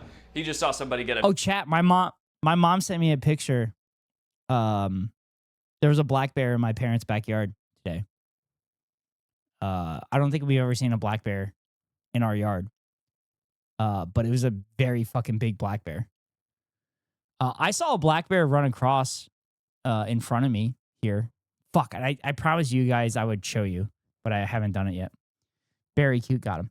I got a black bear photo from my father-in-law today. What a coincidence. Really? Yeah, you saw the black bear like down by our wood pile where we get wood from.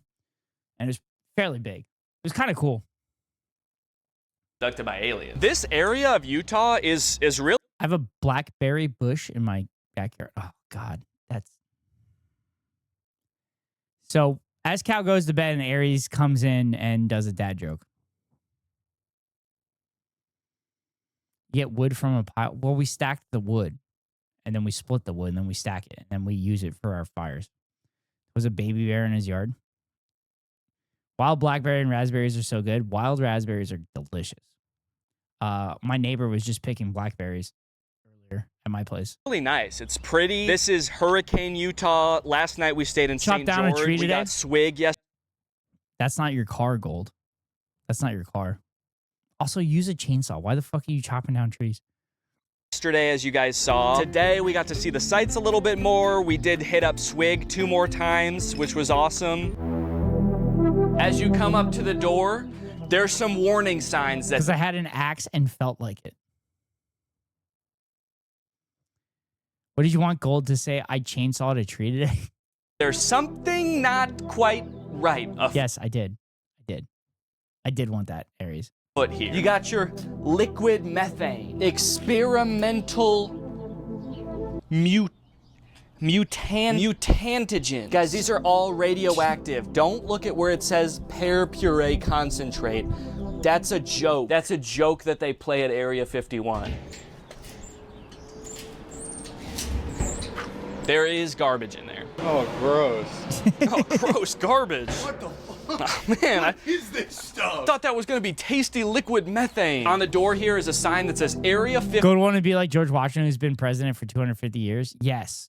There has been no other presidents. 51, warning, restricted area, use of deadly force authorized. And the first time I opened this door, I actually did get shot in the face.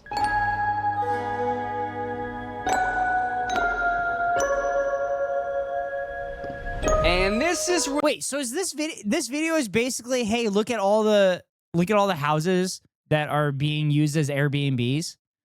Is that basically what this video is? President Gold kind of goes hard, not gonna lie. Well, Gold is a baby, so we have to wait another 40 years before Gold is old enough to become president. Where the fun really happens. We've got a gigantic UFO in here. Also, just look at like this space. This is like a legit hangar. So this Also, is why are those lights honestly like fucked a up, but really the other lights well-built, very detailed UFO thing. And when you come in here, well, it's kind of just a gamer room. You got there's an Xbox here. There's 2 TVs. We continue our space and an aeronautical theme here with just some airplane seats. It's a UFO, but they just got regular airline seats. And then if you open this door, you can actually sleep inside the UFO. So we got bunk beds over here. There's Nerf guns here, so you got like you and all your friends can shoot each other. This is a pretty regular bedroom. Oh, there's a sign in here with... Bro, got the economy United seats in the UFO. UFO thing. Danny's so funny. I haven't watched him in a long time. Laura as to why, but it's nice to see some of his content again and feel comfortable. The entrances and exits as well. Don't know what this is for. Like, you're in bed and you wake up in the middle of the night and you're like, I gotta get out of here!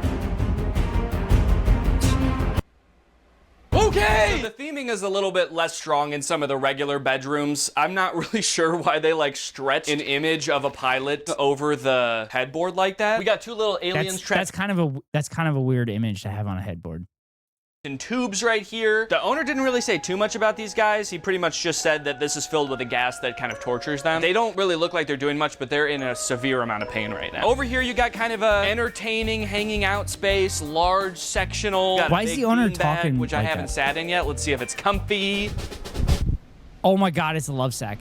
It is. Oh my God, it's a love sack. Chat, love sacks are the most fucking comfortable things ever. I want one so bad. I've wanted one for like literally decades at this point, but I've never had enough space.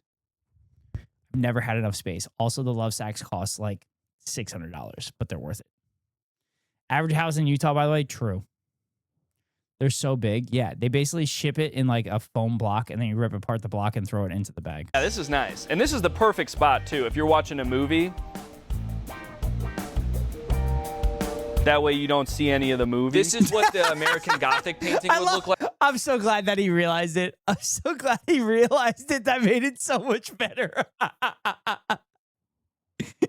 Gecko, can we do this? Can we do this? Can we go around the houses and you just do like improv stuff and make jokes? Like if it was all messed up and fucked up and there were aliens in it instead of like a guy and a girl, and if there was a UFO in the background and the farm was on fire. Because I've always wondered like what that would look like. These are more cool bunk beds. I feel like that's kind of a theme of this video is cool bunk beds. I'm glad that all the Airbnb houses just have like little bunks, little tiny little claustrophobic places for me to sleep. And then this is like what it would look like if American Gothic was all fucked up. There's this like climbing area where you can climb up these crates and then go up into the tunnels. There's a tunnel system above this whole place. Okay, that's kind of sick. Dude, if I was a kid, if I came here on a trip, like... Dude, all of these places are basically just, it's all shit that I wish that I had as a kid. It's a little cool. It's more than a little cool. It's a lot of If cool. my family booked this as an Airbnb, this would be so cool. These tunnels, even as an adult, this is cool. The one thing I will say is that down there is a slide. I went down that earlier, and the first time I went down head first, and that is not a good idea.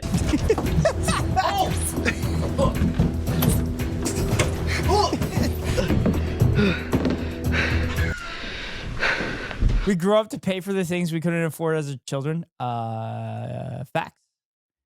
That's why I currently own a pitching machine. During my midlife crisis moment, I bought a pitching machine for myself. Self-pitching machine. So I no longer suck at baseball, but I still suck at baseball at the moment. Do not go down the slide head first. I felt like one of those 2D images of like a cave diver. And out back, oh baby, you got a grill, you got chairs, and you got a pool. Do the Cribs edits? Great.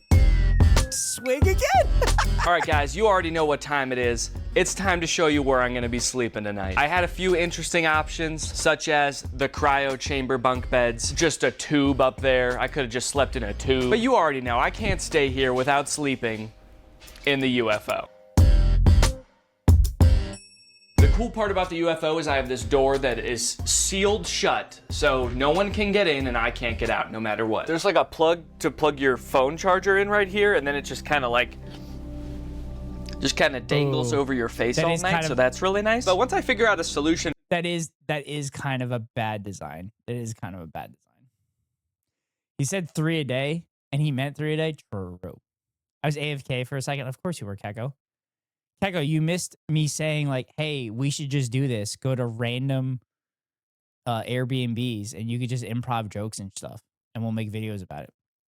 It'd be better if he had 90-degree brick, but yeah. For that, I think this is going to be really quite a cozy place to sleep.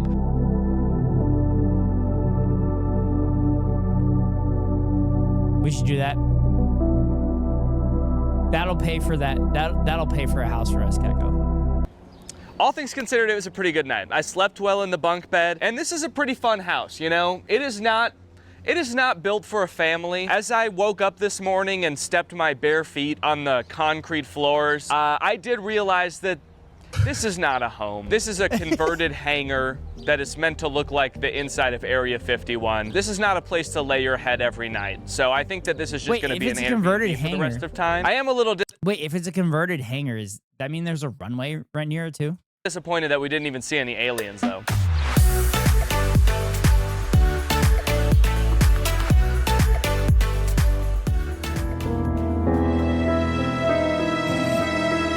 And now it's time for the underground house. What Zillow is calling one of those ones you can order online. Extraordinary residences. Not to be confused with this underground house, which is Nah. Okay, this is 5 beds, 6 baths, 16,000 square feet for $5.9 million in Vegas. And it is an underground bunker. I was really excited that this place is letting me come visit them because I made a video about this place on my second channel. At the time, I thought that this retro look was an interesting choice, not realizing that this is not a choice. This place was just built in the 1970s. They were like, let's build the place and make it look like it's now. The original owner of this place, Jerry Henderson, was a billionaire and an executive at Avon. Yes, the pyramid scheme. Jerry may have been on top of a pyramid scheme, but when it comes to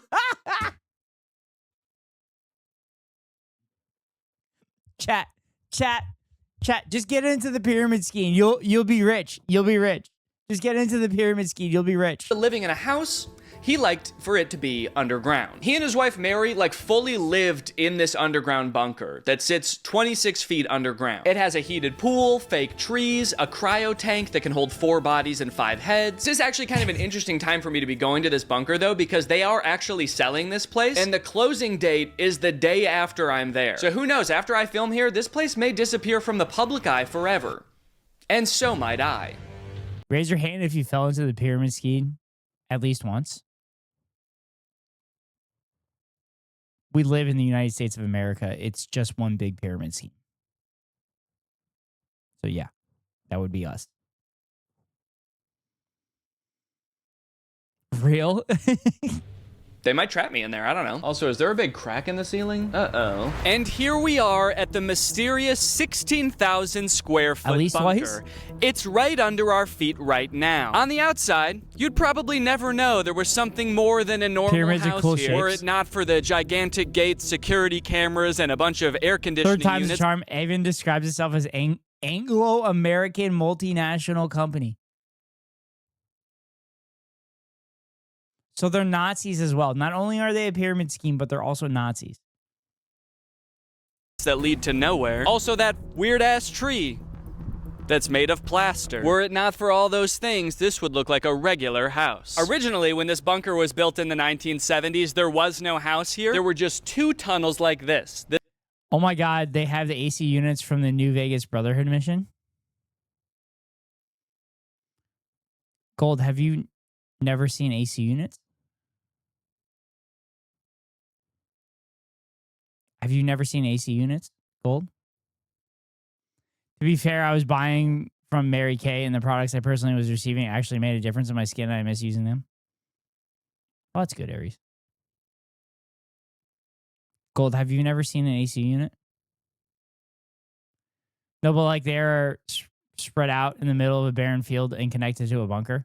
Yeah, Gold might live in a bunker house. Gold, you are aware that if you're underground, you need ventilation.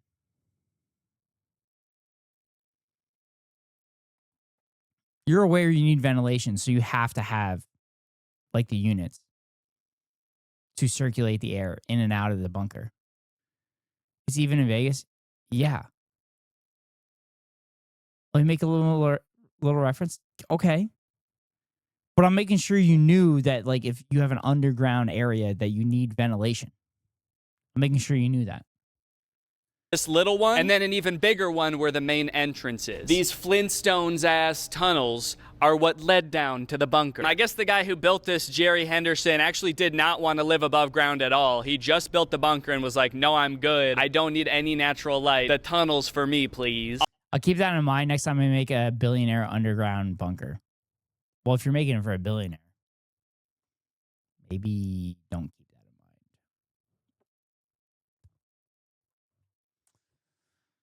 mind. Flintstones tunnels. All right, let's go inside.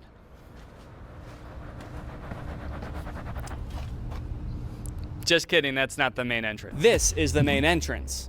It used to look like a tunnel, and now it looks like a house. Let's go.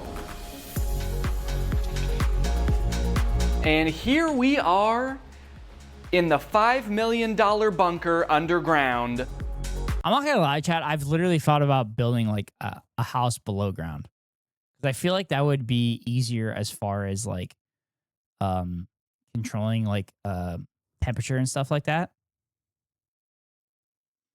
I don't know how feasible it is though.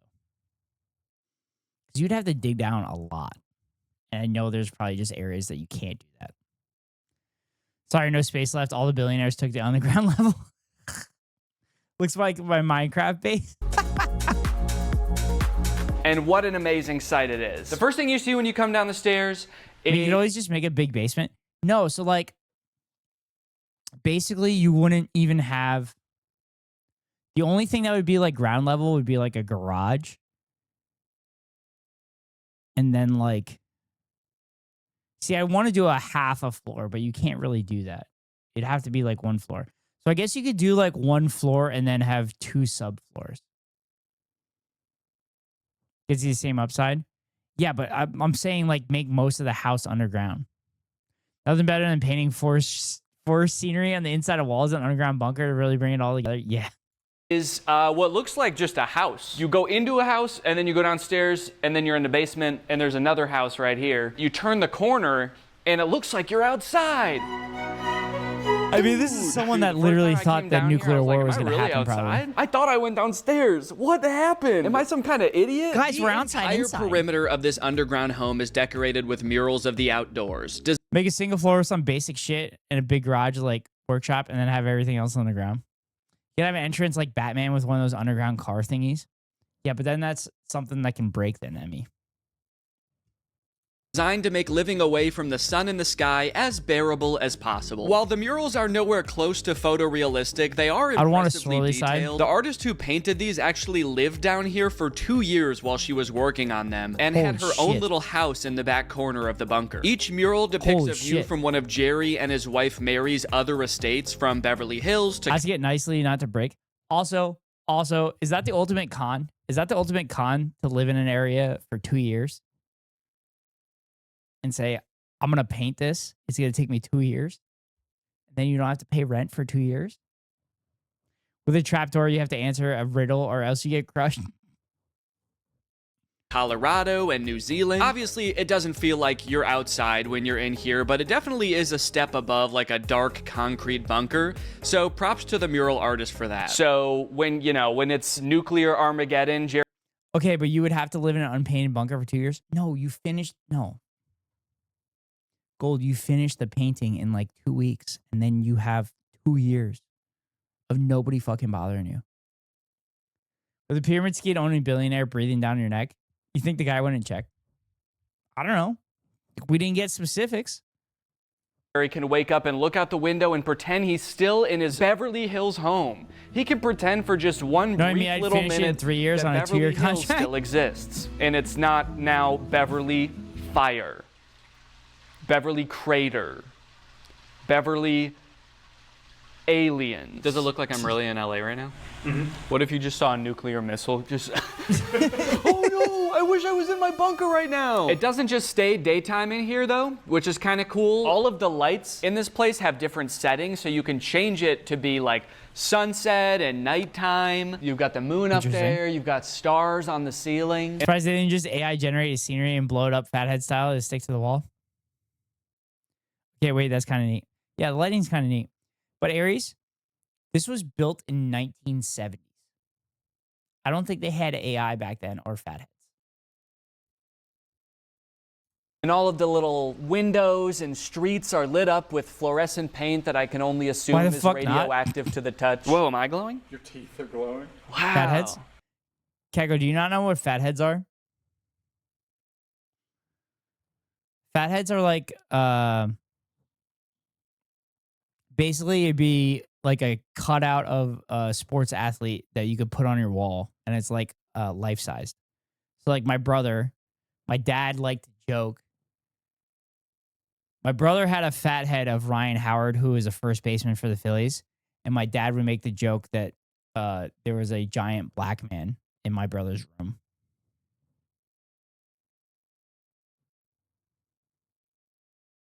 Yeah.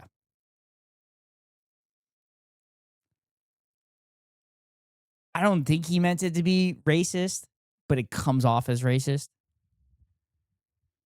I like cut out to you because his name was also Turner. My friend had a Trey Turner. But yeah. I mean, I guess the joke could have been worse. It could have been worse. It could have been more offensive. It's internalized white supremacy. We all have it to some degree. You got to unlearn it. Well,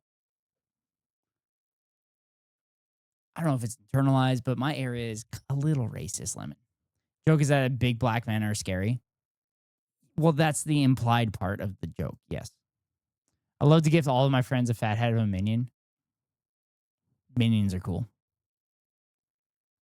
Which is why, Lemon, whenever I hear a racist joke again, I'm just going to make the person explain it to me. Because I think it'd be funny. College, one of my friends brought an Austin Powers standee, and she left it in the window. It always freaked people out. That's very momcore, you Ghost. They get so mad at that. Yeah. Because they have to explain racism to you. And they realize how fucking stupid they are. Yeah, so any racist joke or misogynistic joke, I'm going to make them explain it to me. And then I'll be like, okay, that's not that funny. Or something like that. So then that'll prevent me from getting fired for not laughing at people's jokes. It's like I belong here. It's kind of a creepy vibe. That's the thing about this bunker is like when some of the lights are on and some of them are not, you turn the corner from this like majestic moonlit Beverly Hills scene and then you're just in a liminal Also chat glow paint. It's glow paint. It's literally glow paint on the walls. Space over here. But over here is a very special corner. This is the Christmas corner. Mary, I guess, was like very enthusiastic about Christmas, and so she had this little nook built specifically for a Christmas tree. There's like a hole in the ground right here that a Christmas tree just fits into. And then there's light switches here for turning on and off the Christmas tree. So it's just meant to always be Christmas here. When everything else is gone, we still have Christmas. But that's enough about outside. I think Nixon went here at some point after making AI King videos. What? Nixon probably was in here. I glow painted a night skylight accurate and shit on one of my bedroom walls as a kid. That's kind of cool. Merry Christmas, guys. Dude, racist ghost. Huh, I don't understand. Dude tries to explain ghost. No, I still don't quite get it, dude. Dude explains racism. Oh, well, that's not funny. Exactly, Ari. Family friend helped us do it, and I was able to like learn constellations and stuff. That's kind of cool. For now, let's go inside the house. Now, the interesting thing about this house. Gold, did it rotate too? Did you rotate the stars? Because you know how the Earth spins and the constellation changes based on the time of year. Did you rotate your stars as well? Or always paint on the wall? I don't know. You may repaint it every like month or something like that. Is that it's called an automatat. What? I think. Is that right? Automatat? I think so. Okay. The term automatat was coined by the architect of this place, Jay Swayze, and stands for Atomic Habit. Oh my God, is that Patrick Swayze's dad? He designed them during the Cold War for the wealthy elite who were scared of getting swept away by a nuclear blast. Key components of an automatat include... Dude, why can't I think of something to completely scam fucking billionaires? Separate indoor and outdoor looking areas, a light system that can change from day to night, and they were also meant to be able to act as a nuclear shelter if needed. He marketed these homes as peeping Tom-proof to people who I can only assume have never heard. So it's literally just Fallout? Pretty much. I mean, there's a reason that Fallout takes place in that period of time. Or it looks like that period of time. I don't know, but it can't be that hard. They jumped on NFTs. Yeah, they're also really stupid too. They also had enough money to jump in on NFTs and then get out if they had to. I love Fallout. So these massive shelter plans include a food court. Who would work in the food court, Keko? Of curtains. He also marketed them as less expensive, which I don't believe. I don't believe that at all. Jay actually built Jerry's first automatat in Colorado before he built this one in... They are all very stupid ghosts to most people.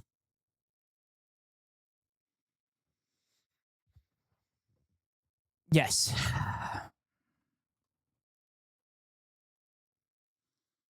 Vegas. So come on in. Come on into my automatat. We can just speed this whole part up. Right off the bat, you can see there's like windows in every which direction that you can see out to different landscapes. The lighting is like very fluorescent, so I wouldn't really say it feels like it's like daytime out there. It's Dude, the house under the ground is literally bigger than most people's houses, period.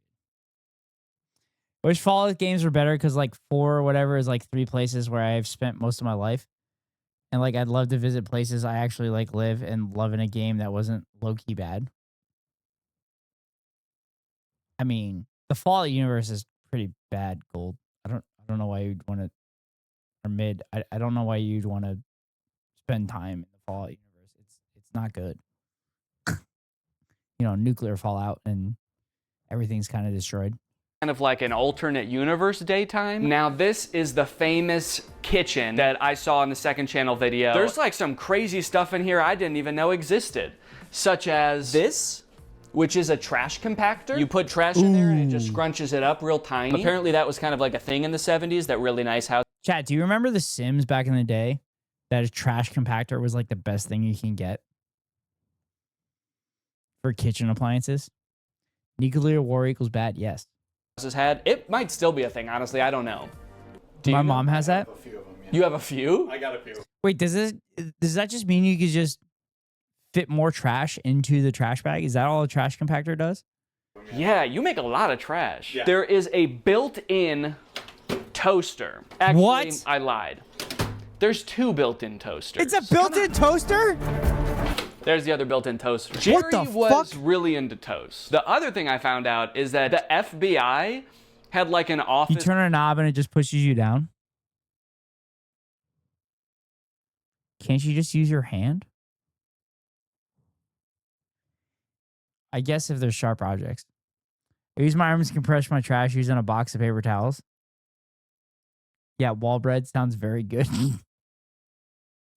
Christmas party here that she was like listing things. She was like the Cirque du Soleil, Fallout, the FBI. What do people wear to like an FBI holiday party? I just picture them all like in suits with guns. This is a room that is made out of silk. It's the dining room. And it's made out of silk. All the walls are like soft to the touch. There's just Actually, I haven't played 4 because the amount of bad reviews it got from my big Fallout fan friends. I liked 4. The storyline was a little convoluted. They went out on a limb on it. I spent a lot of hours playing Fallout 4. cotton behind them. It's just a silk room. But only on console because I didn't start doing PC Jerry until was a man who presumably 3 liked years to ago? party because there's a lot of party stuff around here. This bunker has a dance floor, a pool, and of course it's got a bar. Now one thing you might notice is that this bar is very Also, how many people did they expect to be in this bunker? That there's a bar and a dance floor. low. And that's because, unfortunately, Jerry was plagued by a lifelong condition that he had to deal with. He was 5'2", and apparently Mary was 4'11". So everything in this house is like kind of shorter than it's supposed to be. And that's just that. Wait, what? Is this true? No, this isn't true. He's fucking with us. He's pulling our fucking leg. This place looks like where a corn director lives. Just say porn, Keko. Just fucking say porn. Just say porn. Say porn the first time. I'd love to just wander around the DC and Mount Desert Island area because I've spent 90% of my life between the two. I watched people play it, but I tried and couldn't get super into it. I guess it felt different in a way. They didn't have its classic charm I was familiar with. I was never really a gamer, though, before Fallout, so maybe I have an askew look on the series from a nostalgic point of view. No, I do remember Fallout being kind of boring to start, and then it gets to a point where it's like very repetitive. But okay, should we practice saying porn in chat? Porn. Jerry partied with Richard Nixon. If that's the case, I'm glad no other president partied with someone with a J name. True. New Vegas hooked me. I will say New Vegas is fucking incredible. New Vegas is great. Spice it up with porno. Yeah, when New Vegas came out, that was my first Fallout game. Because I'm like, oh, I want to play this game. And I'm like, it looks so sick. And honestly, the shot from the Vegas sign was what hooked me. And also my parents love Vegas too. So shame it's so fucking buggy. I mean, inshallah, one day we'll get a remake. Actually, I'm kind of excited for Fallout Season 3 because it's going to all take place in New Vegas and it's going to be the Battle of New Vegas. And it should be good. But I was a little disappointed with the Season 2 finale because it was a lot. 18-month dev will do that. Yeah. I thought that was supposed to be Season 2. Season 2 is done. Season 2 does take place in New Vegas. Ish. Parts of it takes place in New Vegas. But Season 3 will probably mostly take place in New Vegas. That was just for their convenience. If you're gonna build a house underground, you gotta make it your Gold, before the season came out, I actually played New Vegas on stream. Except I got too excited to play it on stream that I finished it like 2 months before season 2 came out. So they have one place where they feel kind of normal, kind of at home, even. They wanted a short house. Give us a house that's so short it's underground. Come on with me.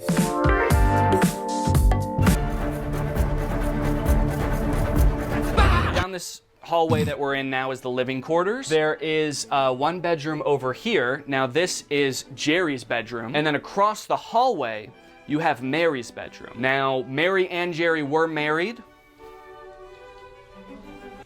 So I'll just let you do the math on that. For how crazy everything else looks, this is a very Listen, I've had people unironically say that sleeping in separate beds has saved marriages. So if you're getting good sleep, I guess it's good for you. standard looking bedroom. It's not even that 1970s looking. It's just kind of like, yeah, it's a bed. What'd you expect, dog? This is where I sleep. This is the bathroom. Again, Some people don't sleep pretty well low together? sink. It probably looks. Yeah, I mean, don't get me wrong. There's definitely times where I'm like, I kind of want to be in a bed by myself. Like in college when I was dating somebody, they'd want to come over and I'm like, I haven't been getting a ton of sleep. I haven't been getting a ton of sleep lately because you've been over a lot. So I kind of want to sleep by myself. This is off topic, but I think one of my wildest videos of this decade is the lady in Myanmar. One of the wildest videos is Lady in Myanmar dancing while there's a full military coup going on in the background. Yeah, that was crazy. She wasn't dancing. She was doing yoga. Myanmar. Looks like I'm like 7 feet tall standing next to this sink. This material here looks like marble, but it's like a fabricated It's like a marble. Zumba thing? Jerry had this specially made that's right. so It was that like a he Zumba could thing. like make it just how he wanted, and I guess he wanted like streaks of Thought she was doing green Zumba instruction? all up in Yeah, the it was marble, Zumba. which is kind of an interesting choice. I feel like green as an accent color in a bathroom is kind of crazy, especially to just kind of make it look like it's stained all over the place. Correct. It looks like toothpaste stain everywhere. But the theme of the bathroom is green, as you can see over here. And there's definitely going to have to be some blurring that happens in this video, because that is just a full naked picture of a woman. I don't think that's Mary. So you do the math on that. And again, in the tub, there's just like, he was like, give me the green stain treatment. That way, when I make my own green stains in the bath, you won't even be able to tell. The toilet used to be green, but apparently somebody who used to work here like stole it and sold it or something like that. What? So Based. now it's just a regular toilet. Actually, even the drain has like green stains, but I can't tell if that's just like mildew or soap scum or whatever. Oop, it dripped. Glad I managed to stumble my way in here, Ghost. I saw you in my recommended streams and recognized your name. I'm going to head to bed. Y'all have an awesome night. Aries, thank you for coming in. I appreciate you coming in. I'm glad to see I'm recommended for people. But thanks for coming in. Hopefully we'll see you here in the future. Obviously, most of the chat are familiar with you. But hope you have a good veg. And, you know, I pretty much stream every day. So hopefully we'll see you in here. Who was taking a bath in here? Okay, and this is Bye, Darling friends. Mary's room. Nobody called her that. I just made that up, but it is a darling room. Very pink, very elegant. Yes, she there has is a Discord. beautiful view outside. Let me grab that real quick. Morning. Yep, no problem. No problem. Jumping into the ghost cord. It's got periods when it's active and periods when it's not active. But Fossabot does announce when I go live, which is pretty much 6 o'clock Pacific time every single day, which some people complain about. S-Cow. And think, I'm so glad I'm not in bed with my husband and I'm looking out at this pool. Oh, the tour guide did give us a little bit of insight as to why they did not sleep in the same bedroom. Apparently, Jerry was a bit of a workaholic, so he would just get up and go to work at any time of the day. To the point where there's buildings across the street that Jerry worked at, and rumor has it that there is a tunnel that goes from this bunker to those buildings that has since been covered up, but Jerry used to just get out of bed and go in his underground tunnel to work. I don't really know what the purpose of that is. Like, he couldn't just go up and cross the street and get into his office. It's like he was like That's so actively much effort. avoiding That's being so above much effort, ground. Dan. One thing that I thought was interesting is I did kind of assume that this was purely a like bunker for the end times, and he had, you know, he's got properties everywhere else. He doesn't live here. He lives there. Rich and people he in comes here connected if shit tunnels? hits the fan. But it turns out like Well, I mean, also there's the Orthodox Jewish people that had tunnels in New York City, which I think a bunch of people just got arrested for child trafficking. tunnels are cool though. Well, yeah, the tunnels that aren't involved for child trafficking. He literally lived here. This was his. Not that kind of tunnel. Chat, is there anybody else that lives in areas where it's snow that would dig tunnels through the excess snow from the plows that would push the snow on the side of the road? Yes, yeah. I would do that, and my mom was fucking terrified. Hamas tunnels?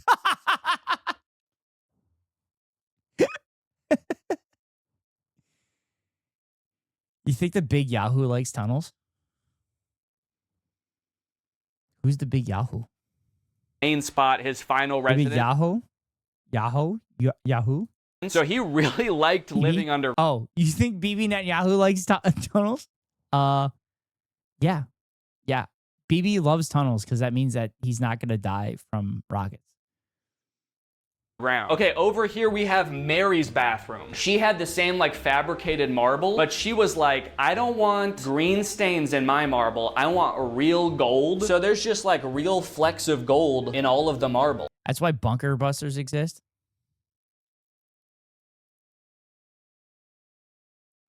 Yeah, bunker busters don't actually exist. They don't actually bust bunkers.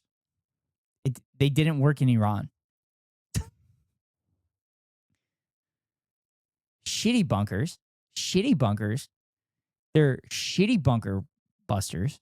Not like good. Just throw more at that. That's not how that works, Gold. But that is the American way. So I got to give you props for that.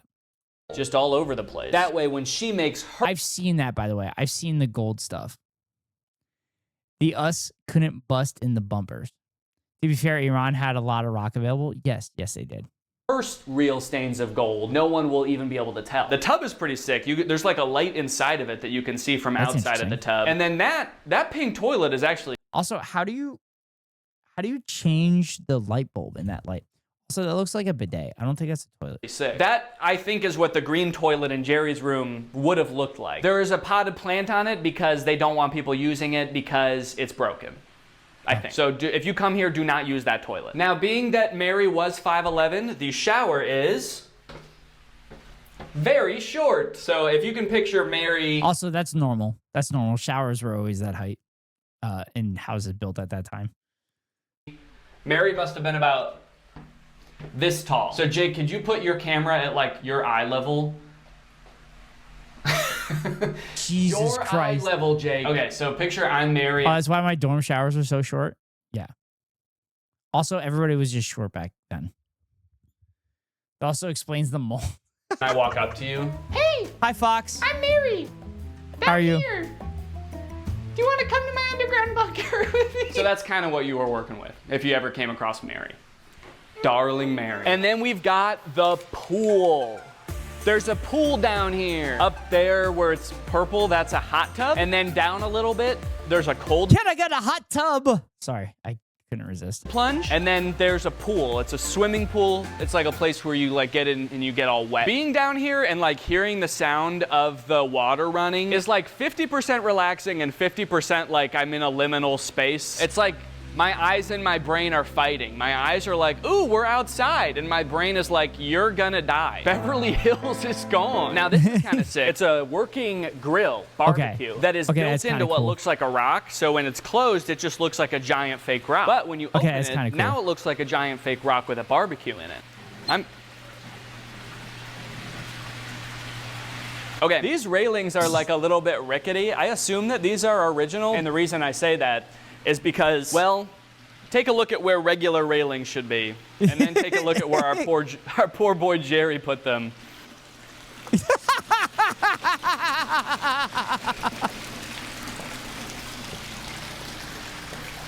Here we have the dance. Wait, chat, what was the name of this person again?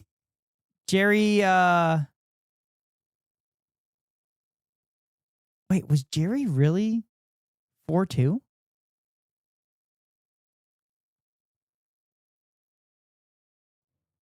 Okay, gotta go to bed. Happy bed, Gold. I hope you go chop those trees again tomorrow. Jerry Swayze?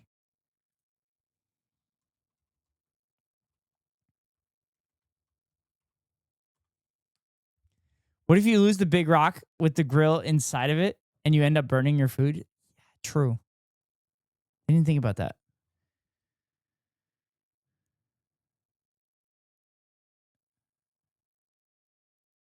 Wait, I think that was the designer. No, Jerry Swayze. No, I think Jerry Swayze. No, Jerry Swayze was the person that created the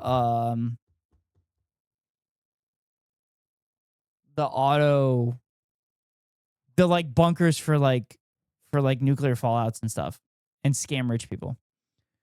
Like losing the key rock. Oh yeah, losing the key rock would be bad. Cube pineapple and mango today. Oh, I got pineapple in my fridge that I probably need. Floor. Jerry, I guess, was something of a party animal himself, so he installed this. Apparently, the disco ball was not installed by Jerry. That was installed more recently. And there's also inserts for stripper poles, which Jerry did not add himself. Jerry was not into that kind of thing. It's kind of crazy to imagine all the feet that have danced on this floor, you know? All of Jerry's wealthy friends. Apparently Muhammad Ali used to come down here and party. The FBI. Getting absolutely nasty on this dance floor, dude. Oh yeah, and then there's the cryo chamber. There's just a cryo chamber over there. The cryo tank confusingly has nothing to do with Jerry and was only recently added by the current owners, the Stasis Foundation. From what I can tell, they are an organization. No, chat, it's Gerard Henderson. Gerard Henderson. What's his name?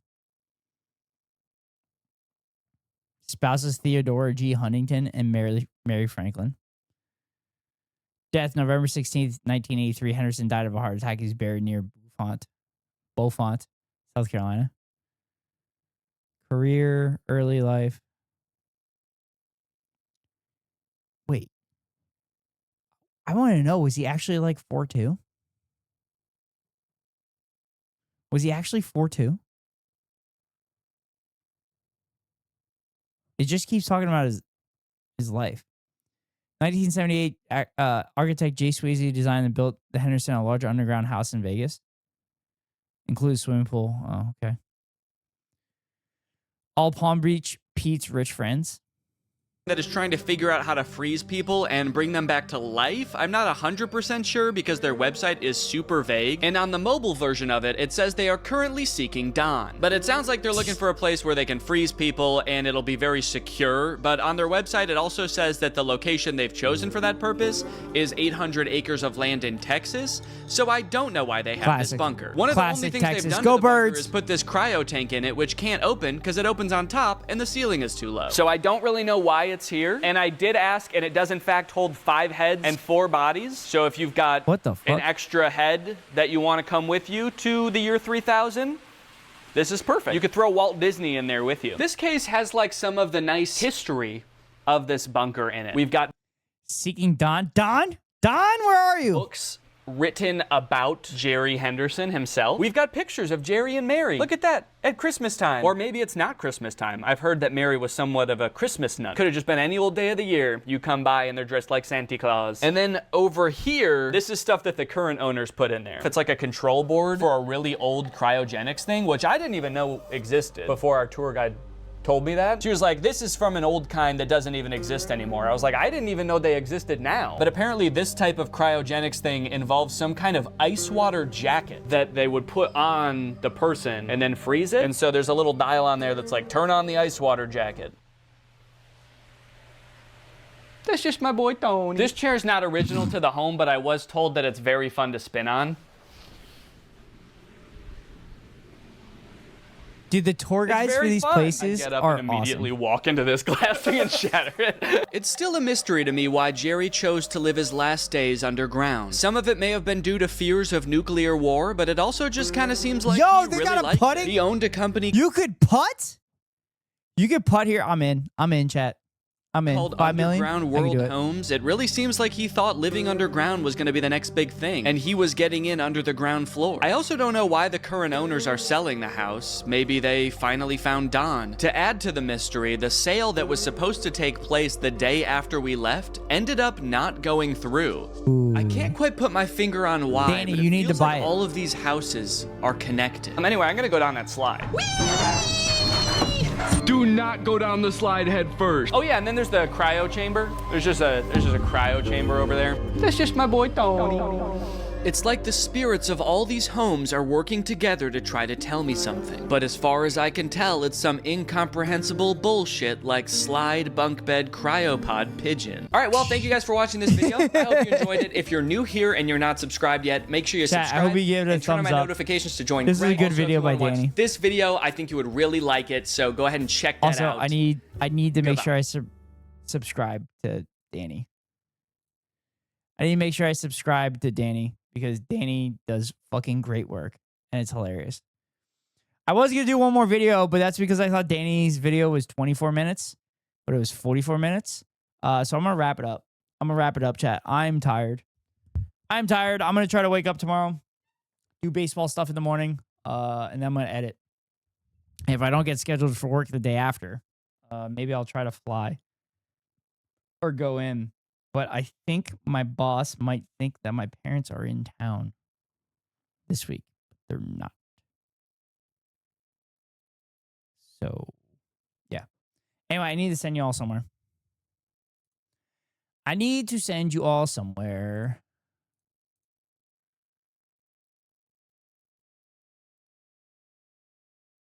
Yo, Michelle Manriquez has 53 viewers. Holy shit. Good for Michelle. Krabs is live. Supa's live. I don't know how long Supa's going to stream for. All right. She's playing the game for a while.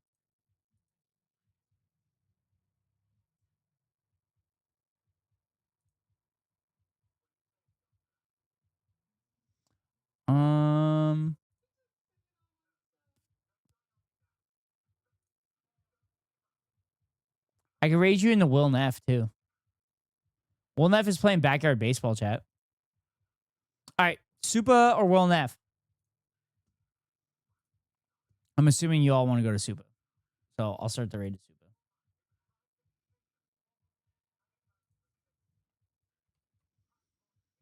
Supa. Supa. Backyard baseball? You want to go to Will Neff? Also, chat, do you want me to play backyard baseball on stream? Because I can do that. Also, Will Neff is my favorite content creator or my favorite streamer. And he's fucking hilarious with backyard baseball. He goes fucking unhinged. But chat, thank you so much for being here. I appreciate it. Hell yeah, Ghost Rider, Stim. Well, anyway, Borg, I'm sending you out somewhere. Borg, you love coming in here right when I'm... Wait, where are we going? We're going to Will Neff.